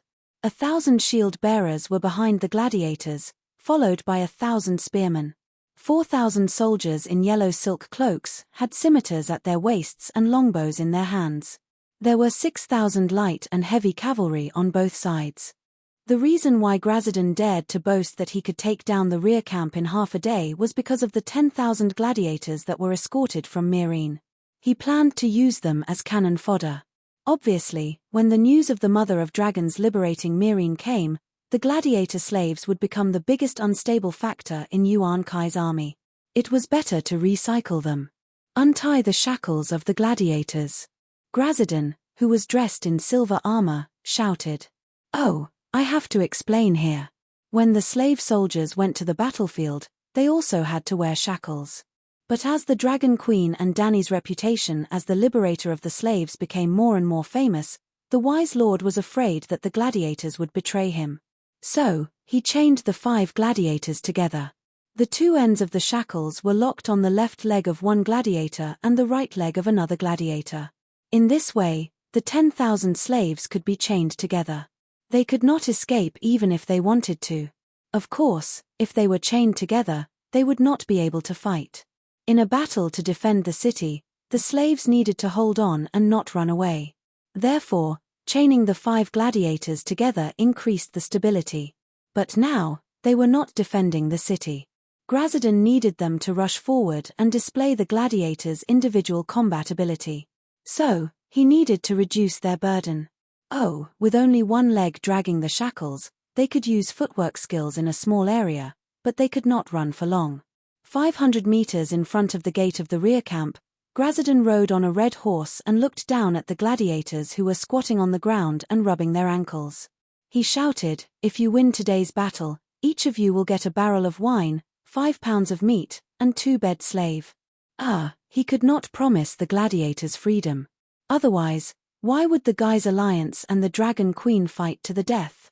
The gladiators ignored Grazidan's words and focused on warming up. Seeing that his words did not have any effect, Grazidan frowned and shouted again, "An unsullied's head, 50 gold radiance coins. An ordinary soldier, 10 silver radiance coins. As long as you survive, even if you are not beheaded, each of you will get at least 5 silver radiance coins." This time, the gladiators reacted. They raised their heads and stared at the wise lord. "I swear, I will fulfill my promise." Grazidan pulled out the scimitar at his waist and swore. Bam, bam, bam. The 10,000 slaves slapped the shields in their hands and shouted, "Long live the wise lord! Long live the god of war Grazidan!" The excited gladiators seemed to have forgotten that the person they were about to face was the person who was trying to save them. "Prince, why?" Looking at the slaves who were gradually going crazy, Danzo quietly asked his captain. Although it was a little abrupt, the Prince of Ragged Clothes understood his old partner too well. A cold glint flashed across the gray-haired old man's eyes. He said coldly, "Because that woman lied to me. The person who signed the contract with you was not Dany Liz Targaryen. Tell me, does that contract still have any meaning?" Danzo was speechless. The Prince of Ragged Clothes understood him, and he understood the old captain's personality very well. He could not stand people lying to him. Ho-ho thud thud. Ho-ho thud thud. The 10,000 gladiators bent their backs and approached the camp step by step. Every time they shouted, they would swing their short swords and hit their shields twice. The Unsullied behind the fence of the camp were in a neat formation. They did not react to the gladiator slaves' provocation. When the gladiators were 50 meters away from the camp, Grazidan waved his hand and roared, "Kill thud thud thud thud." The sound of war drums echoed throughout the camp. Creak at the moment when the 20,000 warriors were at their climax, the gate of the camp suddenly opened. Under everyone's gaze, the Unsullied in the front row behind the gate moved to the left and right. A ferocious black dragon crawled up from the ground and roared at the sky. Grazidan, the Prince of Ragged Clothes, 10,000 gladiator slaves, hair, hair, hair. The gladiators closest to the gate made meaningless sounds. In the end, they roared as if they had a mental breakdown. Dragon, mother of dragons. Thud thud thud. Blackie walked with heavy steps. Every step he took rumbled as he walked toward the gladiators who were standing there in a daze. Mother of dragons. It's true, Danzo's eyes widened. He stared at the silver-haired woman on the black dragon's back in a daze. There was no doubt that the only person who could control a black dragon was the Dragon Queen. She was the queen they saw 2 nights ago. Under the sunlight, her silver-blonde hair was so dazzling.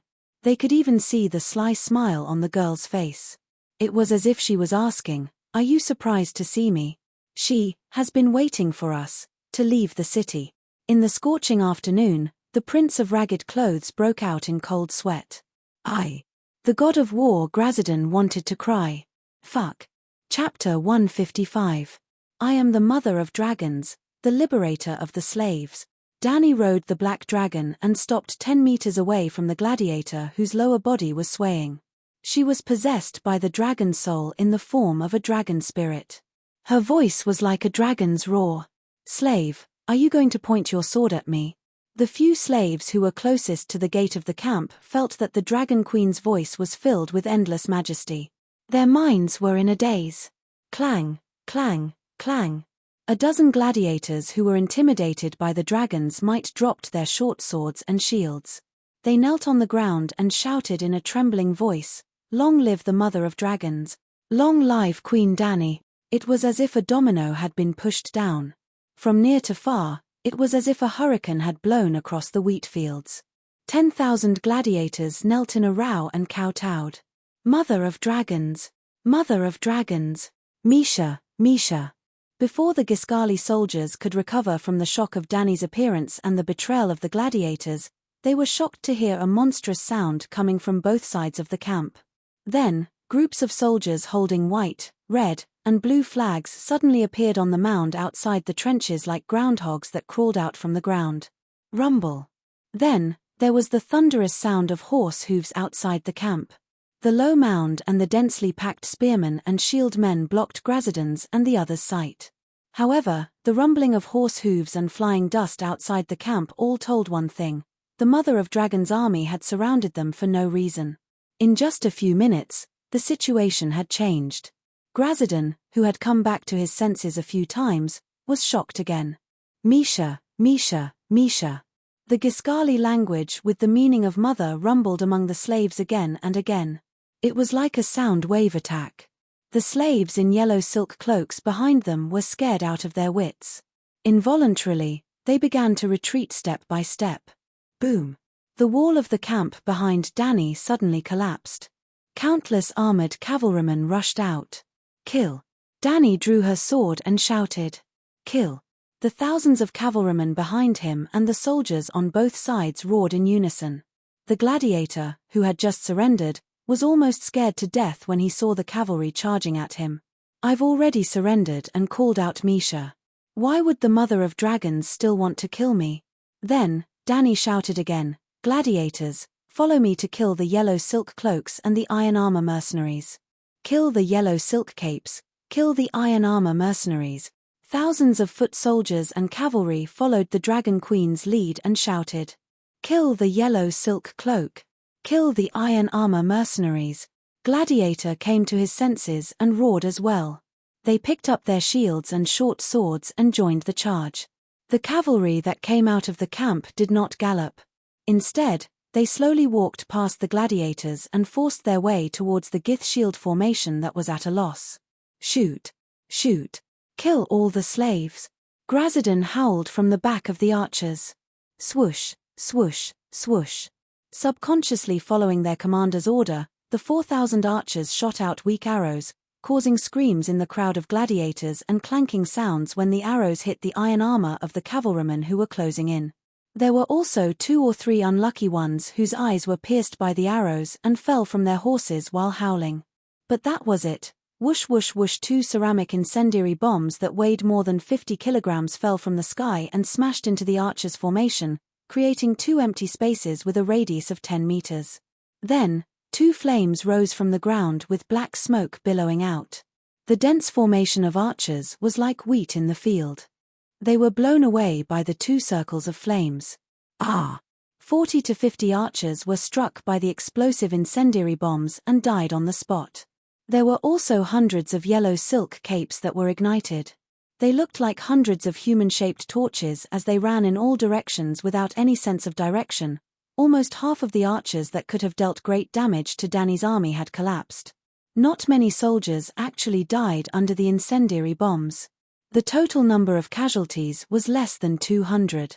However, the scene was too horrifying. Their formation was instantly disrupted. Even though Grazadon and the generals were unafraid of death at the front line to stabilize the formation, there were still the 2 dragons, Dany and the black dragon attracted everyone's attention. They forgot that the green dragon and the white dragon had not appeared yet. The two dragons each carried an incendiary bomb and circled in the sky.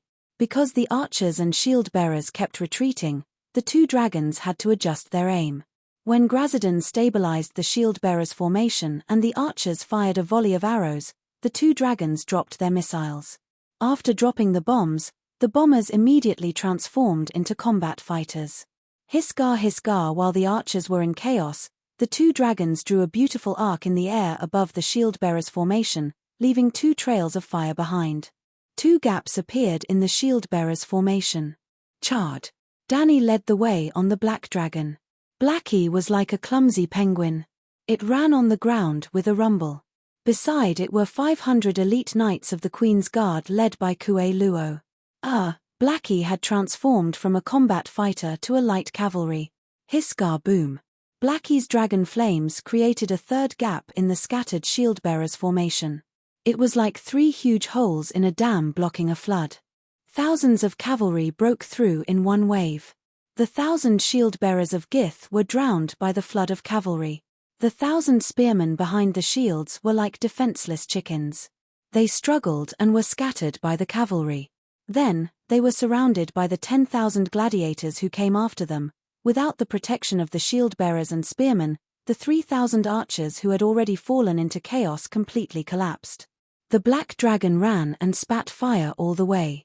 How could the archers, who only wore a layer of leather armor, not collapse? When the Gith infantry formation was pierced through by Dany's heavy-armored cavalry, they were not harassed by the enemy's light cavalry. They also did not face the enemy's heavy cavalry head-on. Yes, the 6,000 cavalry all ran away.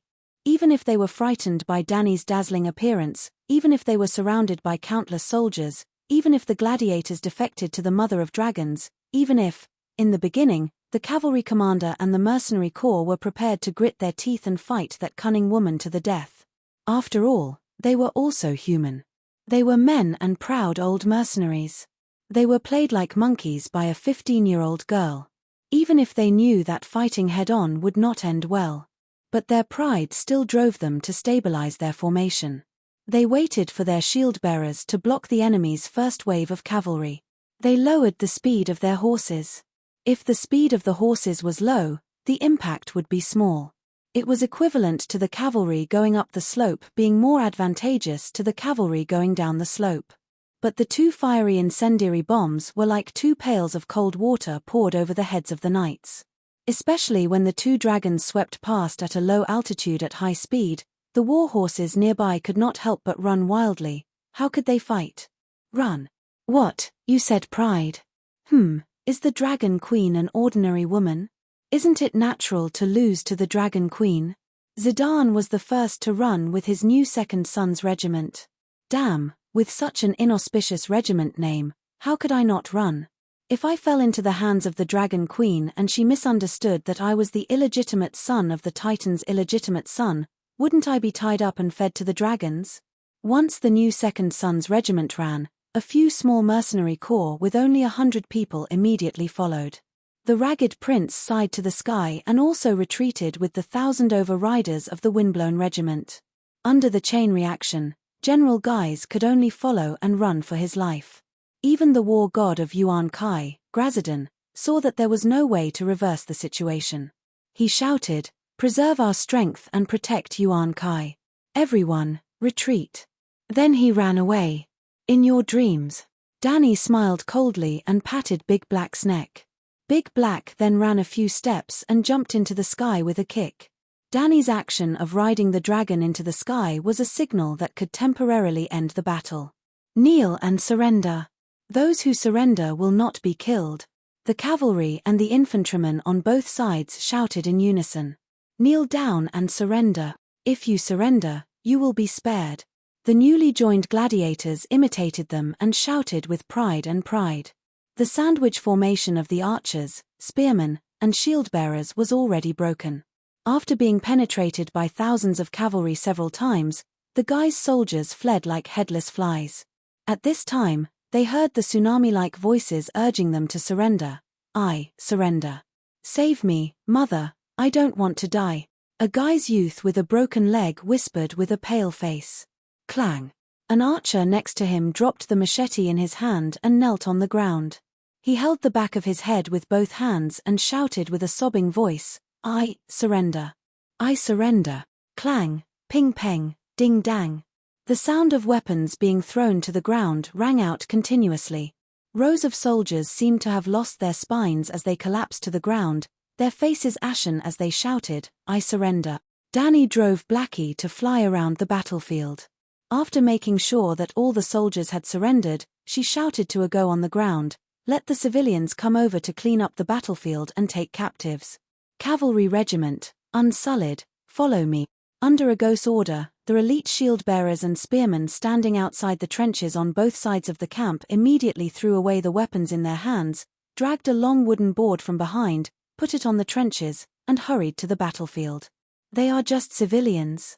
Civilians disguised as elite infantrymen.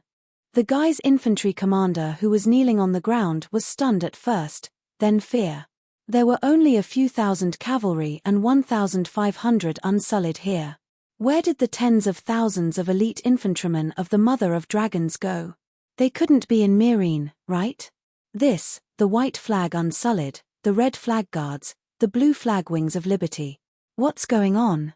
Zidane, who had galloped for 10 kilometers, pulled on his warhorse and looked at the orderly formation of shield-bearers and archers on the hills ahead, and the flags in front of the formation fluttering in the wind. He was completely stunned.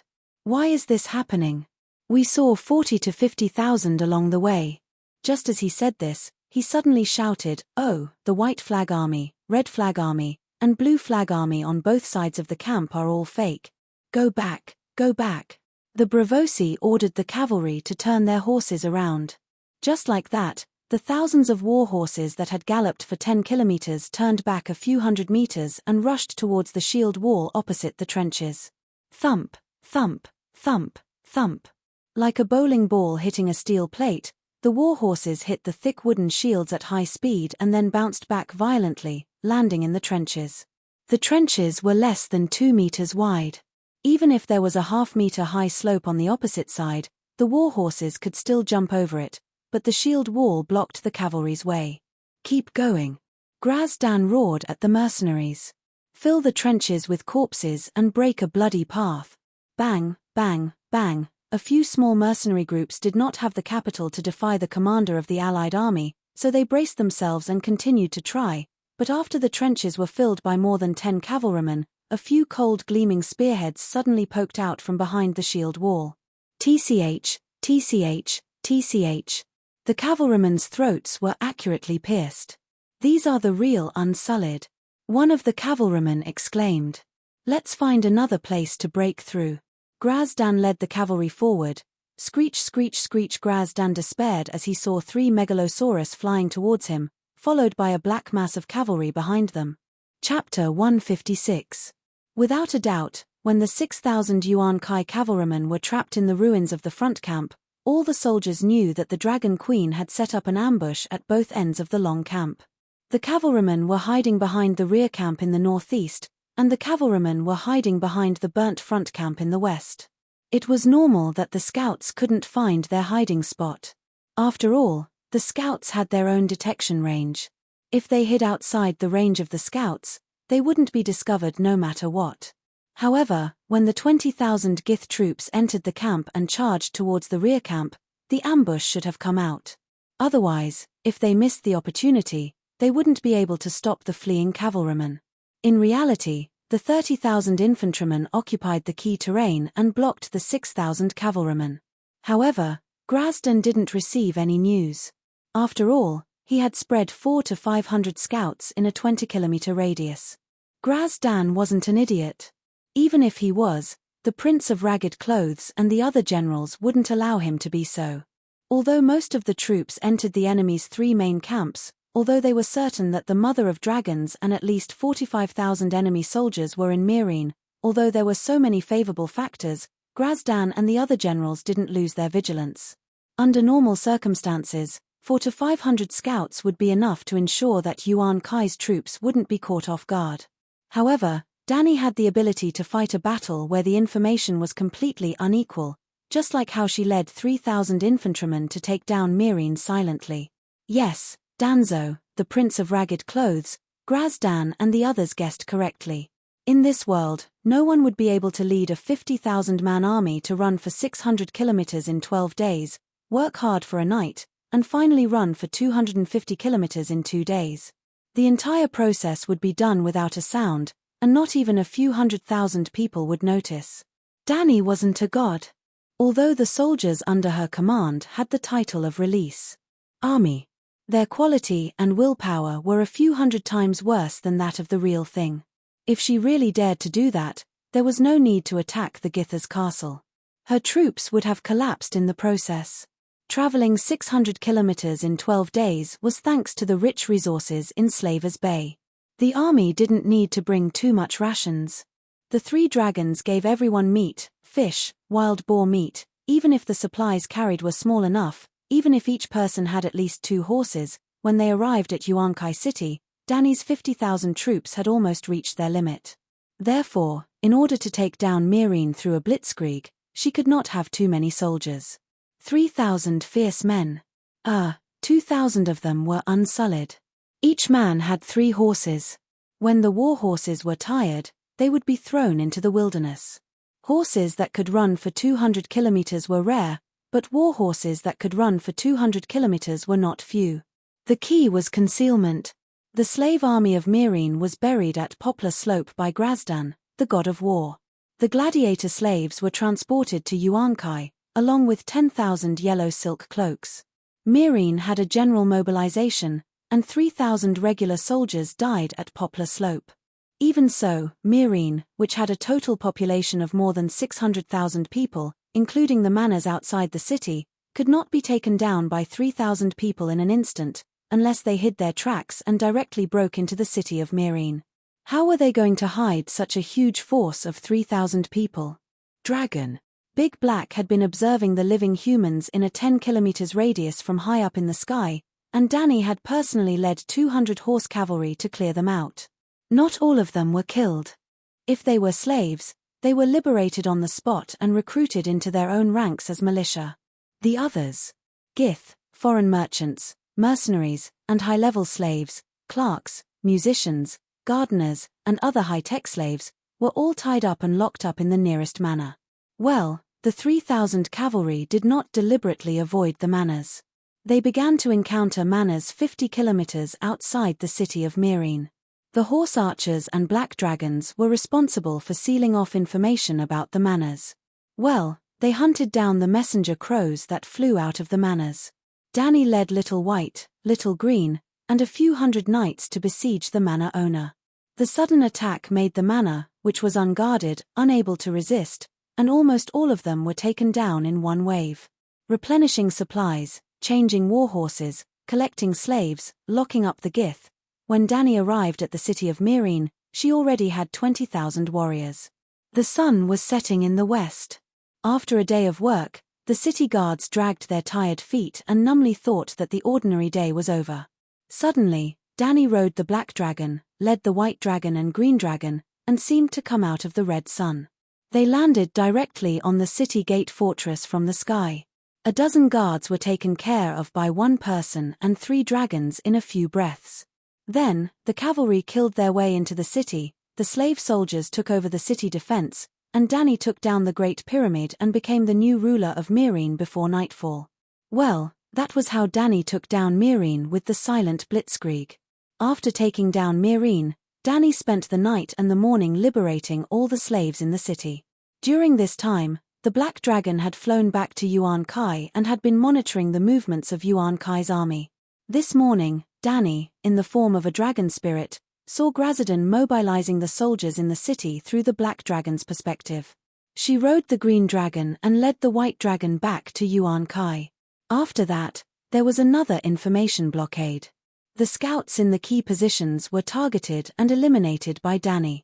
It was easier than using the full view of the map to besiege the enemy hero. What was the key position? It was the area between the ambush and the ambush point. It must be known that manpower was limited. It was impossible for a scout to run and patrol all the nearby areas. There was only a small group of cavalry in each area. When the cavalry in the key positions were eliminated, Grazadon became blind and deaf.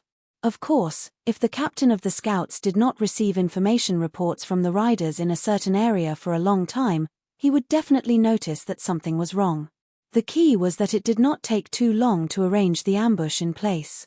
By the time the scouts found that something was wrong, Danny had already taken down the Gith infantry and was forcing Grazadon's cavalry with thousands of iron cavalry.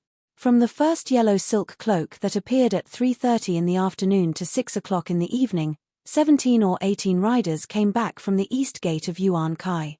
These messengers were all scouts in non-key positions. Report another yellow silk cloak rushed into the palace of the Great Pyramid. The great virtuous lord sat on the high-back chair and looked at the ceiling blankly. He did not care about the messenger. At the large oval conference table, there were only 4 or 5 low-level virtuous lords wearing silver-tasseled toga robes. They all stood up as if their butts were on fire. They walked a few steps, stopped talking, went back to sit down, and stood up again after a while. Great virtuous lord, something big has happened. The yellow silk cloak panted. Which virtuous lord fled with his family? The great virtuous lord asked in a hoarse voice. The first messenger brought a blizzard to the entire Yuan Kai city, making all the people of Gith feel cold. The dung man Arzan was the first to leave the palace of the great virtuous lord. He was also the first to lead his family and servants to board the ship and leave Yuan Kai city. As the richest man in Yuan Kai city, Arzan's business was all over the world. He had huge industries in New Gith, Volantis, Queers, and even Race and Jade Sea City. Even after leaving Yuan Kai city, he was still as rich as a country. Seeing that the situation was collapsing, the wise man of Yuan Kai did not even think about the reason for his defeat. He directly led his family and fled. It was because he was smart that he understood how dangerous the situation was. If the great virtuous lord did not kill the 50,000 slaves, he would have stayed behind to mediate the peace talks. But now, it was useless to say anything. The maxim of the Targaryen family, blood and fire come from the same source. Damn it, blood and fire, just hearing it sounds scary. With Arzan taking the lead, the virtuous lords and great lords began to bring their families and big boxes of treasures to the docks. If they were late, the ships would be gone. Before the Mother of Dragons was free, they had to escape through the night. Even their employers had begun to flee. Would the mercenaries who worked for them stay? In the end, even the big merchants and the people of Gith in the city began to rush to the docks. Great virtuous lord, you should escape quickly. The east gate has fallen. The yellow silk cloak wailed. What? As if he had been struck by lightning, the great virtuous lord almost slid down from his chair. He stared with his bloodshot eyes and shouted in disbelief, "When did the enemy come? Why didn't they even attack the city? We still have 15,000 guards and thousands of dragon-slaying crossbows. Are you still not willing to die for Yuan Kai at this time? Your Excellency, it's not that our army is not working hard, but the enemy is too cunning," the old guard in his early 50s cried. Well, the great virtuous lord was recruiting soldiers in Yuan Kai. Even the teenagers of 12 or 13 years old and the old people of 50 or 60 years old were recruited into the city guards. That woman. The great virtuous lord's voice trembled, and he asked with a pale face, "What did she do?" Just now, back to half an hour ago, outside the east gate of Yuan Kai city, the sun was setting, and the sky was dark. The guards on the gate tower suddenly shouted, "Be careful, a large number of enemies are attacking." The guards immediately became alert. Not long after, the guards on the city wall also saw a black shadow running quickly to the gate. Before they could ask, there was a loud shout in the noisy running sound, "Quick, open the gate, there are pursuers behind. Are they on our side?" As a few torches were thrown out of the city, the Gith soldiers on the city wall breathed a sigh of relief. It was a group of Gith infantry wearing yellow silk cloaks. There were about 200 remnant soldiers, all covered in blood, their armor was broken, and many people's yellow silk cloaks had obvious burn marks. However, the gate commander did not immediately open the gate. Instead, he said vigilantly, "Now is a special time.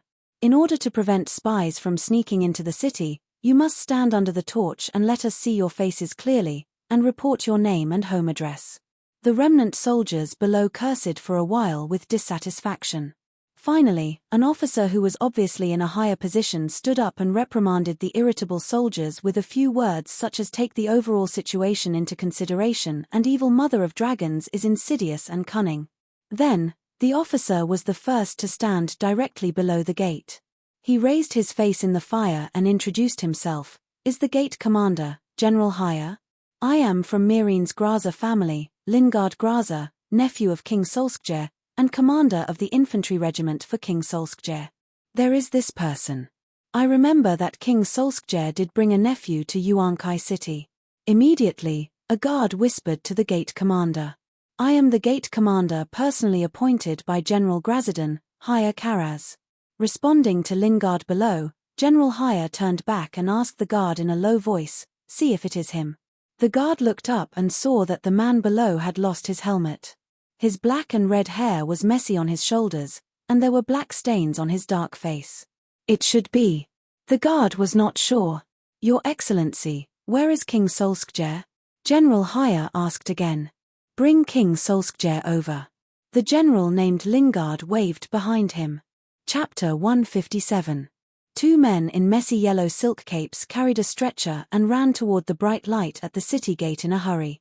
"Be careful, don't hurt the great lord," Lingard shouted. As he spoke, he walked forward to support the slightly swaying stretcher. Under the light of the fire, the commander on the city gate found that the stretcher was made up of 2 spears and a few pieces of leather armor. It was very simple. On the stretcher lay a tall general in silver armor. His blue coat under the mail armor was dark red, and there was an arrow with its tail cut off on the left side of his chest. Obviously, the general in silver armor had an arrow in his chest and was in critical condition. Rumble. At this moment, there was the sound of horse hooves in the distance. There were arrows flying over from far away. The enemy's centaur scouts had caught up. Fortunately, the distance was a little far, and the 200 remaining soldiers were huddled at the base of the city wall. There were more than 10 soldiers outside with shields. When Lingard carefully removed that person's helmet, the city guard commander's expression changed, and he loudly shouted, "Quickly, quickly, open the city gates. That is infantry great commander Thorskay, quickly call for a doctor." Lingard was a small character, and not many people knew him. But Thorskay was the infantry commander of the Myrine army, and had a high position. He was previously in charge of the defense of Yuan-Kai city, and could be considered the commander's immediate superior. Seeing the great lord bleeding from the corner of his mouth, his face twisted because of the pain, his mouth opened and closed silently, and he struggled to raise his right hand to ask for help. How could the commander endure it? Creak. As soon as the city gate opened, the commander quickly ran out and held the great lord's raised right hand, and said affectionately, "Great lord, don't worry, I will immediately arrange for the best doctor for you." In the time it took to say 2 sentences, the stretcher had already entered the city gate. The great lord glanced sideways and saw that most of the remaining soldiers had already entered the city gate. His eyes suddenly bulged, his face was extremely distorted, and his throat made a hee sound. Blood kept flowing out of his mouth. Obviously, he was agitated. Feeling the great lord's iron grip on his arm, Haya gradually comforted him in a soft voice. "Great lord, you are safe, now you are completely safe." Then, he raised his head and shouted to his attendant, "Great lord is in too much pain, bring him some poppy milk." Tears rolled down from the corners of Wei Zhudaren's eyes. He closed his eyes and stopped struggling. Seeing that even Lord Wei was moved to tears, Commander Haya's heart warmed and he was overjoyed. Suddenly, his warm heart turned cold. He looked down and saw that a sharp blade had pierced through the chainmail in front of his chest. "Why?" He tried his best to turn his head, but his vision was blurry, and he collapsed to the ground weakly. Kai. 200 yellow silk cloaks burst out, slaughtering the group of guise guards who were the manor owners half a month ago as easily as slaughtering chickens. Kill. A black mass of armored cavalry rushed in from outside the city, followed by an endless stream of infantry. Yuan Kai's eastern city gate had completely fallen. Ha ha ha. After listening to the report of the old soldier, the great sage smiled bitterly. He walked to the gate of the palace and looked at the long line of torches swimming along the wall. He waved his hand behind him and said softly, "Virtuous masters, you can all leave now. Leave Yuan Kai immediately." The virtuous masters who were still here were all the great sage's confidants. They did not leave immediately.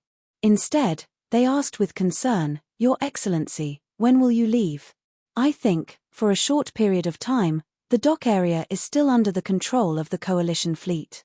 I am the great sage, and from the beginning, I have decided to live and die with Yuan Kai."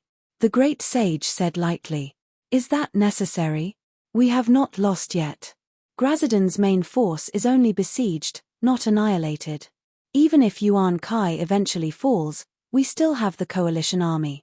Quiers is building an expedition team, and Volantis is also frantically gathering mercenary groups from all over the world. Our messenger even got a promise from Prince Reese that if Volantis officially declares war on the Mother of Dragons, he will send a fleet to join us. Your Excellency, the wave of the people of the world against the cruel tyranny of the Mother of Dragons has just begun. We need you, the people of Guise need you, the Great Alliance needs you, the peace-loving people of the world need you, and the great sacred cause of the Mother of Dragons cannot be separated from you."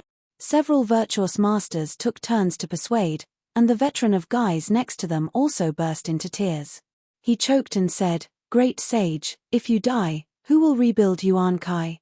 "No need to say any more." The great sage waved his hand and said coldly, "There have been too many virtuous masters who have abandoned the city and fled. The people of Guise now need a kind of spirit, a kind of symbol. I will use my sacrifice to awaken the fearless will of the son of the harpy who once galloped the continent. Great sage, we are already very motivated. This defeat is mainly because the other side has a dragon. The Mother of Dragons is too cunning, and not because we are afraid of the enemy. You really don't need to sacrifice yourself." The veteran could not help but argue for the brave men of Guise. These words were not wrong. The Yellow Silk Cloak's combat skills were naturally not as good as the Iron Legion, but they had never surrendered without a fight. Their will and courage were higher than the mercenaries and slave warriors. In the original plot, Danny Rise also formed a slave legion of tens of thousands of people, and there were more than 10,000 unsullied. As a result, the combination of the Yellow Silk Cloak and the mercenaries in Yuan Kai City beat her to the point that she did not dare to go out. Astapor, Myrene, and then Yuan Kai City, Slave Bay, the three Guise city-states have all fallen, almost equivalent to a dead country. A dead country, but no one took the initiative to die for the country. What do you think that woman will think? What will the people of Quiles and Volantis think? The great sage waved his hand tiredly and sighed, "Let's go. I will guard this great pyramid and try to buy some time for you." A hunchbacked old virtuous master smiled bitterly and said, "Great sage, I am 63 years old this year, I will accompany you." "Oh, I have many sons, I will also stay." Another fat virtuous master sat back in his seat with a determined look. Report before the others had time to express their opinions, another Yellow Silk Cloak rushed into the palace and shouted in fear, "Great sage, the Great Pyramid is surrounded, that woman, she came in person." I am still young, and I don't have a son, I can't stay." A young virtuous master screamed. The great sage looked around the palace, but it was too dark, and he could not see the dragons or the soldiers in the square below. "Oh, I should have thought that the Great Pyramid would be her first target." He looked back and looked at his companions with a complicated expression. Under normal circumstances, the Great Pyramid was really Danny's first target, but Yuan Kai was different. After the army entered the city, they first controlled the four walls because there were more than 2,000 Dragon Slayer crossbows placed on the walls. After that, Danny found the arsenal under the guidance of the spies in the city. The three dragons and the shield bearers formed the flamethrower of the Iron Shield flamethrower and burned a few hundred yellow silk capes who were guarding the armory. Danny immediately ordered the militia to bring out the oil barrels from the armory. The three dragons once again became bombers. The vision at night was poor, and they might not be able to burn many ships, but Danny needed to force the Gith fleet to leave Yuan Kai immediately. There were 80 or 90 warships and more than 400 ships at the dock. If they were left alone, How many Gith people and Gith gold could they take away? In addition to sending dragons to throw kerosene barrels, after the main force took down the city defense, Danny immediately asked them to attack the dock outside the city. Therefore, whether the Great Pyramid would be surrounded or not, the virtuous masters inside could not leave Yuan Kai by boat. The chaos in the city lasted for 4 or 5 hours, during which the residents of the city hid in their homes and did not dare to go out. Only from time to time, there were horses running in the streets and soldiers shouting, but the dock area became a sea of flames. The north and west sides of Yuan Kai were close to the sea, and the Mother of Dragon's army almost unscrupulously threw kerosene barrels and everything that could be burned outside the 2 walls. Danny told her soldiers in advance that Yuan Kai did not need a dock, and burned all the ships, houses, warehouses, and people on the beach. At this time, leaving a Gith person meant that there would be one more yellow silk cloak in the future. At this time, they took away a gold coin, and there would be one more iron sword to cut them in the future. 30,000 soldiers carried out the Queen's will very well. In the early hours of the morning, the dock area outside the city was scorched black, and there was no more burning wood. Calixi, there is something unusual in the Great Pyramid. Danny was awakened from the dragon's dream by the maid Jitchi. Her tent was placed in the huge square in front of the Great Pyramid. In addition to the soldiers who were responsible for the night watch, many soldiers nearby were directly lying on the ground and sleeping. They were really ready for battle. Even Danny was wearing a full body armor when she slept these days, only taking off her helmet. On the left side of the blanket was a 2-handed sword, on the right side was an iron shield, and under the pillow was a dagger. Since the last assassination by the Faceless One, not only was there at least one Imperial Guard or Blood Alliance Guard around her at all times, but Danny also learned Cao Cao's skill of killing people in dreams. It was not a fake dream like Cao Cao's. After Danny fell asleep, she would enter the state of the dragon's dream, which was conducive to the recovery of her body. Before, it was her consciousness that entered the Black Dragon's soul realm, but at this time, it was different. During this period, Big Black would possess her body. When the soul entered Danny's sea of consciousness, it could obtain her 5 senses. Because dragons were extremely sensitive to danger, if someone wanted to assassinate her, Big Black could detect it in time. What's the abnormality? Danny sat cross-legged in the tent, holding a stone egg in her hands. Well, she was not sleeping at this time, and was contacting the dragon's dream in the bronze dragon egg. Before leaving Astapor, Danny thought that there would be a lot of killing on this trip, so she might as well take Little Four to replenish some spiritual essence.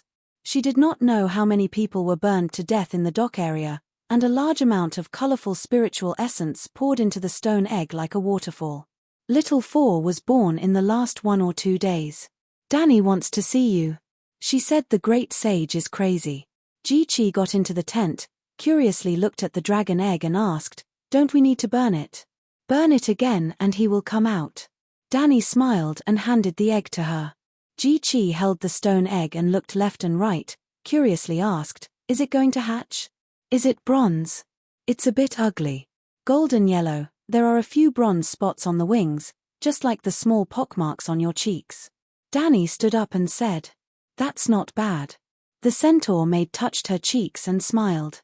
Danny opened a corner of the tent, poked her head out, and waved to the small figure in the shadow 5 meters away, "Come here." Quiet as a shadow, light as a feather, moving as a snake. The small water dancer, with a few sliding steps, escaped from the shadow, and almost teleported to the front of the tent.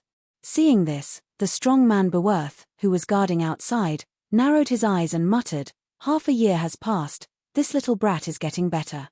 An ordinary face, an ordinary maid's linen clothes, even her eyes. The immaturity and childishness of a 10-year-old girl was not missing at all in her eyes. "Danny sigh, you've grown taller." Danny touched her dry and messy hair, smiling. Danny frowned slightly, but did not avoid it, and said with a straight face, "Your Majesty, Mourinho is crazy." Chapter 158. The former little gladiator, the bitch, and now Danny Sai was one of the spies that Danny sent to Yuan Kai. Because she killed the children of Astapo Grazidan's family, she was sentenced to death after the code was published. Well, remember the performance when Danny learned from Boss Cows cutting off hair in place of the head? It was the Queen's whipping code that shocked hundreds of thousands of Astapo people. By whipping oneself to atone for the death row prisoners. Buying people's hearts was a secondary purpose. The main purpose was to establish the sanctity of the code. Even the Queen could not change the laws of the code at will. Little Danny Sai was also among the rebellious slaves whose hands were stained with the blood of the innocent. She was honest. When she knew that she was going to be beheaded, she neither resisted nor cried. When Danny Sai was whipped in front of her, the little girl cried. Alas, the people in this world were too simple, and Danny Sai was too small. She was tricked and became Danny's loyal follower. Not only Danny Sai, but many of Danny's guards were once members of the death row prisoners. After being exchanged blood for blood by the Queen, almost all of their loyalty was off the charts. Danny Sai was originally going to arrange for a kind family to adopt Danny Sai and let her live a peaceful and normal life. As a result, the little girl refused to leave and said that she wanted to be the Queen's right-hand woman like Miss Andie. Beristan also persuaded her that it was a pity for such a little girl to go to the manor and be a peasant woman. She could be kept as a seed of the King's Guard. So in the beginning, Danny Sai was Danny's maid and little bodyguard. Later, Danny Sai began to form a spy team and arranged for spies to go to Mirin and Yuankai to inquire about the enemy's intelligence. The little bodyguard had been listening, but suddenly found that the work of spies was more suitable for her. In this way, Danny Sai changed from a bodyguard to a small intelligence leader. She did a good job and sneaked into the Great Pyramid and became the little girl of the Great Sage's house. Well, she helped the Great Sage raise hounds. The virtuous lord has gone mad. Danny mused. But how did you get out? Is it dangerous? Danny was more concerned about the little spy's safety. I'm small, so I can enter and exit most of the rooms through the ventilation duct. There are also vents on the ground floor. Danny said proudly. It seems that Astapor's vents need to be changed to multipipe mode, Danny said cautiously. There's no need. His Majesty's pyramid is only 100 meters tall, much shorter than the Great Sage's 120 meters, and the ventilation is also smaller. I tried it when I was a child, and it was very uncomfortable. Danny smiled. Then she said seriously, the slave owner is crazy. I'm worried that he will destroy the entire pyramid. There are more than 1,000 slaves in it. Oh, what did he do? Danny was interested. He burned his son, daughter, wife, and relatives to death. Sigh, the sorrow of the last emperor is nothing. Danny sighed. There were many similar emperors and heroes in the ancient times of the Celestial Empire. It's not a normal burning, it's a sacrifice. The witch summoned a shadow demon to devour souls. It's too scary, Danny said with a pale face. Shadow demon? Danny was stunned. An old witch with bare breasts, big iron rings, and rubies on her cheeks, summoned the shadow of a demon that seemed to crawl out of hell.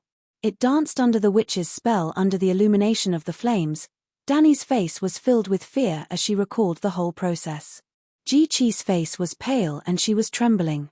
Not to mention the centaur maid, even Danny herself had a layer of white sweat on the back of her neck. What was scarier than listening to a ghost story in the middle of the night was listening to a real ghost story. The demon summoned by the witch took away the souls of those people. Ji Chi said with a trembling voice. Seeing her shrinking into the blanket, Danny quickly comforted her. Don't be afraid, we have dragons. No matter how strong the witch is, she's not as strong as an immortal. Big Black is monitoring the cavalry in the wilderness. Little Green and Little White are looking for corpses to eat at the docks. They're not here, Ji Chi said. What? Those two bastards went to eat people again? Danny's anger immediately drove away her fear. Why didn't you tell me before? She glared at the maid. Calixi, compared to disturbing your rest, eating a few charred corpses is nothing. The maid said. Sigh, I can't let them get used to it. Green dragons, white dragons, and black dragons are different. Saying so, she took out the Dragon Striker whip, a long whip made of thin metal. She opened the tent and prepared to go to the docks to teach the two disobedient brats a lesson. Your Majesty, what should we do with Mourinho? Danny pulled her back. Don't worry, let him die. He's sacrificing his family to hatch the dragon eggs. Danny shouted. It can't hatch. Sacrificing his family to hatch the eggs is a lie I deliberately put out. Danny didn't encourage everyone to do things that went against human ethics. It was mainly based on Danny's previous experience that this kind of lie was the most credible. Before she crossed over, she and countless other Tiebar friends also thought so. If Danny said that as long as the whole family gathered together and prayed to the 7 gods happily, the little dragon would hatch. Who would believe that? Another point was that the method of hatching the dragon that Danny said was itself a paradox. Only by sacrificing the person you loved most could you hatch the dragon. But when you took the initiative to sacrifice your family to hatch the dragon, it meant that your family wasn't the person you loved most at all. You loved the dragon more. In other words, Danny was actually telling everyone that no one could take the initiative to hatch the dragon. Everything was arranged by fate. Don't force it. If the great sage killed his family, I would only be happier. But with his degree of madness, if the whole family died and the dragon eggs didn't hatch, I'm afraid that the next step would be to sacrifice the slaves in the pyramid. This is also why I came out to find you. Danny said quickly. This. Danny hesitated. It had to be said that although Danny was young, she considered the problem very thoroughly. How crazy would it be to sacrifice the whole family? There are at least 1,000 Gith guards in the pyramid. We can't attack in a short time, and the environment at night is bad. If we launch a strong attack, our losses will be too great. She hesitated. Who would want to set up a tent in the square if they could live in the comfortable pyramid palace? But Yuan Kai was different from Mirene. Mirene's military strength was extremely empty. The great sage didn't think that Danny would attack Mirene and was completely unprepared. Yuan Kai had a large number of soldiers. The great sage had long known that she would attack the pyramid. The last time the black dragon attacked and killed 3 of the great sage's sons. Therefore, every pyramid in Yuan Kai City was stationed with a large number of yellow silk cloaks and dragon slayer crossbows. Danny was still waiting for Sir Shackle to help her solve this big problem. Well, Butcher Cleon was almost at Yuan Kai. Then, I'll kill him. Danny said decisively. Don't. Danny quickly dissuaded, your life is far more precious than that dying man. How could she, a little assassin, survive if she killed the great sage in front of so many people? No matter how precious it is, it's not as precious as 1,000 slaves. Danny gritted her teeth. This little girl had been led astray. She was too righteous. Danny looked at her for a while with a wooden face and asked, can you steal that stone egg? The sacrificial ceremony is on the 3rd floor below the garden. The stone platform where the egg is placed is just below the ventilation vent. If no one was there, I could have hooked the egg with a hook despite the smoke and fire. But there are many people there, in public. Well, I'll let the soldiers launch a feint attack and see if they can lead people away. If everyone leaves, you can steal the dragon egg. Without the dragon egg, he will. At this point, Danny suddenly caught a glimpse of the bronze dragon egg in Ji-Chi's arms. I remember you said in the last message that the royal family of Kills had 2 dragon eggs. Regretful Guest and Lun each took 1 dragon egg. Yes, I heard it from the great sage to the other great sage. Danny's expression changed a few times. After a while, the demon Danny and the angel Danny argued in her mind. If the dragon egg was replaced, the great sage would mistakenly think that she hatched little 4. Danny could remotely complete the last step of the dragon hatching process nearby. Then, the royal family of Kills would become extinct. The fake regretful guest was really a faceless one. Maybe she could kill the Sea King of Bravos while she was at it. The faceless one's backer must be the government of Bravos. The ruler of Bravos was known as the Sea King. But this kind of thing was too immoral. It might even hurt little 4, Sai, after stealing the dragon egg, escape to the top floor garden immediately. Don't go down. It's too far and too dangerous. She finally said. Even if the great sage's attention was distracted, it wouldn't last long. The opportunity was fleeting. Such a short time was not enough for Danny to escape by the original route. The place where the sacrificial ceremony was held was only 3 floors away from the top floor garden. The top floor was the closest distance. What happens after I escape to the top floor garden? Danny was puzzled. I'll let the dragons pick you up. There were no crossbows in the top-floor garden. There were no guards because no one wanted to repeat the mistake of the 3 sons of the great sage. Watching Dany step into the shadows, Dany sighed. Under the protection of Bevos and the others, she carried the whip and walked to the dock area. But before she left the square, there was a sudden situation on Blackie's side. The more than 5,000 cavalrymen trapped in the old camp were ready to break out. Did they notice the change in Yuan Kai? Dany was puzzled. Of Dany's army of 50,000, 3,000 went to Meereen. Yuan Kai left behind 47,000. In the afternoon, he instigated another 10,000 gladiators. With almost 60,000 soldiers, there were less than 6,000 cavalrymen and 3 dragons. The original encirclement was almost impenetrable. There was no fear of Grazidan breaking out. But now, almost 40,000 people entered Yuan Kai. There were less than 20,000 left. The army seemed to be weak. There were 3 main reasons why she didn't take down Grazidan in one go. First, it was late when she trapped them. Second, Grazidan's 5,000 cavalrymen didn't bring any food or horse feed. The longer the battle dragged on, the better it would be for Dany.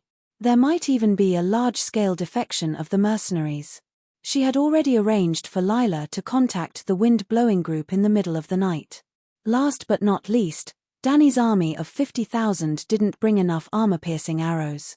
They didn't even have iron arrowheads, crossbows, fire oil, and other powerful weapons.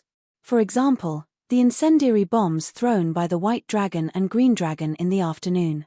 The camp didn't have any stock. The 2 dragons flew them from Meereen, which was 250 kilometers away. Fortunately, they had been fighting for the past month and killed countless enemies. There were also 50,000 slaves slaughtered by Yuan Kai.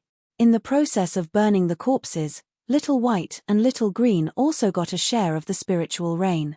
The 2 dragons grew at an exponential rate. The largest weight they could carry was 200 pounds.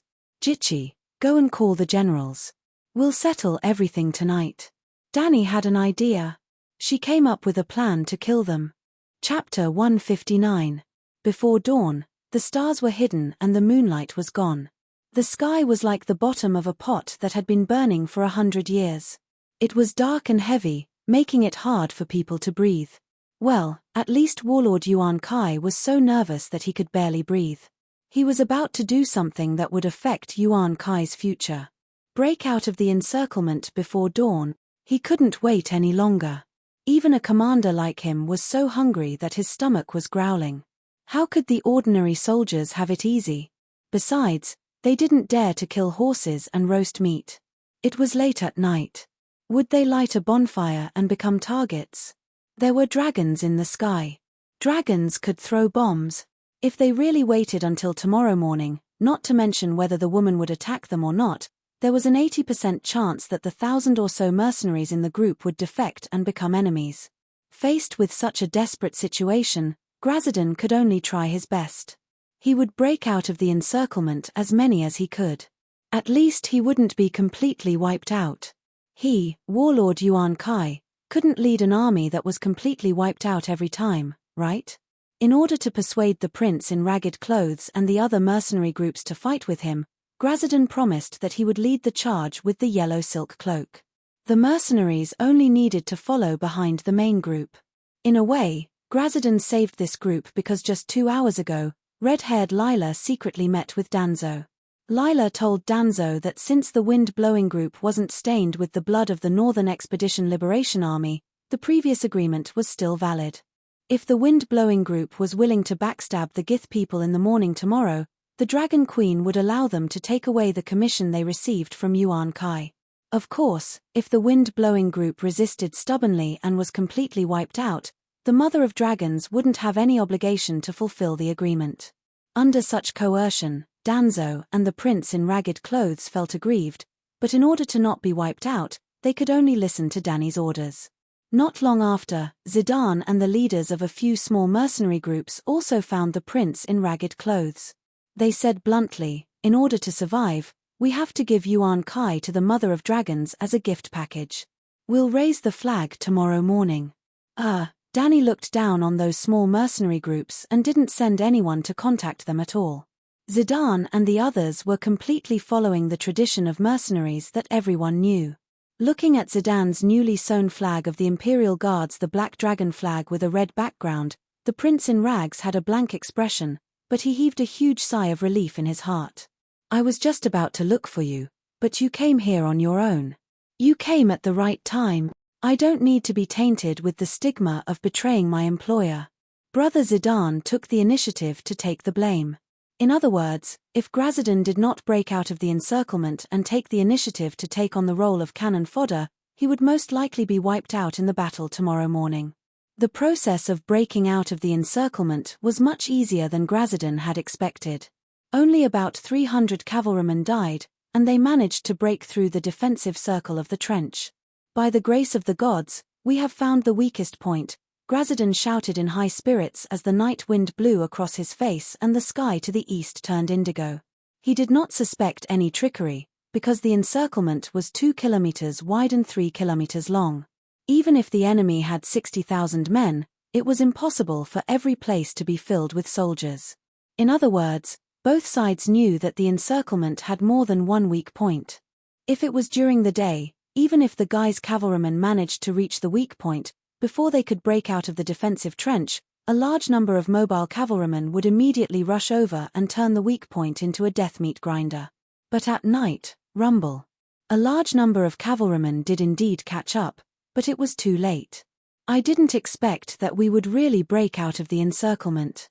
After the Mother of Dragons received our promise, she was much less vigilant. Danzo's expression was complicated. He did not know if he should be happy or upset. Grazidon may have lost many battles, but he lived up to his name as the god of war. He must have noticed that something was wrong with the mercenaries, and he also keenly noticed that the Mother of Dragons' troops were a little lax before dawn. His accurate grasp of the situation of both sides allowed him to find the opportunity to win. His repeated defeats were not because he was too stupid. He did not even make a small mistake. The key was that the woman's tactics were too imaginative, the prince in rags side. The Dragon Queen still has a dragon. A dragon can throw kerosene bombs. It's even more terrifying than the legendary devil dragon that burned cities, Cargo muttered loudly. Danzo looked around and saw mercenaries galloping on horses nearby. He asked, "Then what do we do now?" The Mother of Dragons who signed the contract with us is a real person. She also recognizes the contract. The prince in rags hesitated for a moment and shook his head. Let's go back to Yuan-Kai first. We have come all the way from the land of strife to the west.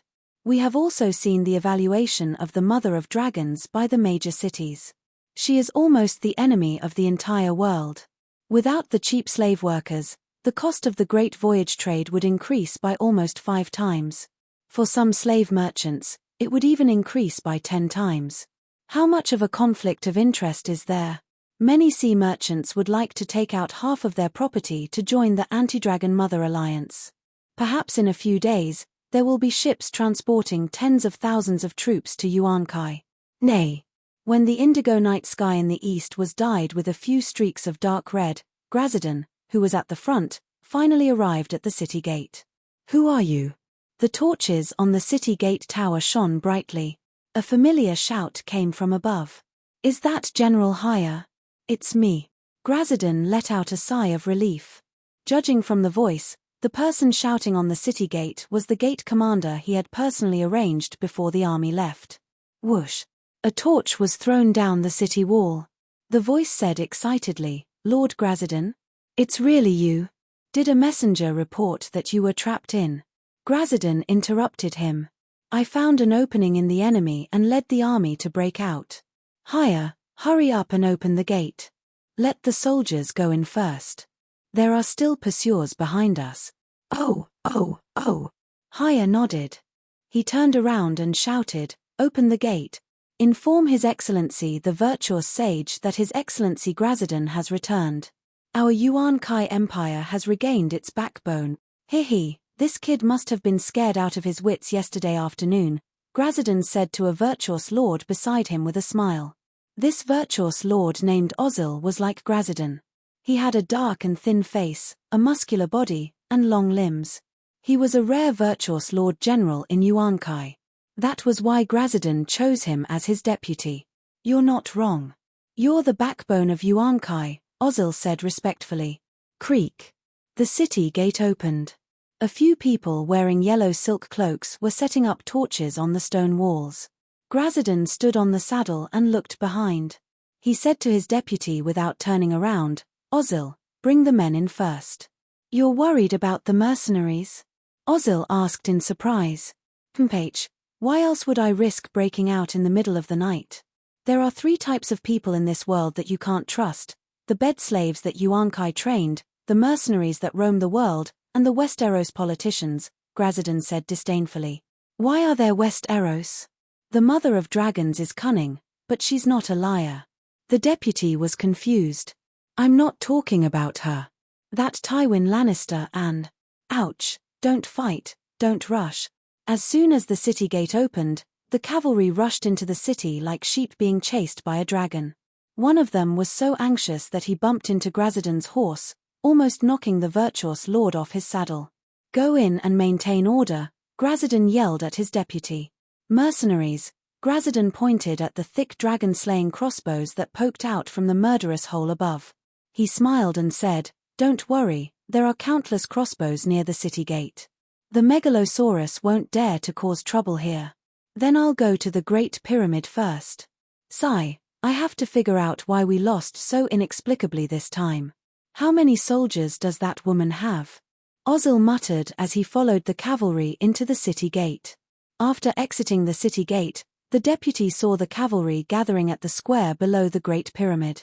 He shouted at the guards above, Why don't you go back to the cavalry camp? Why are you going to the square? The virtuous lord wants to reward the soldiers and boost their morale, Haya said helplessly from above the tower.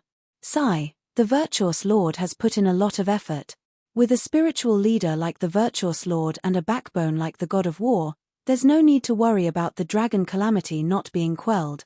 Ozil sighed. Soon, more than 4,000 Geese cavalry entered the city gate, and the mercenaries behind them followed suit. What are you looking at, virtuous lord? The prince in ragged clothes asked Grazidan, who was standing on his tiptoes. I'm afraid someone will fall behind, Grazidan said coldly. The prince in ragged clothes was so angry that he laughed. Hey, something's wrong. Danzo suddenly pulled his commander and said with a serious expression, Prince, smell it. Smell what? The prince in ragged clothes was confused. There's a burning smell in the air. Danzo's eyes were filled with fear as he looked at the city gate. He felt as if a monster was about to attack him with its mouth wide open. Burning. The prince in ragged clothes smelled the burning smell in the sea breeze, and his expression changed. He was a veteran general who had been through many battles, and he immediately felt a great sense of fear. Let's go. Without any hesitation, the prince in ragged clothes pulled the reins and urged his horse to gallop toward the east. The soldiers on the city wall had been watching the movements of the people below. When they saw the situation, they immediately shouted, Shoot! Whoosh whoosh whoosh. The dragon-slaying crossbows that were originally pointing at the sky immediately changed direction and fired wildly at the city gate. At the same time, a row of archers suddenly appeared on the city wall and shot a dense rain of arrows at the people below. With just one wave of attack, a large number of mercenaries gathered outside the city gate fell. Help, I don't want to die. We've been betrayed by the Geese, damn slave traders. I surrender, don't kill me. There were also some members of the wind-blowing mercenary group who knew the inside story and shouted, Our plan to surrender to the Mother of Dragons has been discovered by the Geese. Run, Mother of Dragons, help. The mercenaries could not be blamed for being ignorant. In fact, this kind of thing had never happened in the Ursos continent.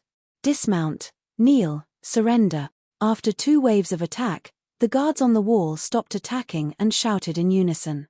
Dismount, kneel, surrender. Such shouts also sounded around the city square. As torches suddenly lit up, the Geese soldiers who were sitting on the saddle waiting for the virtuous lord's reward suddenly found that the square was filled with dragon-slaying crossbows.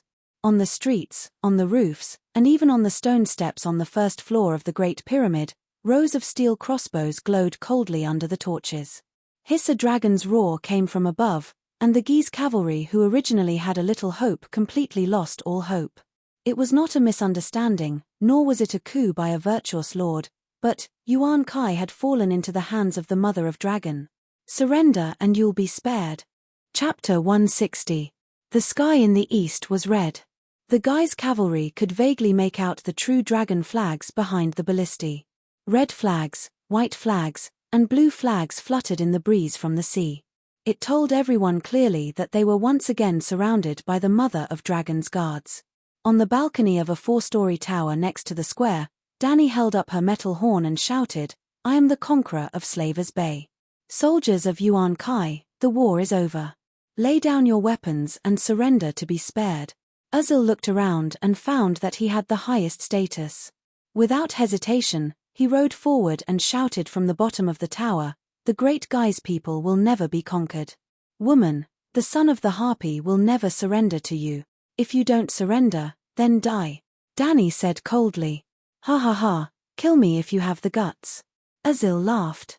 Whoosh! A 2-meter-long refined steel arrow shot through the air like a bolt of lightning and pierced through the armor on Ozil's chest.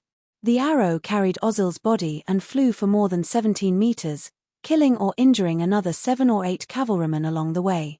Blood splashed out, leaving a long trail on the square. Fuck. That woman has guts." The first ray of red light from the east fell on Azil's twisted face. "I just wanted to surrender in a more dignified way. Is there a need to?" After saying his last words, this General Yuan Kai's neck tilted and he breathed his last. The metal horn reflected the golden red light in the sun. Dany shouted at the Guise people below, "Who else?" Thud, thud, thud. The cavalrymen near her shrank back together with their horses. "Ready." She raised her hand, and the sound of bows and arrows being raised rang out. "Don't shoot, I surrender." A mercenary threw down his sword, jumped off his horse, and knelt on the ground, crying. The Guise general next to him was furious. He pulled out his scimitar and was about to strike. "What about me? We only have a total of 5,000 people. Not counting the archers and the dragons in the sky, the other side has more than 2,000 dragon shooting crossbows. How are we supposed to fight?" The mercenary cried. The general was silent. He put down his scimitar. I surrender. The mercenaries were the first to surrender.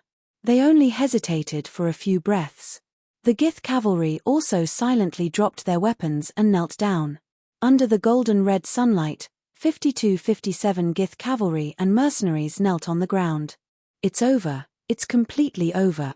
The great sage who was watching from the entrance of the Great Pyramid muttered to himself. The warm red sunlight shone on his body, but it couldn't hide the paleness of his cheeks, nor could it drive away the cold and despair that seeped into his spine. Sigh, we can't blame those children. Other than surrendering, what else can they do? The old virtuous master said helplessly. What's wrong with that idiot Grazidan? Half of Yuan Kai City has been burning for half a night. Can't they see it? Another young virtuous lord cursed loudly. Of course, he couldn't see it. Dany's front camp was 5 kilometers away from Yuan Kai. If they were on the plains, Grazidan might be able to see the burning red light at the dock, but the front camp was on the hills. Simply put, the front camp, the middle camp, and the back camp, 3 camps that stretched for 10 kilometers, the main camp was on the hills. It was common sense to build a camp on high ground. After the 20,000 Gith soldiers entered the ambush, the front camp was occupied by Dany's army. Before the Gith cavalry could retreat, Dany personally led people to block their retreat. As a result, more than 5,000 cavalry were stuck in the valley between 2 hills. To be honest, the front camp's hills were not high. It was only a gentle slope of 30 to 40 meters, but this slope could completely block the Gith cavalry's vision.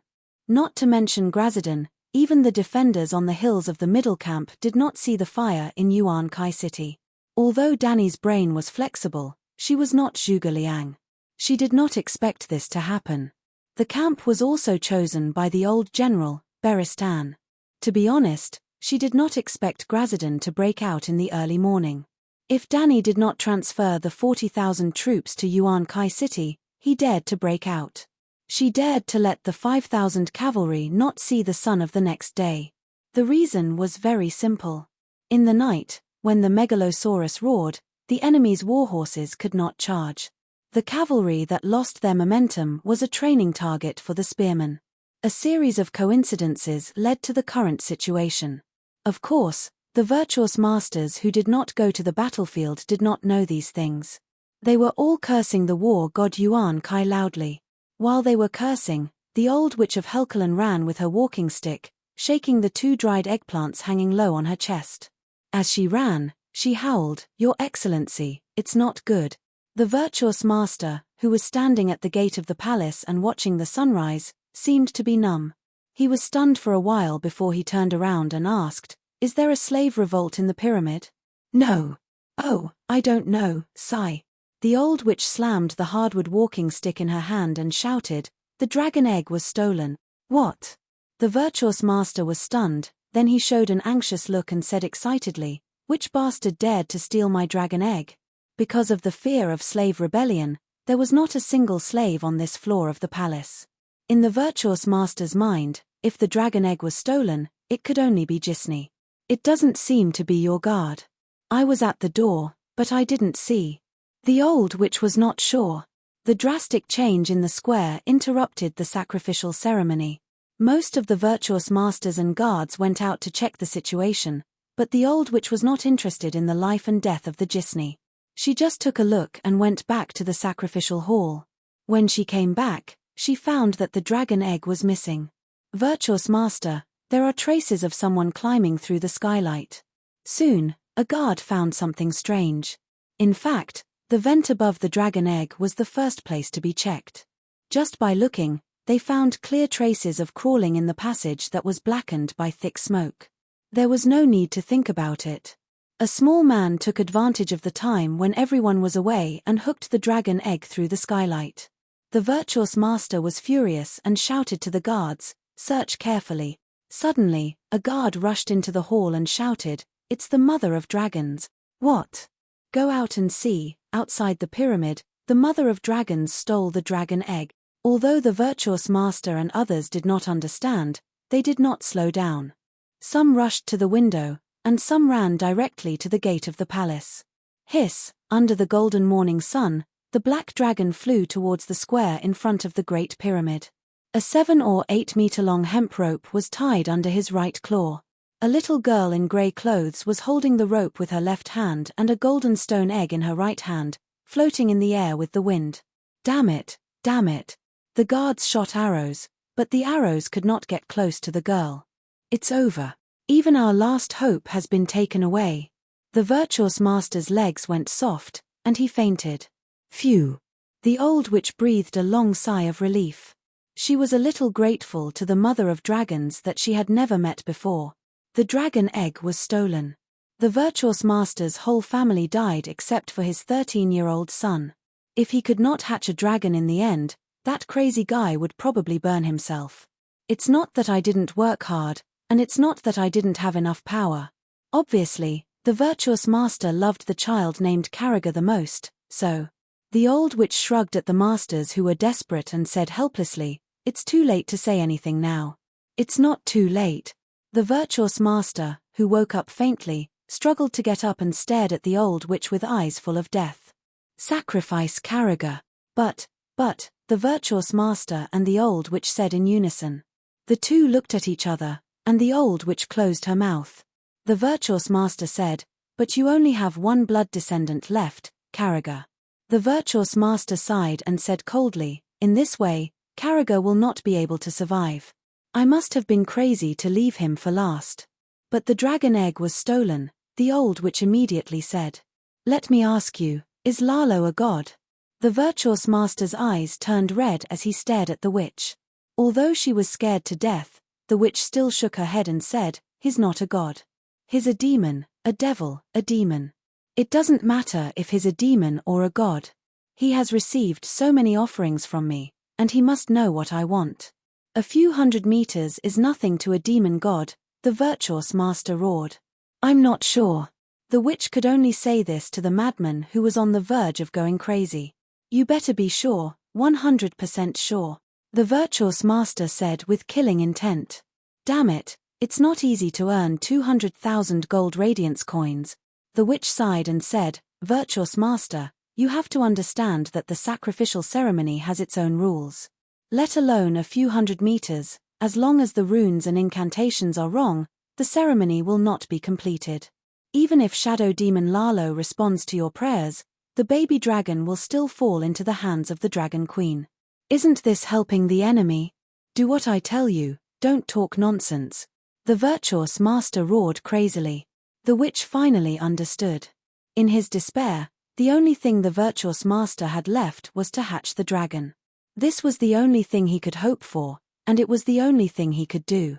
All right. At around 11 o'clock in the morning, Sir Shackle led 10 cavalrymen and rushed over. Danny was smashing the dragon egg. For some reason, the fake dragon egg that had been hatched once really contained, how to put it, a purple-black mass of spiritual substance.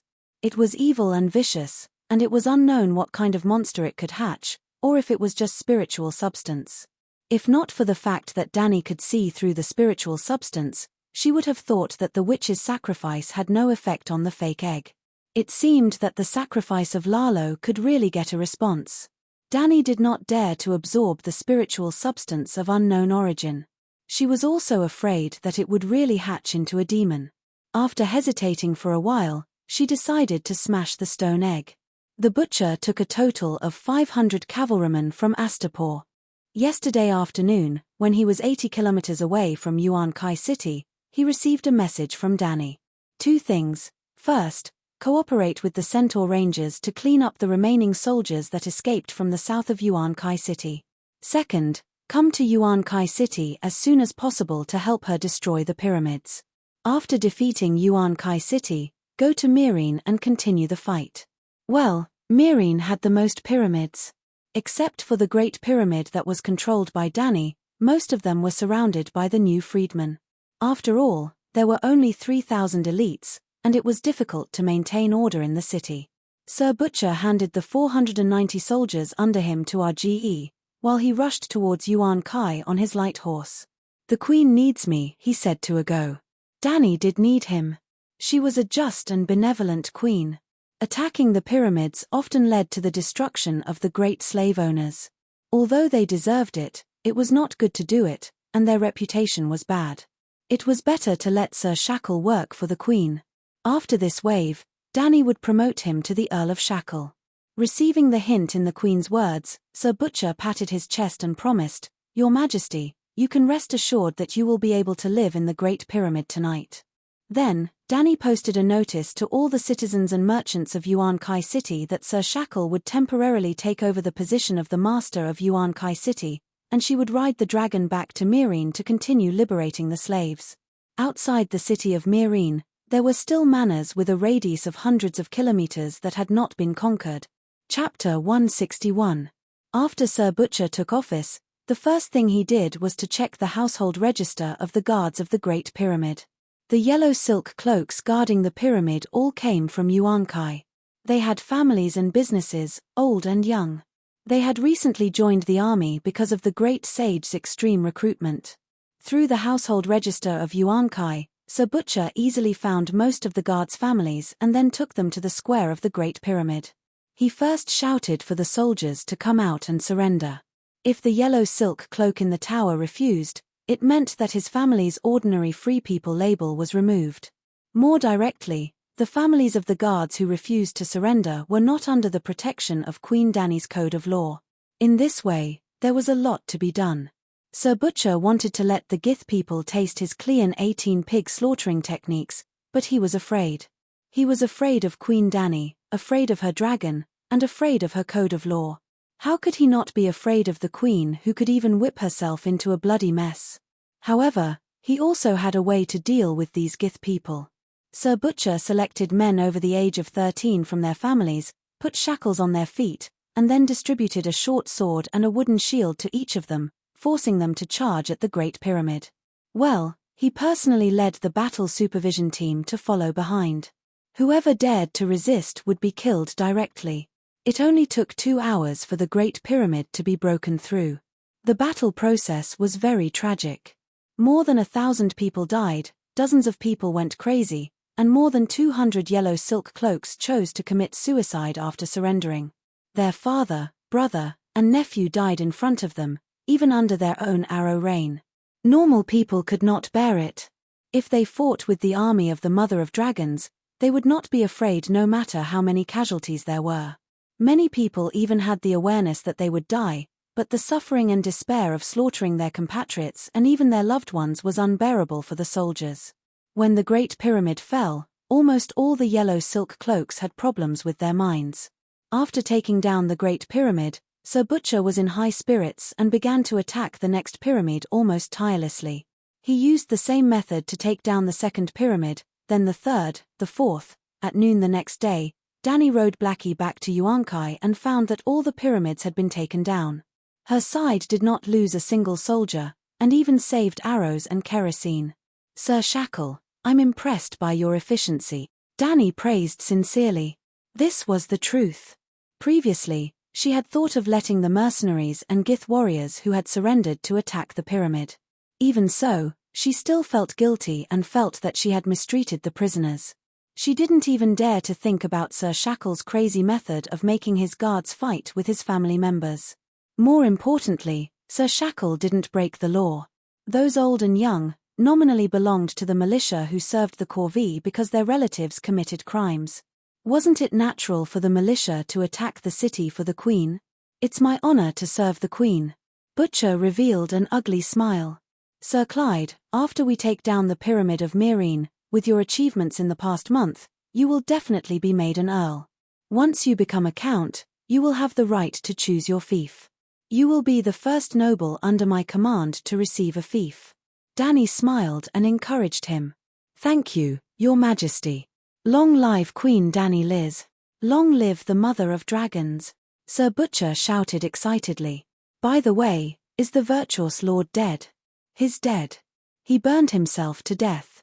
I also caught 2 virtuous lords and a witch from the Great Pyramid.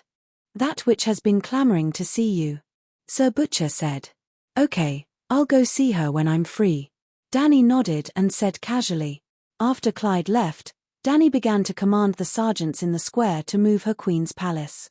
A large tent, 2 large wooden boxes with clothes, blankets, and medicine. It was very simple. "Why did you leave the Great Pyramid to Clyde?" On the way to the West City, Jicky muttered unwillingly. "I didn't leave it to Clyde. The Great Pyramid is the administrative center, and I can't stay in Yuankai permanently. A pyramid is enough as a temporary residence." "The Great Pyramid was left to the city lord," Danny said. "The little silver horse was left in Myrine." Danny was riding a big yellow horse at this time. In front of her were 3,000 unsullied walking in line, and behind her were 8,000 armored knights. The group of people was mighty and majestic. The people of Guise who opened their doors on both sides of the street and peeked at them. Their eyes were filled with respect, fear, and the last part was hatred buried deep in their hearts. Jicky looked around and said, "The people of Guise on this street don't like us. There are many new free people living near the Great Pyramid. They love you very much. I still think you should live in the Great Pyramid." This was related to the overall layout of Yuankai. Most of the manor owners who moved into the city from the Great Plains lived in the East City. The West City was close to the sea and was more of a commercial area. There was no doubt that Danny hated the owner of Yuankai Manor who slaughtered more than 50,000 slaves. She didn't let any of those bastards go. According to the household register, Danny found all the families who owned land in the Great Plains. All the boys over the age of 10 were imprisoned, and all their property was confiscated. This time, Danny was more ruthless and limited the age of men to 10 years old. Those slave owners didn't let the slaves go just because they were young and didn't have the strength to rely on Danny. In fact, even the babies of the slaves were hung in the cemetery. As a result, large areas of the East City block were vacated. They were first taken over by Danny and then assigned to the newly liberated slaves to rent for free. Well, when Danny was done with this, she would organize the people in Yuankai Manor, distribute the land and property equally, and then the new free people could choose which house to buy. The main industry of Yuankai Manor was the trading of bed slaves. The training bases for training boys and girls in the 7 kinds of crying in spring were mostly located in the West City. The supporting industries were also in the West City. Although Danny understood that even the slave owners who trained the bed slaves must have their hands stained with the blood of the 50,000 slaves, she couldn't punish them for their innocence. The person who made the decision to slaughter the slaves was a virtuous master, and the person who killed the slaves was the manor owner. Other slave owners and citizens of Yuankai Manor didn't support this matter in their hearts, but they didn't directly participate in it. Danny had no reason to punish them. Unless she used the king's authority of the queen's wrath, such as learning from Boss Cow again and learning how he dealt with Zuzhu because of the death of his father. But Danny had been working hard to create a society that combined the legal system and the rational system.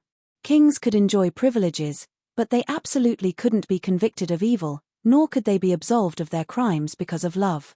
In her opinion, if a traveler from another world wanted to play the game of king's struggle, they must have the awareness of bringing a better world. If they couldn't do it, they shouldn't take on this burden. With the experience and skills of her previous life, she could be a big businessman and play as she please. Therefore, the merchants in the West City district were currently being treated coldly by her. Well, she would write it down in a small notebook first.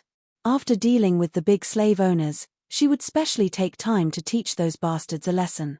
Seeing that Ji Chi was still blabbering, Danny deliberately lowered her voice and said gloomily, "The virtuous master's family of more than 100 people were all sacrificed in the Great Pyramid by the witch.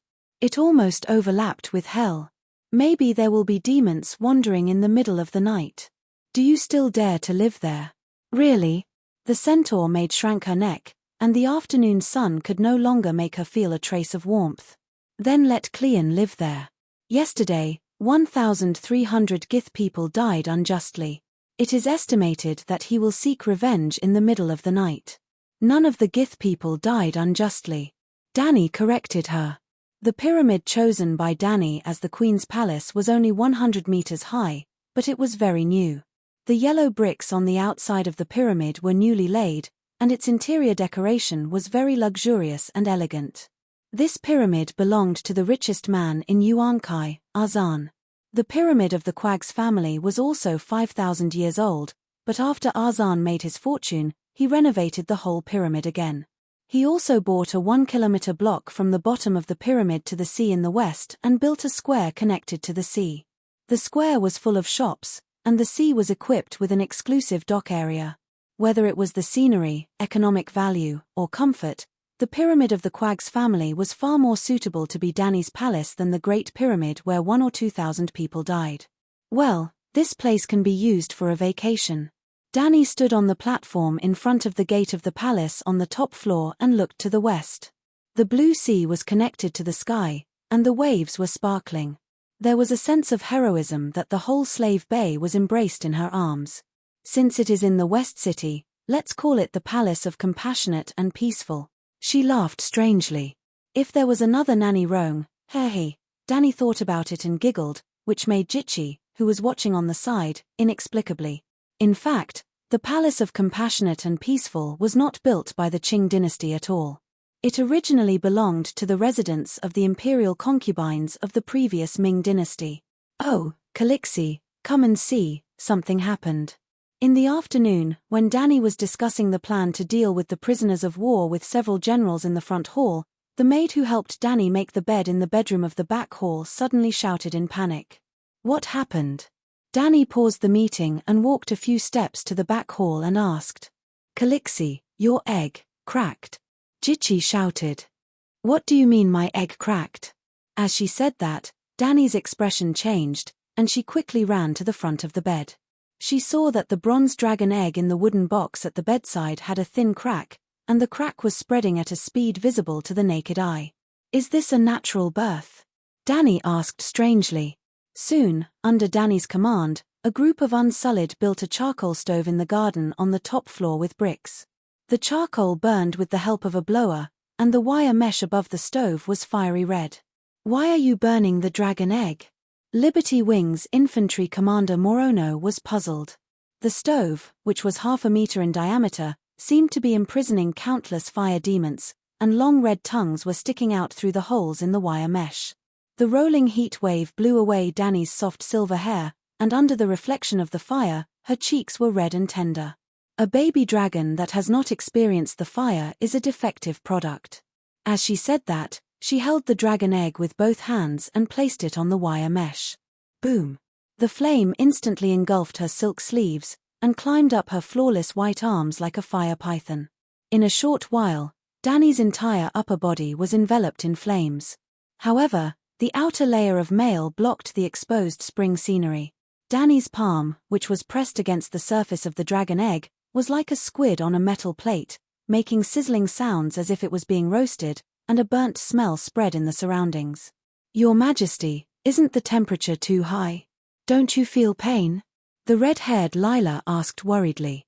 When she spoke, her tongue felt sour, as if she was the one being roasted.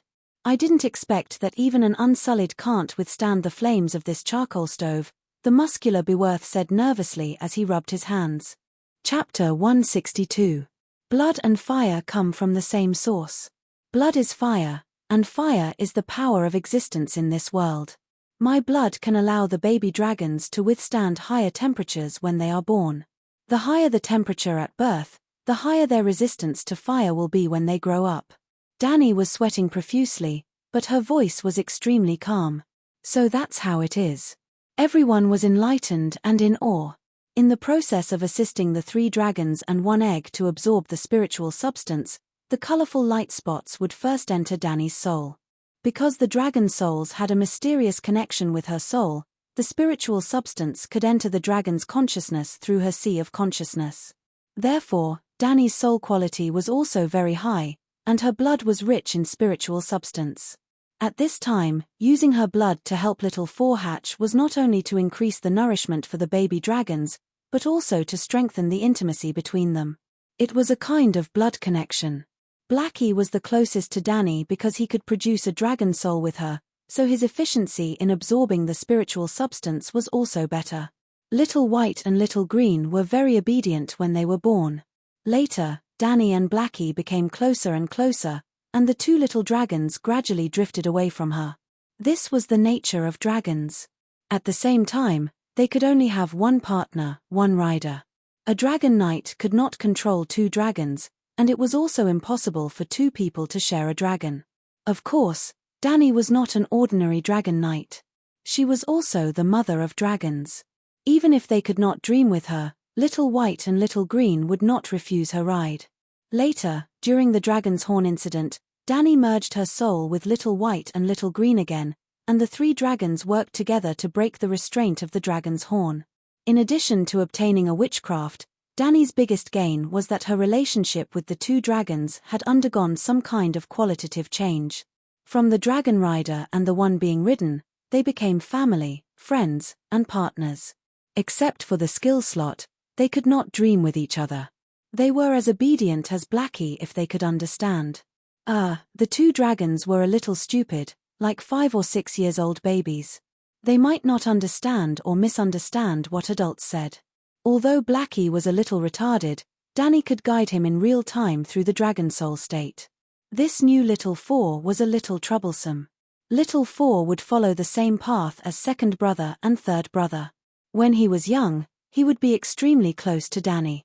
Sometimes, they would even have their souls fused together in their dreams. But as he grew older, Xiao Sai's will gradually matured. Even though he still loved his mother, he and Danny's mother would gradually drift apart.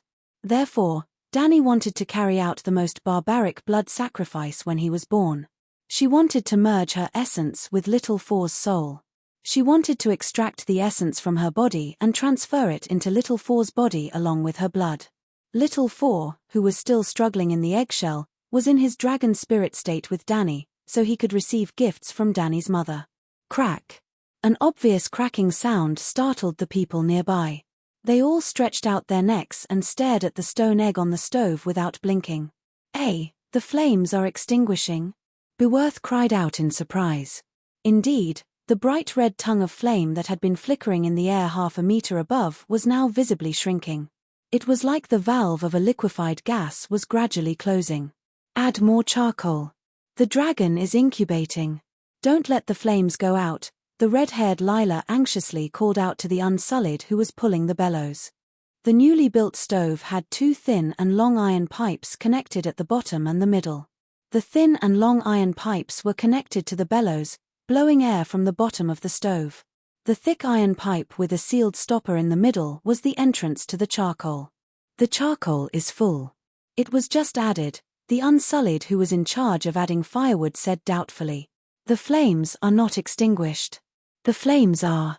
Fatty Morono pointed at the stone egg that had more and more cracks and said with a trembling voice, the flames are all being absorbed by the dragon egg. The dragon inside the egg swallowed them. The few of them looked over. They could see that between the small black cracks, there were light red threads that were as thin as a cow's hair crawling inside. Gradually, an illusory flame vortex appeared between Danny's hands. The flames that jumped out of the stove were like seawater that met a huge whirlpool. They were all sucked into the stone egg at the bottom of the whirlpool without leaving a single drop behind. Oh, is this how a dragon hatches from a dragon egg? Bruce Wayne murmured in shock. Even Danny was shocked, let alone the onlookers. Although she had incubated a dragon once, she had been stuck in the fire last time and could not see anything. Now, she saw with her own eyes that the flames and dragon soul were slowly combining to form a palm-sized baby dragon.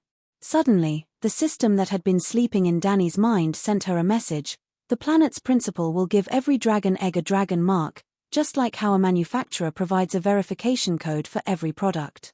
Every mark can only give birth to one dragon.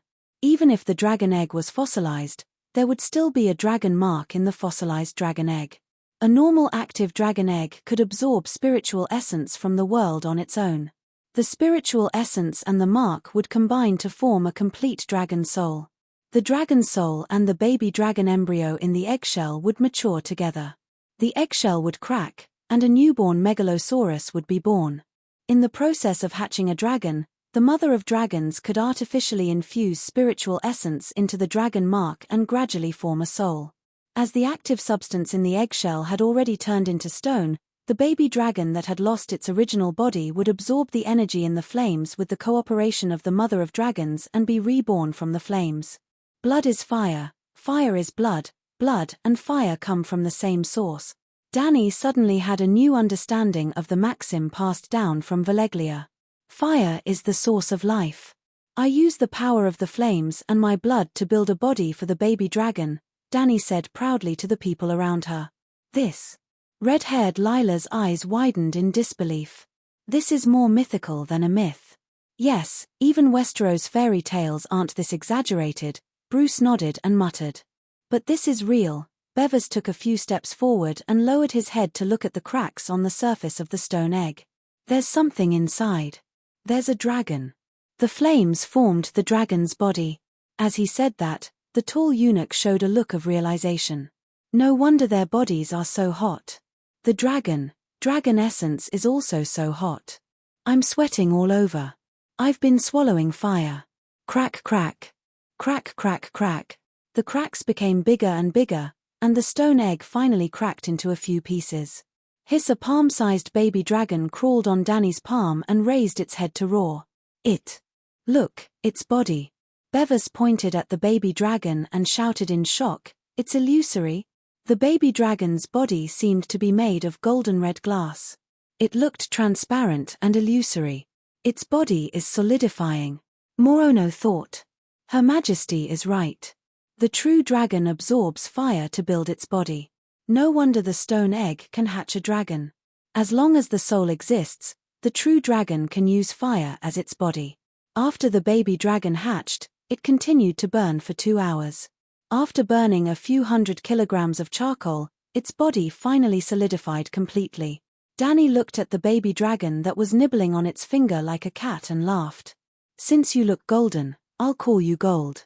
As soon as she said that, everyone who had just witnessed the Dragon Queen hatch a dragon froze in awe. What kind of stupid name was that? Moreover, the baby dragon was not completely golden. Its wings had obvious bronze spots. Even the skin covering its spine was dark green. Dani was very happy that she had just won a great battle and hatched a dragon. She decided to hold a banquet in the garden on the top floor. All the high-ranking officers were invited. Cleon was the first to arrive. He even brought a guest with him. "Your Majesty, it's been a few days. That witch has been wanting to see you."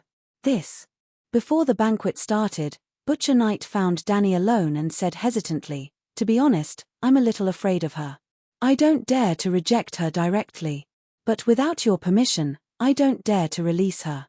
You should just deal with her." "What are you afraid of?" Dani asked casually as she played with gold. "That which sacrificed hundreds of Mourinho's family. How can I not be afraid?" Butcher Knight, who had a fierce face, mumbled. "Didn't I tell you that if you respect ghosts and gods and avoid them, the disaster will be eliminated? As long as you don't come into contact with them, you won't be in danger most of the time." Dani did not say anything definite. Under normal circumstances, avoiding the mysterious people would prevent them from being harmed by witchcraft.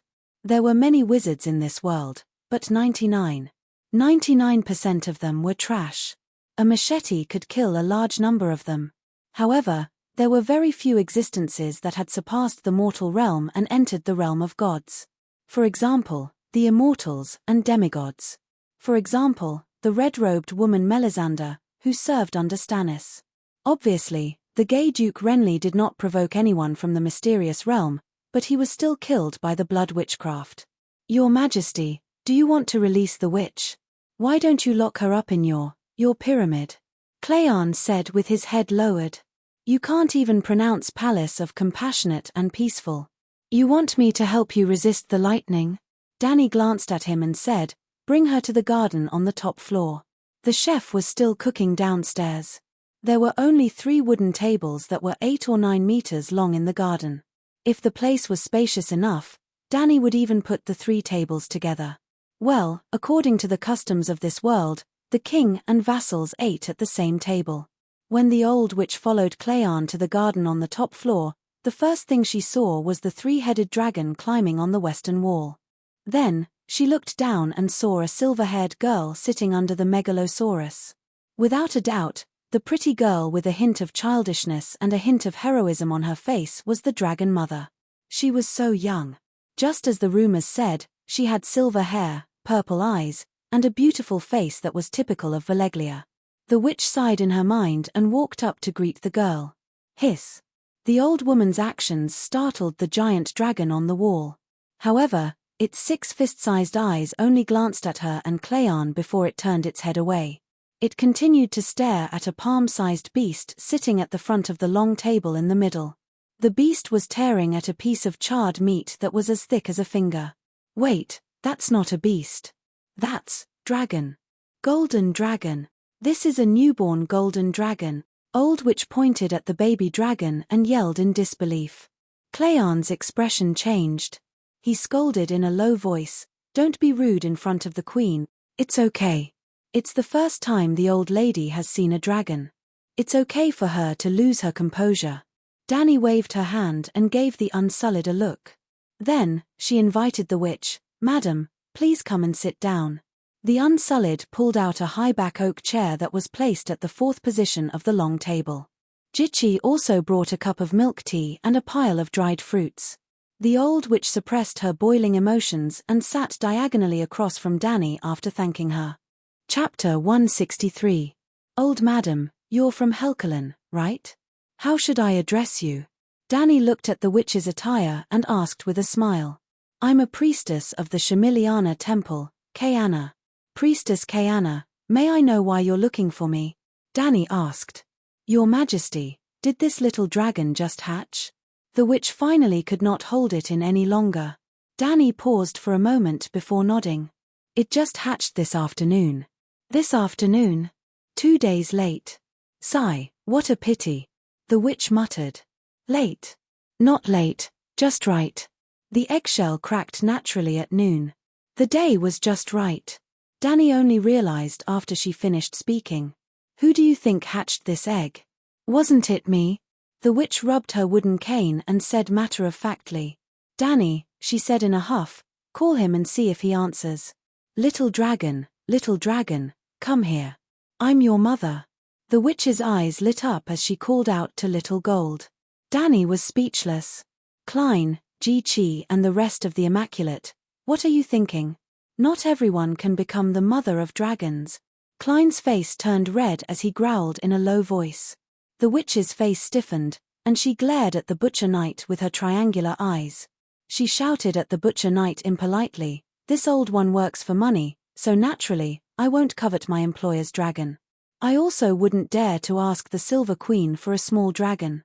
Wasn't this golden dragon summoned from Lalo the Shadow Demon by sacrificing the 263 members of the Virtuous Lord's family?" "Ah!" Klein was stunned for a moment before he asked in confusion, "What are you talking about? The little dragon just hatched this afternoon. Mourinho died a few days ago, and it's not even an egg. Hey, the great sage is already dead.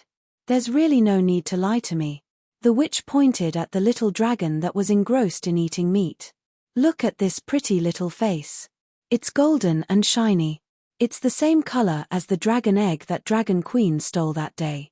Danny understood that the old man thought that Goldie was hatched from a fake egg.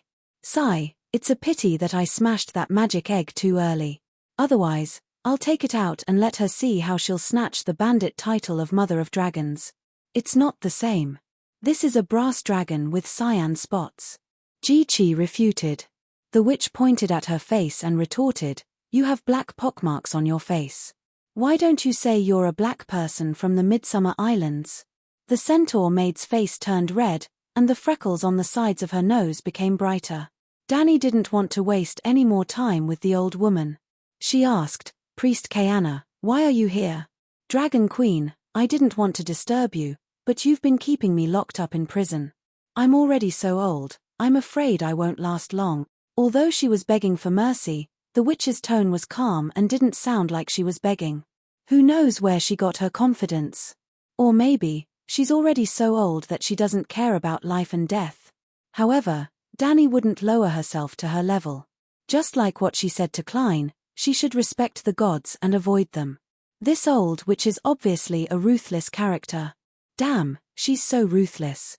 She sacrificed the great sage's entire family of 263 people.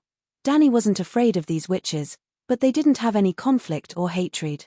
There was no need to deliberately make enemies with her. She was a priest of Shamiliana's temple. She had her own sect and inheritance. She wasn't a rogue cultivator whose entire family died. The old priestess isn't a criminal. Why are you keeping her in prison? Danny frowned at Sir Butcher.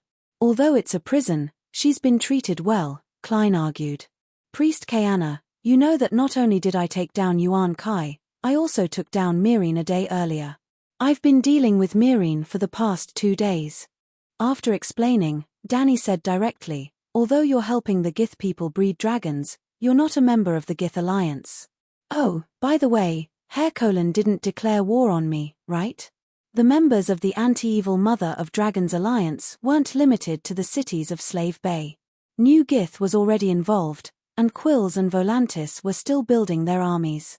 According to the information obtained from interrogating the Great Sage and the Wise Sage, the few slave trading countries in the Jade Sea and the free cities in the Western continent had the possibility of declaring war on Danny. No. Shamiliana wants to, but it's too far away." The witch shook her head. "Wants, but not enough. Old woman, who gave you the courage to say such things to me?"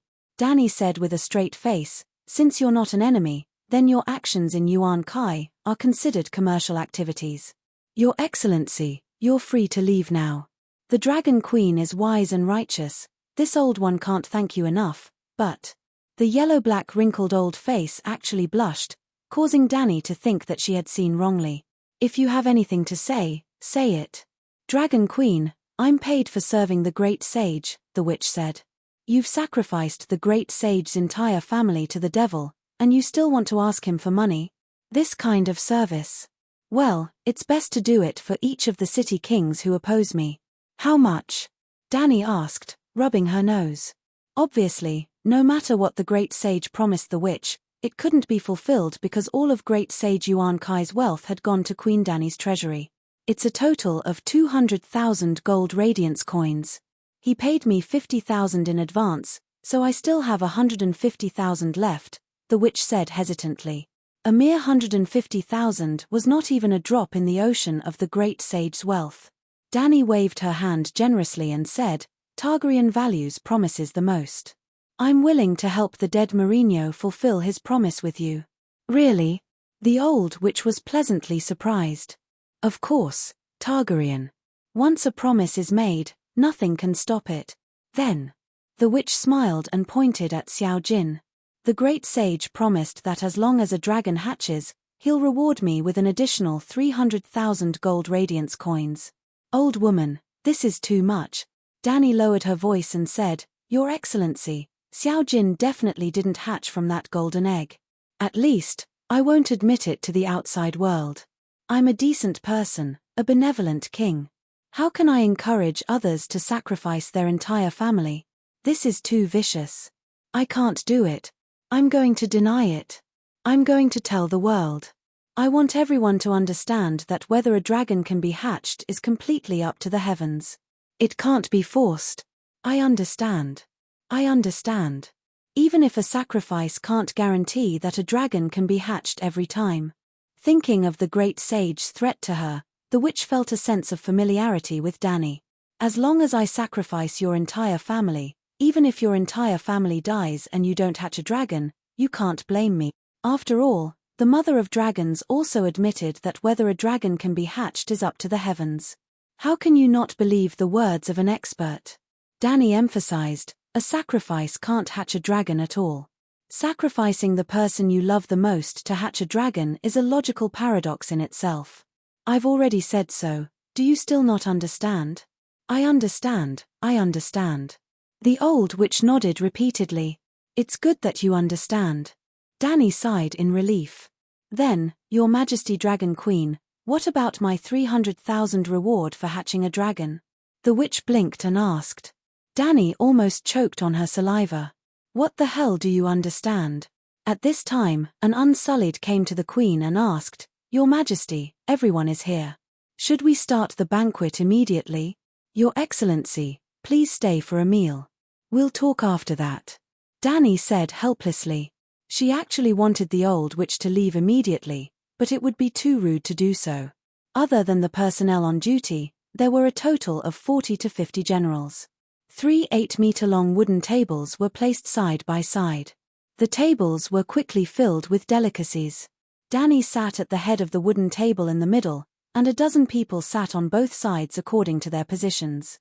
Cleon and Bevos sat on her left and right, respectively, while the witch sat opposite Dany as a guest. Yes, 2 bloodguards and Beristan went with her to Meereen. Aggo, who stayed in Yuan-Kai, led thousands of light cavalry to search for the remaining Gith soldiers outside the city.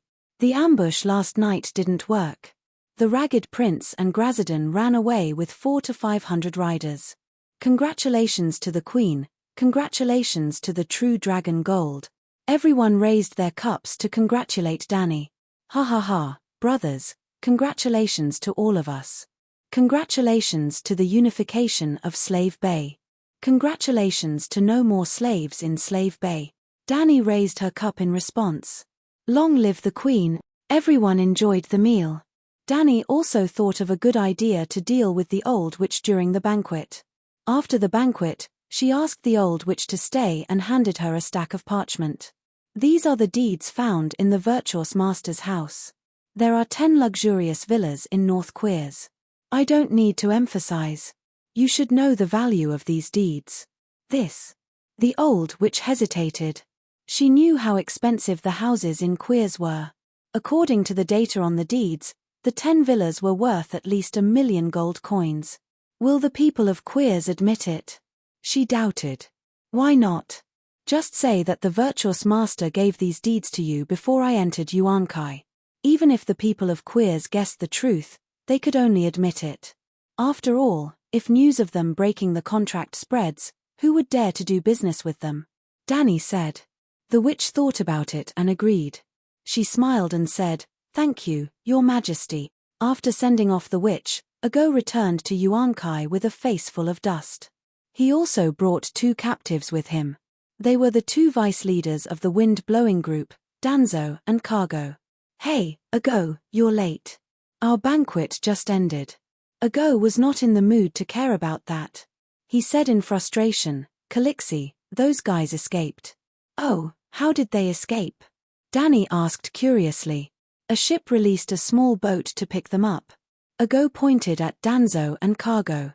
He said in frustration, "These 2 guys led 30 suicide squads to stop them. They tried to buy time for those people to escape." Danzo and Cargo were not in good condition. The poet swordsman's old face had a twisted scar across the bridge of his nose. Cargo was stabbed in the left side of his waist. His clothes were wet and emitted a strong smell of blood. Due to excessive blood loss, the rough man with a scarred face was pale. His eyes were dim and lifeless. Seeing that the 2 of them did not say a word, as if they were waiting for death, Danny laughed and said, "Why? Why bother? When did I say I was going to kill you all? Why are you so determined?